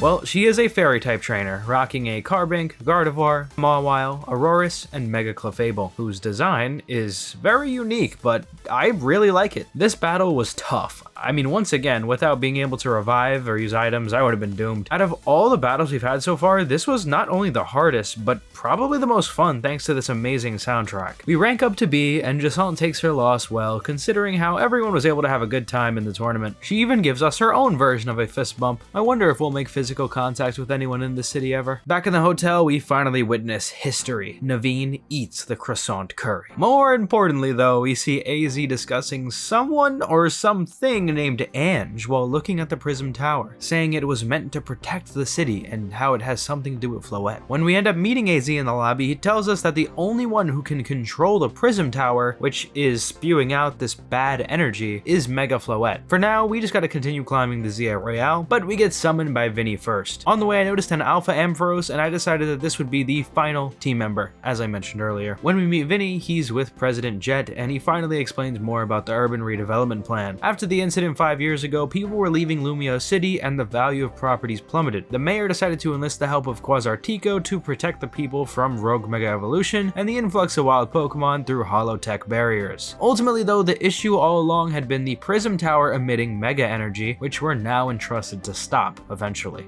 But now we have our last batch of rogue Megas, Dragonite, Tyranitar, and Starmie. First we take on the Starmie and have a warm-up battle with Felipe from the Rust Syndicate. Lita also decides to finally evolve her Staryu. About time. Well, the design for Mega Starmie is certainly terrifying, but gladly we had our Alpha Mega Ampharos to counter it. Then we took on Mega Dragonite, who I low-key wanted to use, but I decided in favor of Mega Tyranitar, which we'll be getting very, very soon. I mean, so soon as in we're getting the Mega Stone for it the next battle. With this batch of rogues tamed, we head back to the hotel and get notified of our next rank up match with a person named Grisham, who doesn't have a face revealed. Unsure of where to look, we go to Emma, who might be able to investigate. Surprisingly, she has the information, but it may put us in danger? But of course she has to have us battle before she tells us. She uses Ampharos, Lucario, Mawile, Lopunny, and Mega Malamar. Unlike most of our recent battles, she was really easy to beat. Kinda sad, really. Emma tells us a bit about Team Flare and what happened a couple years back. She had some ties with them. After all, she even still wears the super expansion suit they made for her back in the day. The point is that Grisham used to be a part of Team Flare when he was younger. She doesn't know much besides that though, so she points us to Mabel, who might know more, which makes sense since she used to be a high-ranking official in Team Flare. Even though she tries to act like she doesn't know, she eventually spills the beans and tells us her story. When Team Flare was arrested, she took a plea deal and became the acting director of the lab, probably to cover while Professor Sycamore was researching in another region or something. Regardless, she tells us that Grisham, or Gris as she calls him, was a younger member of Team Flare, and if we want to know more, go to the Nouveau Cafe. On the way there, I took on a battle zone, and I finally evolved Pupitar into Tyranitar, fully completing our team. At the truck, we find Grisham, who reveals he's the leader of Team Flare Nouveau. We're given a location, and this is the front of what used to be Lysander Cafe. Grizel really seems to not like us though, so she wants to battle us first. Her team was way better than I expected. Talonflame, Camerupt, Aerodactyl, Metagross, and Mega Pyroar. Beating her seems to get people in good spirits though, and we share a quick cup of coffee before heading into the old base of Team Flare. Grisham explains that they're against AZ because he was the one who created the original weapon that Lysander decided to use. I mean, that logic kind of doesn't make that much sense, but I guess AZ isn't necessarily innocent either. For some reason, Grisham really wants us to see the full truth of things that lies at the bottom of Lysander Lab, so we're forced to go all the way through this labyrinth. But dude, I already saw the truth when I played X and Y, so I don't know, this kind of feels useless. After making it through this insanely tedious dungeon, we learn what Lysander's thought process was while trying to use the ultimate weapon. Basically, Thanos. Lysander actually walks in with Zygarde and tells us that AZ made another device 1,000 years after that original ultimate weapon, which now dwells within Prism Tower. To me, it sounds like one device, the ultimate weapon, was meant to take life, while the other was meant to grant it, like the Prism Tower has been doing with Mega Energy. Lysander originally wanted to use both, but he didn't have the Floette, which was required to utilize its power, so he just decided to kill everyone. Ultimately, he ended up blowing himself up with a huge part of Geosenge Town, but Zygarde managed to save him and all of the other living things in the area. This event ended up waking up the tower in Lumiose though, and ever since then, the situation has grown worse with Mega Energy. Lysander explains that soon, the tower will reach a state of Mega Evolution itself, which would bring untold destruction. The only way we could stop it is AZ's Floette. We run back out of the lab to tell Grisham what we heard about Lysander, and he says he wants to be the one to stop the tower's rampage. Not sure about that, buddy. Back at the hotel, we decide to speak with AZ, and he finally tells us his terrible sins. This is mostly a better and revised version of the story in X and Y. Basically, he lost his Floette in a war, and he decided to build a machine to revive her. But he used the lives of many other Pokemon and humans to power this machine, trading their lives for hers. But beyond this, he upgraded his weapon, the one in Geosenge, into a machine dedicated to a pure destruction of anything it hit. Using this, he likely killed millions of people and ended the war, but Floette realized what he had done and left him for 3,000 years. After many centuries, he eventually met a man who asked for his help to protect Kalos. He thought maybe he could make a device that could share the eternal life Floette now had. This is Ange, the secret of the Prism Tower. He never ended up using it though, since Floette only just returned to him 5 years ago, but now the tower has activated and the only way to stop it is with the help of Floette.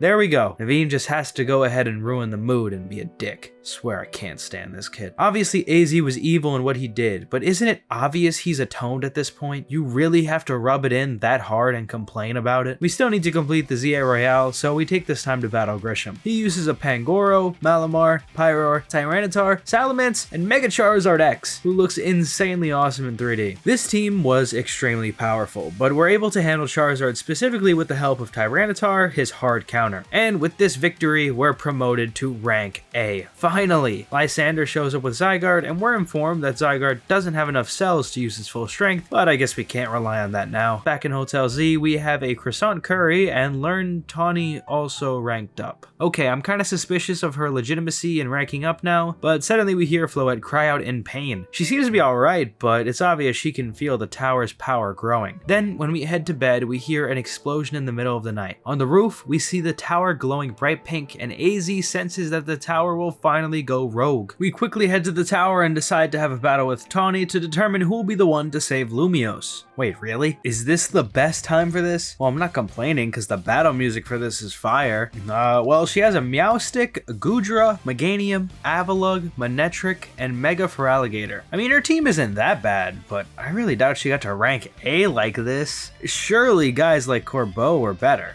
She was one of the easier battles we've had recently. Well, now that things have been settled, we decided to head into the tower. Oh, okay, Tawny actually still wants to do it and we just battle for no reason. Sure.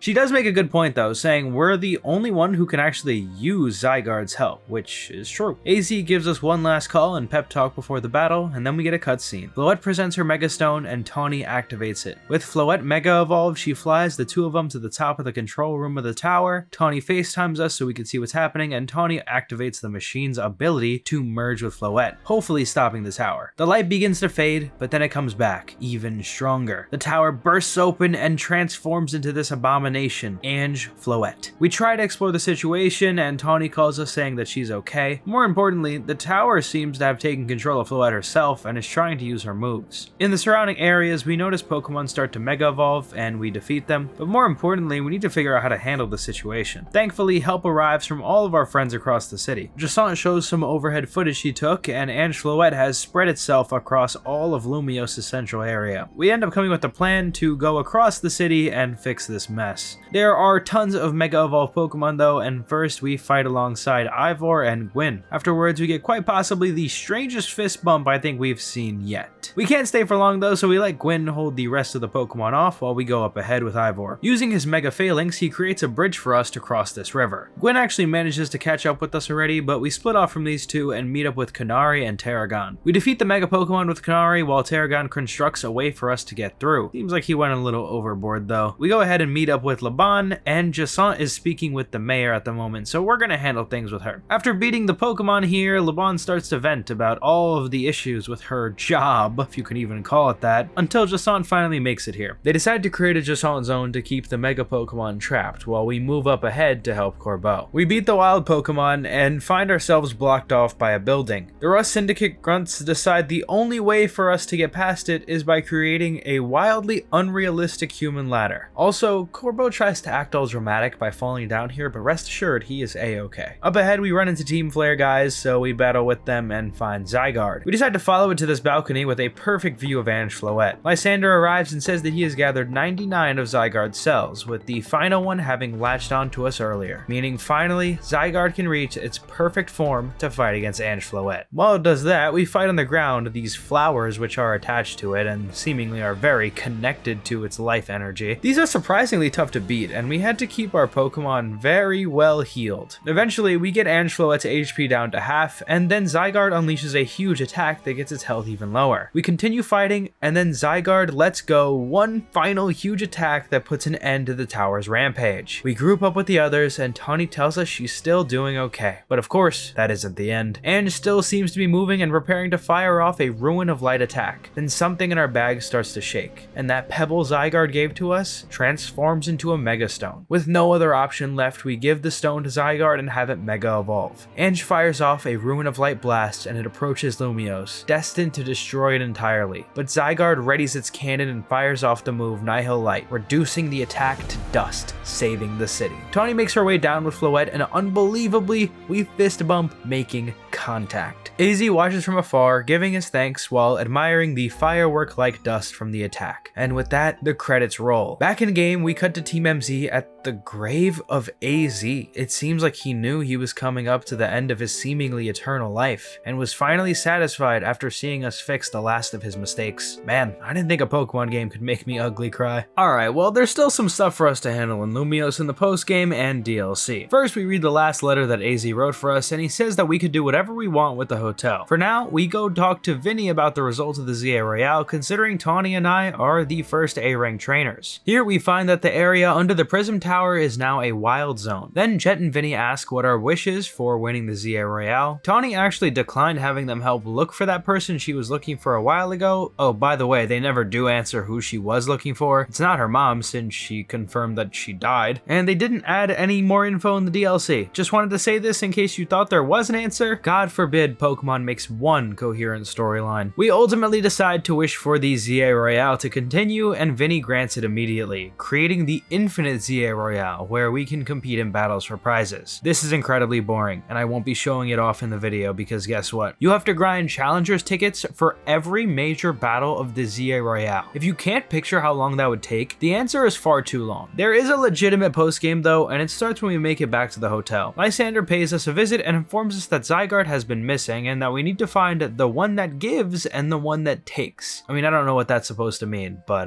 we can only go to Mabel for more answers. She does know what he's referring to somehow, the legendary Pokemon Xerneas and Yveltal. She's noticed some strange alpha Pokemon in a few wild zones, and we're told to defeat them for now. Once we do, she says that Xerneas may be found in Wild Zone 11, and that ends up being true. Surprisingly, catching this thing was way easier than I expected. Now for Yveltal, we have to go speak to Team Flare. They have us meet them at Quasartico with Vinny, and he says that Yveltal was spotted flying around. More importantly to him though, he wants to show off his new Rogue Mega Evolution simulator to us with 3 rematches of Pokemon we fought before. What a giant waste of time. Alright, well, they spot Yveltal once again and we catch it easily. Now we go back to the hotel to meet up with Lysander and he offers to battle us. He uses a Pyroar, Florges, Noivern, Sableye, Garbodor, and Mega Gyarados. But you know what? Beating him was like way harder than I thought. I'm pretty sure my first ever recorded loss in this game was to this fight, and I lost multiple times, even using items. Eventually I did figure it out, and after the fight Zygarde comes to invite us to a final battle. In the fight we fight Zygarde in phases with each of its forms. This fight was also super difficult, and I don't think I've ever used more items in a boss fight in any JRPG, let alone Pokemon. But when we do defeat it, it allows us to catch it and we even give it a fist bump. We have one final chat with Lysander, but that's it for the post game. Now it's time for the DLC. A girl named Ansha appears and she asks to make some donuts for her Pokemon Hoopa. Kinda random, but okay. We go on a little quest to grab some butter and come back to Ansha having set up a little donut shop in the hotel. Using some berries, we make a donut for her and Ansha prepares to leave. She wants to use this donut to give Hoopa a surge of power and she wants to test it out. Considering she's just a little kid, we decide to follow her so she stays safe. Well, it turns out she was going to investigate a portal and Hoopa needed a donut to get power to explore that. She goes in and we follow after her. This place is like Lumiose City except very barren and ominous. Inside we're attacked by a bunch of Mankeys, which is weird for a lot of reasons, but mostly because Mankey isn't even found in Lumiose. We do eventually find Ansha and she seems relatively unfazed, saying that the legendary Pokemon she's looking for isn't here. When we leave the dimension, a huge portal thing opens over the Prism Tower. Later on, back in the hotel, she explains this Pokemon she was looking for was Rayquaza. Really? Anyway, we're called up by Corbeau, and when we meet at the Rust Syndicate, he asks us to investigate what's going on with that giant portal thing. He ultimately decides to call that alternate dimension we went into Hyperspace Lumiose, and so begins the never-ending gameplay loop of this DLC. The donuts we make for Hoopa are going to be how we power our Pokemon in hyperspace. Depending on the donut, we can stay longer in hyperspace and also increase the level of our Pokemon up to 200 there. While we're in hyperspace, we're tasked with exploring and completing objectives within a time limit. Along the way, we need to make sure to collect hyperspace berries that give us much better donuts. By doing these tasks, we get survey points for Corbeau and get information about Hyperspace Lumiose. After the first survey is done, we figure out that Hyperspace Lumiose may affect the real Lumiose, and also that Pokemon in this space are at risk of Rogue Mega Evolution. Knowing how strong hyperspace Pokemon normally are, this definitely sounds crazy. But Corbeau has enlisted the help of Corinna, born into a lineage of Mega Evolution users. She asked for a quick battle, and it definitely was quick. She sucks. But we do see the first new Mega Evolution in this DLC, Mega Lucario Z. It may look cool, but it's still no match for our Emboar. Now that we've gotten acquainted with Corinna, we team up to take on the first of these hyperspace Rogue Mega Evolution battles, this time being Mega Absol Z. We take it down, collecting this interesting hyperspace butter, and head into the hotel. Here Gwyn comes in and gets acquainted with our donut shop, but then Laban comes in and tells us that Jason has a friend whose daughter was supposed to be under her care.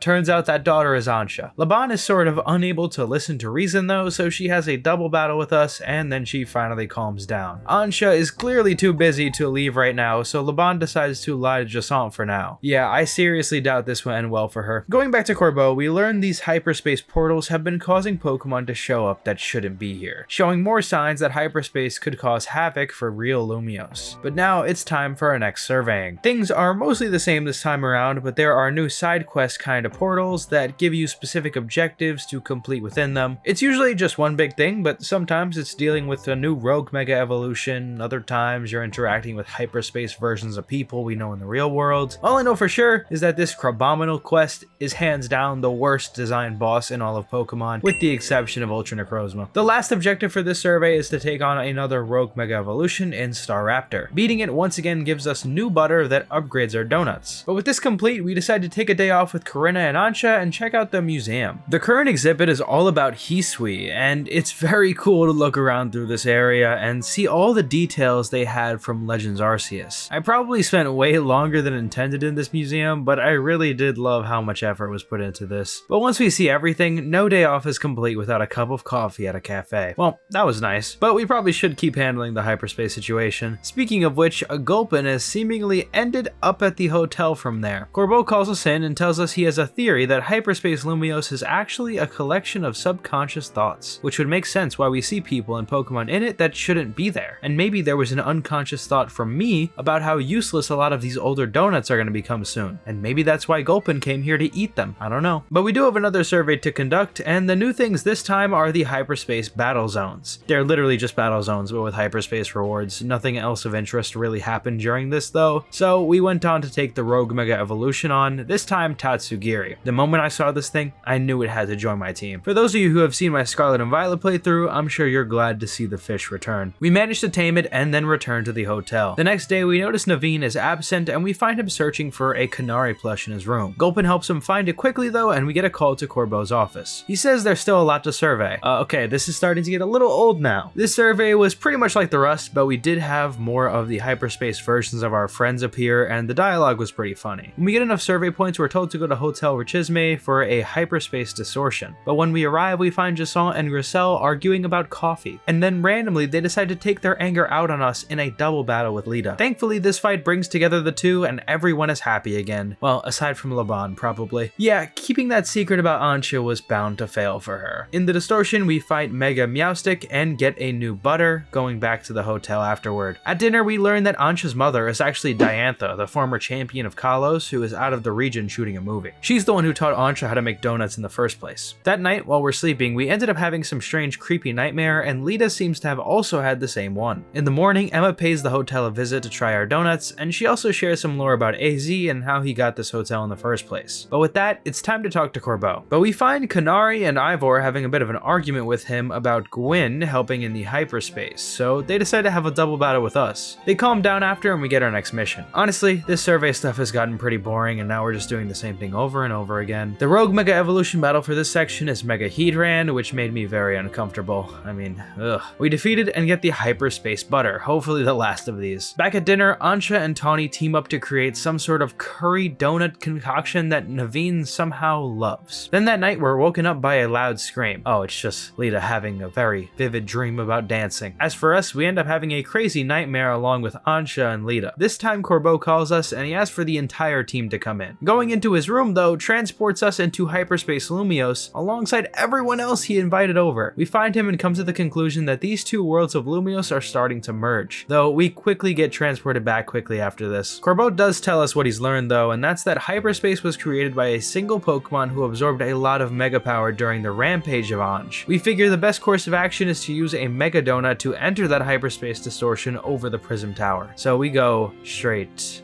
there. Oh no, we actually collect 50,000 survey points first. Sure. So after this insanely tedious grind, we have Corbeau finally tell us how to make that Mega Donut using his secret spice. We create the Bad Dreams Cruller and gather all of the strongest Mega Evolution users in the city to do some Super Saiyan God ritual, charging the donut with Mega Power and having Hoopa eat it. Then we enter the portal. This is the same place as our dream, and we determine the Pokemon who is causing all this is Darkrai. Up ahead, we randomly find AZ.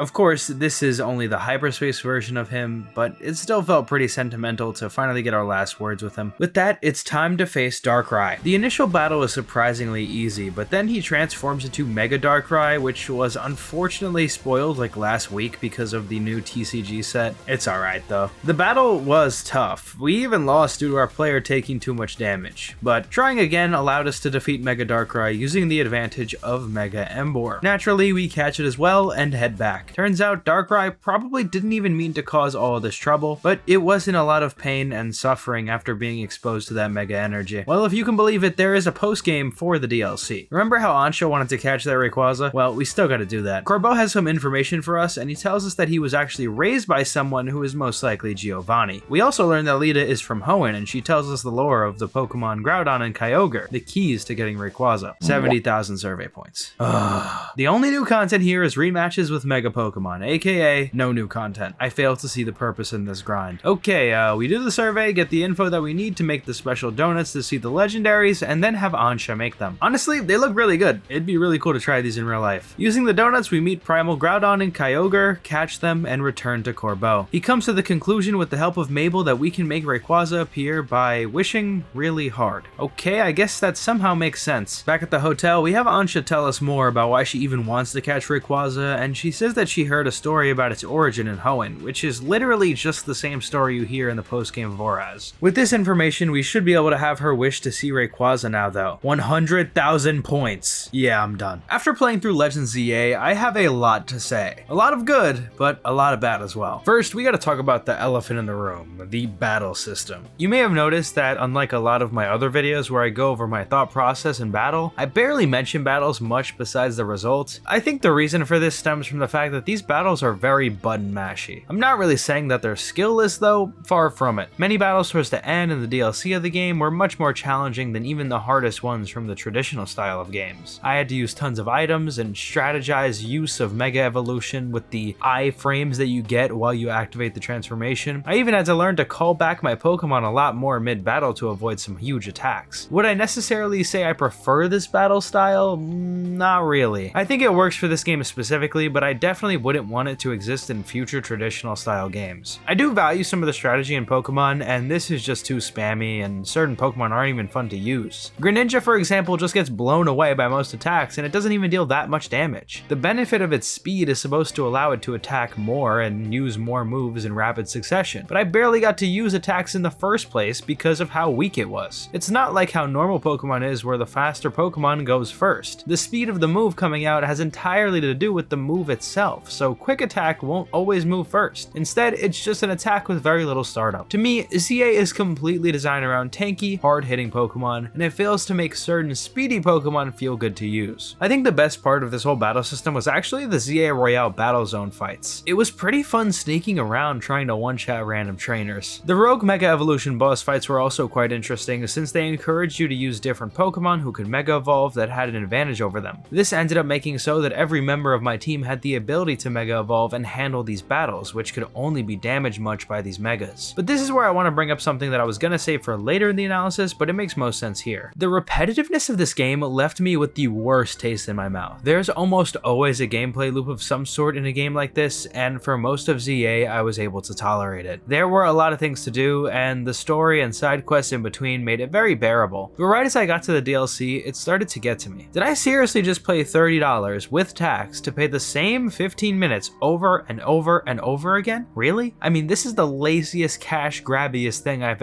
ever seen Pokemon do, and that's saying a lot because I just played through every Pokemon game. There's a real difference between the DLCs I played for Galar and Paldea though. Those games' DLCs truly felt like new games with intriguing characters and storylines. But in ZA, you're introduced to some kid who has you make donuts for 15 hours until you think you've completed everything, and then she has you make donuts for another 10 hours for a singular quest. Very few things have made me stop recording out of rage in these games. I almost always take my time with these and enjoy them despite also wanting to make a video for them. But this Rayquaza quest just felt not fun, but also disrespectful. I couldn't even imagine doing this after all that time I just spent grinding. And it's not new. It's not new content at all. You may remember in Legends Arceus, there was a similar quest, but I could kind of forgive that since the quest itself had a lot of other bonuses involved with it that many people would want to do, like completing the Pokédex. tracks. Please, tell me, who in their right mind wants to load into these hyperspace dimensions over and over again for 10 hours straight with likely no benefit besides the eventual Rayquaza? Not me, that's who. This is the lamest game design I've seen Game Freak use, and frankly, it's sad this is the most recent impression I have of the mainline games. It's such a shame, man, because the DLC had glimpses of extreme care put into it. The concept itself is fantastic, and parts of it, like the Museum Day, shows they cared, but when the entirety of the DLC is based on the idea of get thing to progress story, and then the next quest is to get more of thing to progress story, it does feel like I'm just a robot repeating the same action again and again, which isn't entirely off. I wanted to talk about this now truthfully, so I didn't end the video at this point because ZA is not as bad as this one thing makes it seem. So let's change the tone a bit and discuss my favorite part of ZA, the characters. Okay, I know I said a while ago that the characters being rude was getting annoying, and that is true, but I also think that the designs and dialogue are still top notch. I also love the representation of different archetypes of people. The entire character of Corbeau is phenomenally handled. He was raised by freaking Giovanni and then somehow ended up in Kalos with Lysander, so you would expect to be just as evil. But no, he's a truly kind person who has a rough exterior thanks to his horrible influences in his upbringing. The Team Flare guys are all really interesting with how they atone for their past mistakes and reintegrated into society. Then, even though most people in Lumiose are quite rude, they managed to make Lita, who would be the equivalent of Japanese in this world since she's from Hoenn, the nicest one, at least up front. She still has depth and isn't afraid to be honest, especially when Tawny screws up with the Rust Syndicate. She does seem like the most realistic character out of all of them, honestly. I also have to give special love to Jason, who I'm sure was meant to not be a liked character, but I think she's so unpredictable and funny in her interactions that I was always locked in when she was on screen. The characters aren't perfect though, and I really do think some like Quinn and Naveen were pretty much just annoying the whole time. Like anytime I saw them, I knew they were just gonna be rude to someone for no good reason. I really do wish they implemented more banter instead of just being cruel to friends. It's not like they couldn't do that since most of Lita's conversations had great writing, but they chose to make everyone hate each other. Guess it's better than Scarlet and Violet's constant glazing of the player with no other substance besides that. Now some other stuff I noticed while playing. I remember hearing a lot about the graphics being bad in this. To that I have to agree, at least for the environments. The buildings are flat and you can't go inside almost all of them. One of the major things I was expecting in ZA was to explore more buildings inside, because you know, everything takes place in one city. But instead, it's just typical modern Pokemon cutting corners and making it seem like they're not. Just sad to see, really. I have no defense for this. Plenty of games with lower budget and scale are able to create some detail for the interiors of their buildings, not to mention at least make the outsides look acceptable and not flat. The performance of this game itself was great though. I don't think I experienced any sort of stuttering or FPS issues the entire time I played. Mind you, I am on the Switch 2 version. The character models though, they cooked.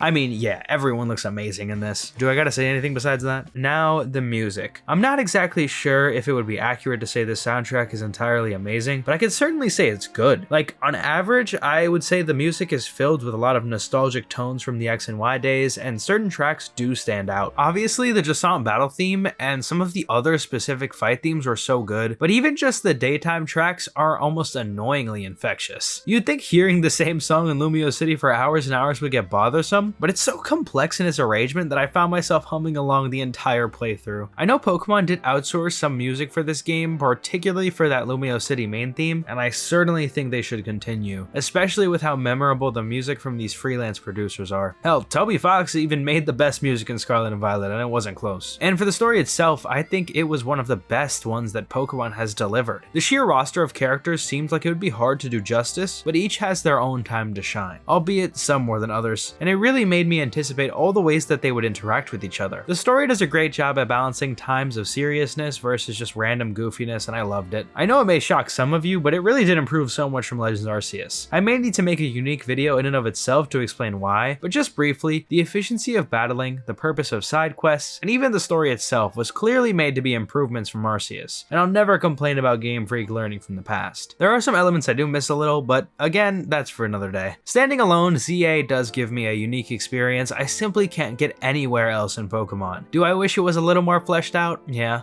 Do I wish you didn't have to do the same collecting points quest over and over again into the DLC? Yeah. But did I have fun? Definitely. So as for the base game of Legends ZA, do I think it's actually good? Yeah. Now for the DLC, I'm gonna go ahead and say no. For the majority of people, I would not recommend buying this DLC. I just don't see the benefit unless you really love Pokemon and you just buy everything. I think it's also quite good for shiny hunters if you're into that. I did manage to find a few by accident, so that's cool. I don't know though, most of this DLC felt overly grindy and not fun, which is what I'm looking for in a game. I even went against my original plan of giving the DLC its own video because of my impression of it. So with all that being said, I've done it. I've played through every single mainline Pokemon game. You know, I'm not sure what I'll do after this. Maybe I could try my hand at competitive Pokemon, or even try replaying the games with my new skill and knowledge. Regardless, I think this franchise has given me so much, and I think ZA is still a great entry in it despite my mixed feelings. As for the upcoming release of Gen 10 in the franchise, I'm patiently waiting for Wind and Waves, and my expectations are higher than ever. After playing every Switch Pokemon game, my opinions have drastically changed. I went into this with an open mind, but I still had a preconceived notion of the Switch games being lesser than the previous eras. And you know what? For the most part, I'd say that just isn't true. I won't lie, games like BDSP, Switch 1 Scarlet and Violet, and the DLC for ZA really sucked. But at the same time, the high points of Sword and Shield, Switch 2 Scarlet and Violet, the Legends games, well, I really did love them. This was also the first time where I played most of the games on actual hardware instead of, you know. It was weird taking my time so much, but I didn't mind it after a while. I believe the faults of this era of Pokemon have so much to do with the poor optimization on the fault of Game Freak. We know just how great the Switch could be. Game devs were really able to get the thing to run some tough games, but for some reason, Game Freak struggled time and time again to get it right. Sword and Shield was mostly good with the exception of Wild Zones being kinda ugly, but then we get BDSP, which did run well, but at the cost of that strange art direction of the game. Then Legends Arceus came out, with the first foray into open world style gameplay, and it was okay. The character models were great as always, and the art direction was excellent, but then you have times where you feel how ugly the textures can get. Scarlet and Violet, well, do I have to say anything really? And finally, Legends ZA. It didn't try to do anything crazy, but it sucks that the majority of the buildings are the same flat textures repeated. So if you want to call the Switch era a failure at anything, it was certainly the optimization of the game's performance. And if that puts you off to the games, I don't blame you. It's really important after all. Luckily, I was able to get past it and appreciate the game's really fun stories and new mechanics and the battling, not to mention, of course, the music being a big step up from what it used to be. I'm not saying that it's better, but I'm saying that in a different way it has evolved. And I think it was nice Game Freak started hiring freelancers like Toby Fox too. All of my thoughts on the individual games have basically been explained in each segment of this video already, so I won't keep you for any longer. But I just have one thing left to say. After playing all of the Pokemon games on the Switch 1, I could say that they were mostly actually good. If you somehow made it this far in the video, I'm assuming you were either asleep, hard at work, or you have the greatest attention span known to humanity. Regardless, thank you so much for watching. I have channel memberships open for exclusive content and early access to videos. And with that, I'm not sure what I'll do next, but now that I've played every Pokemon game, it might be time to go back to where this whole series began.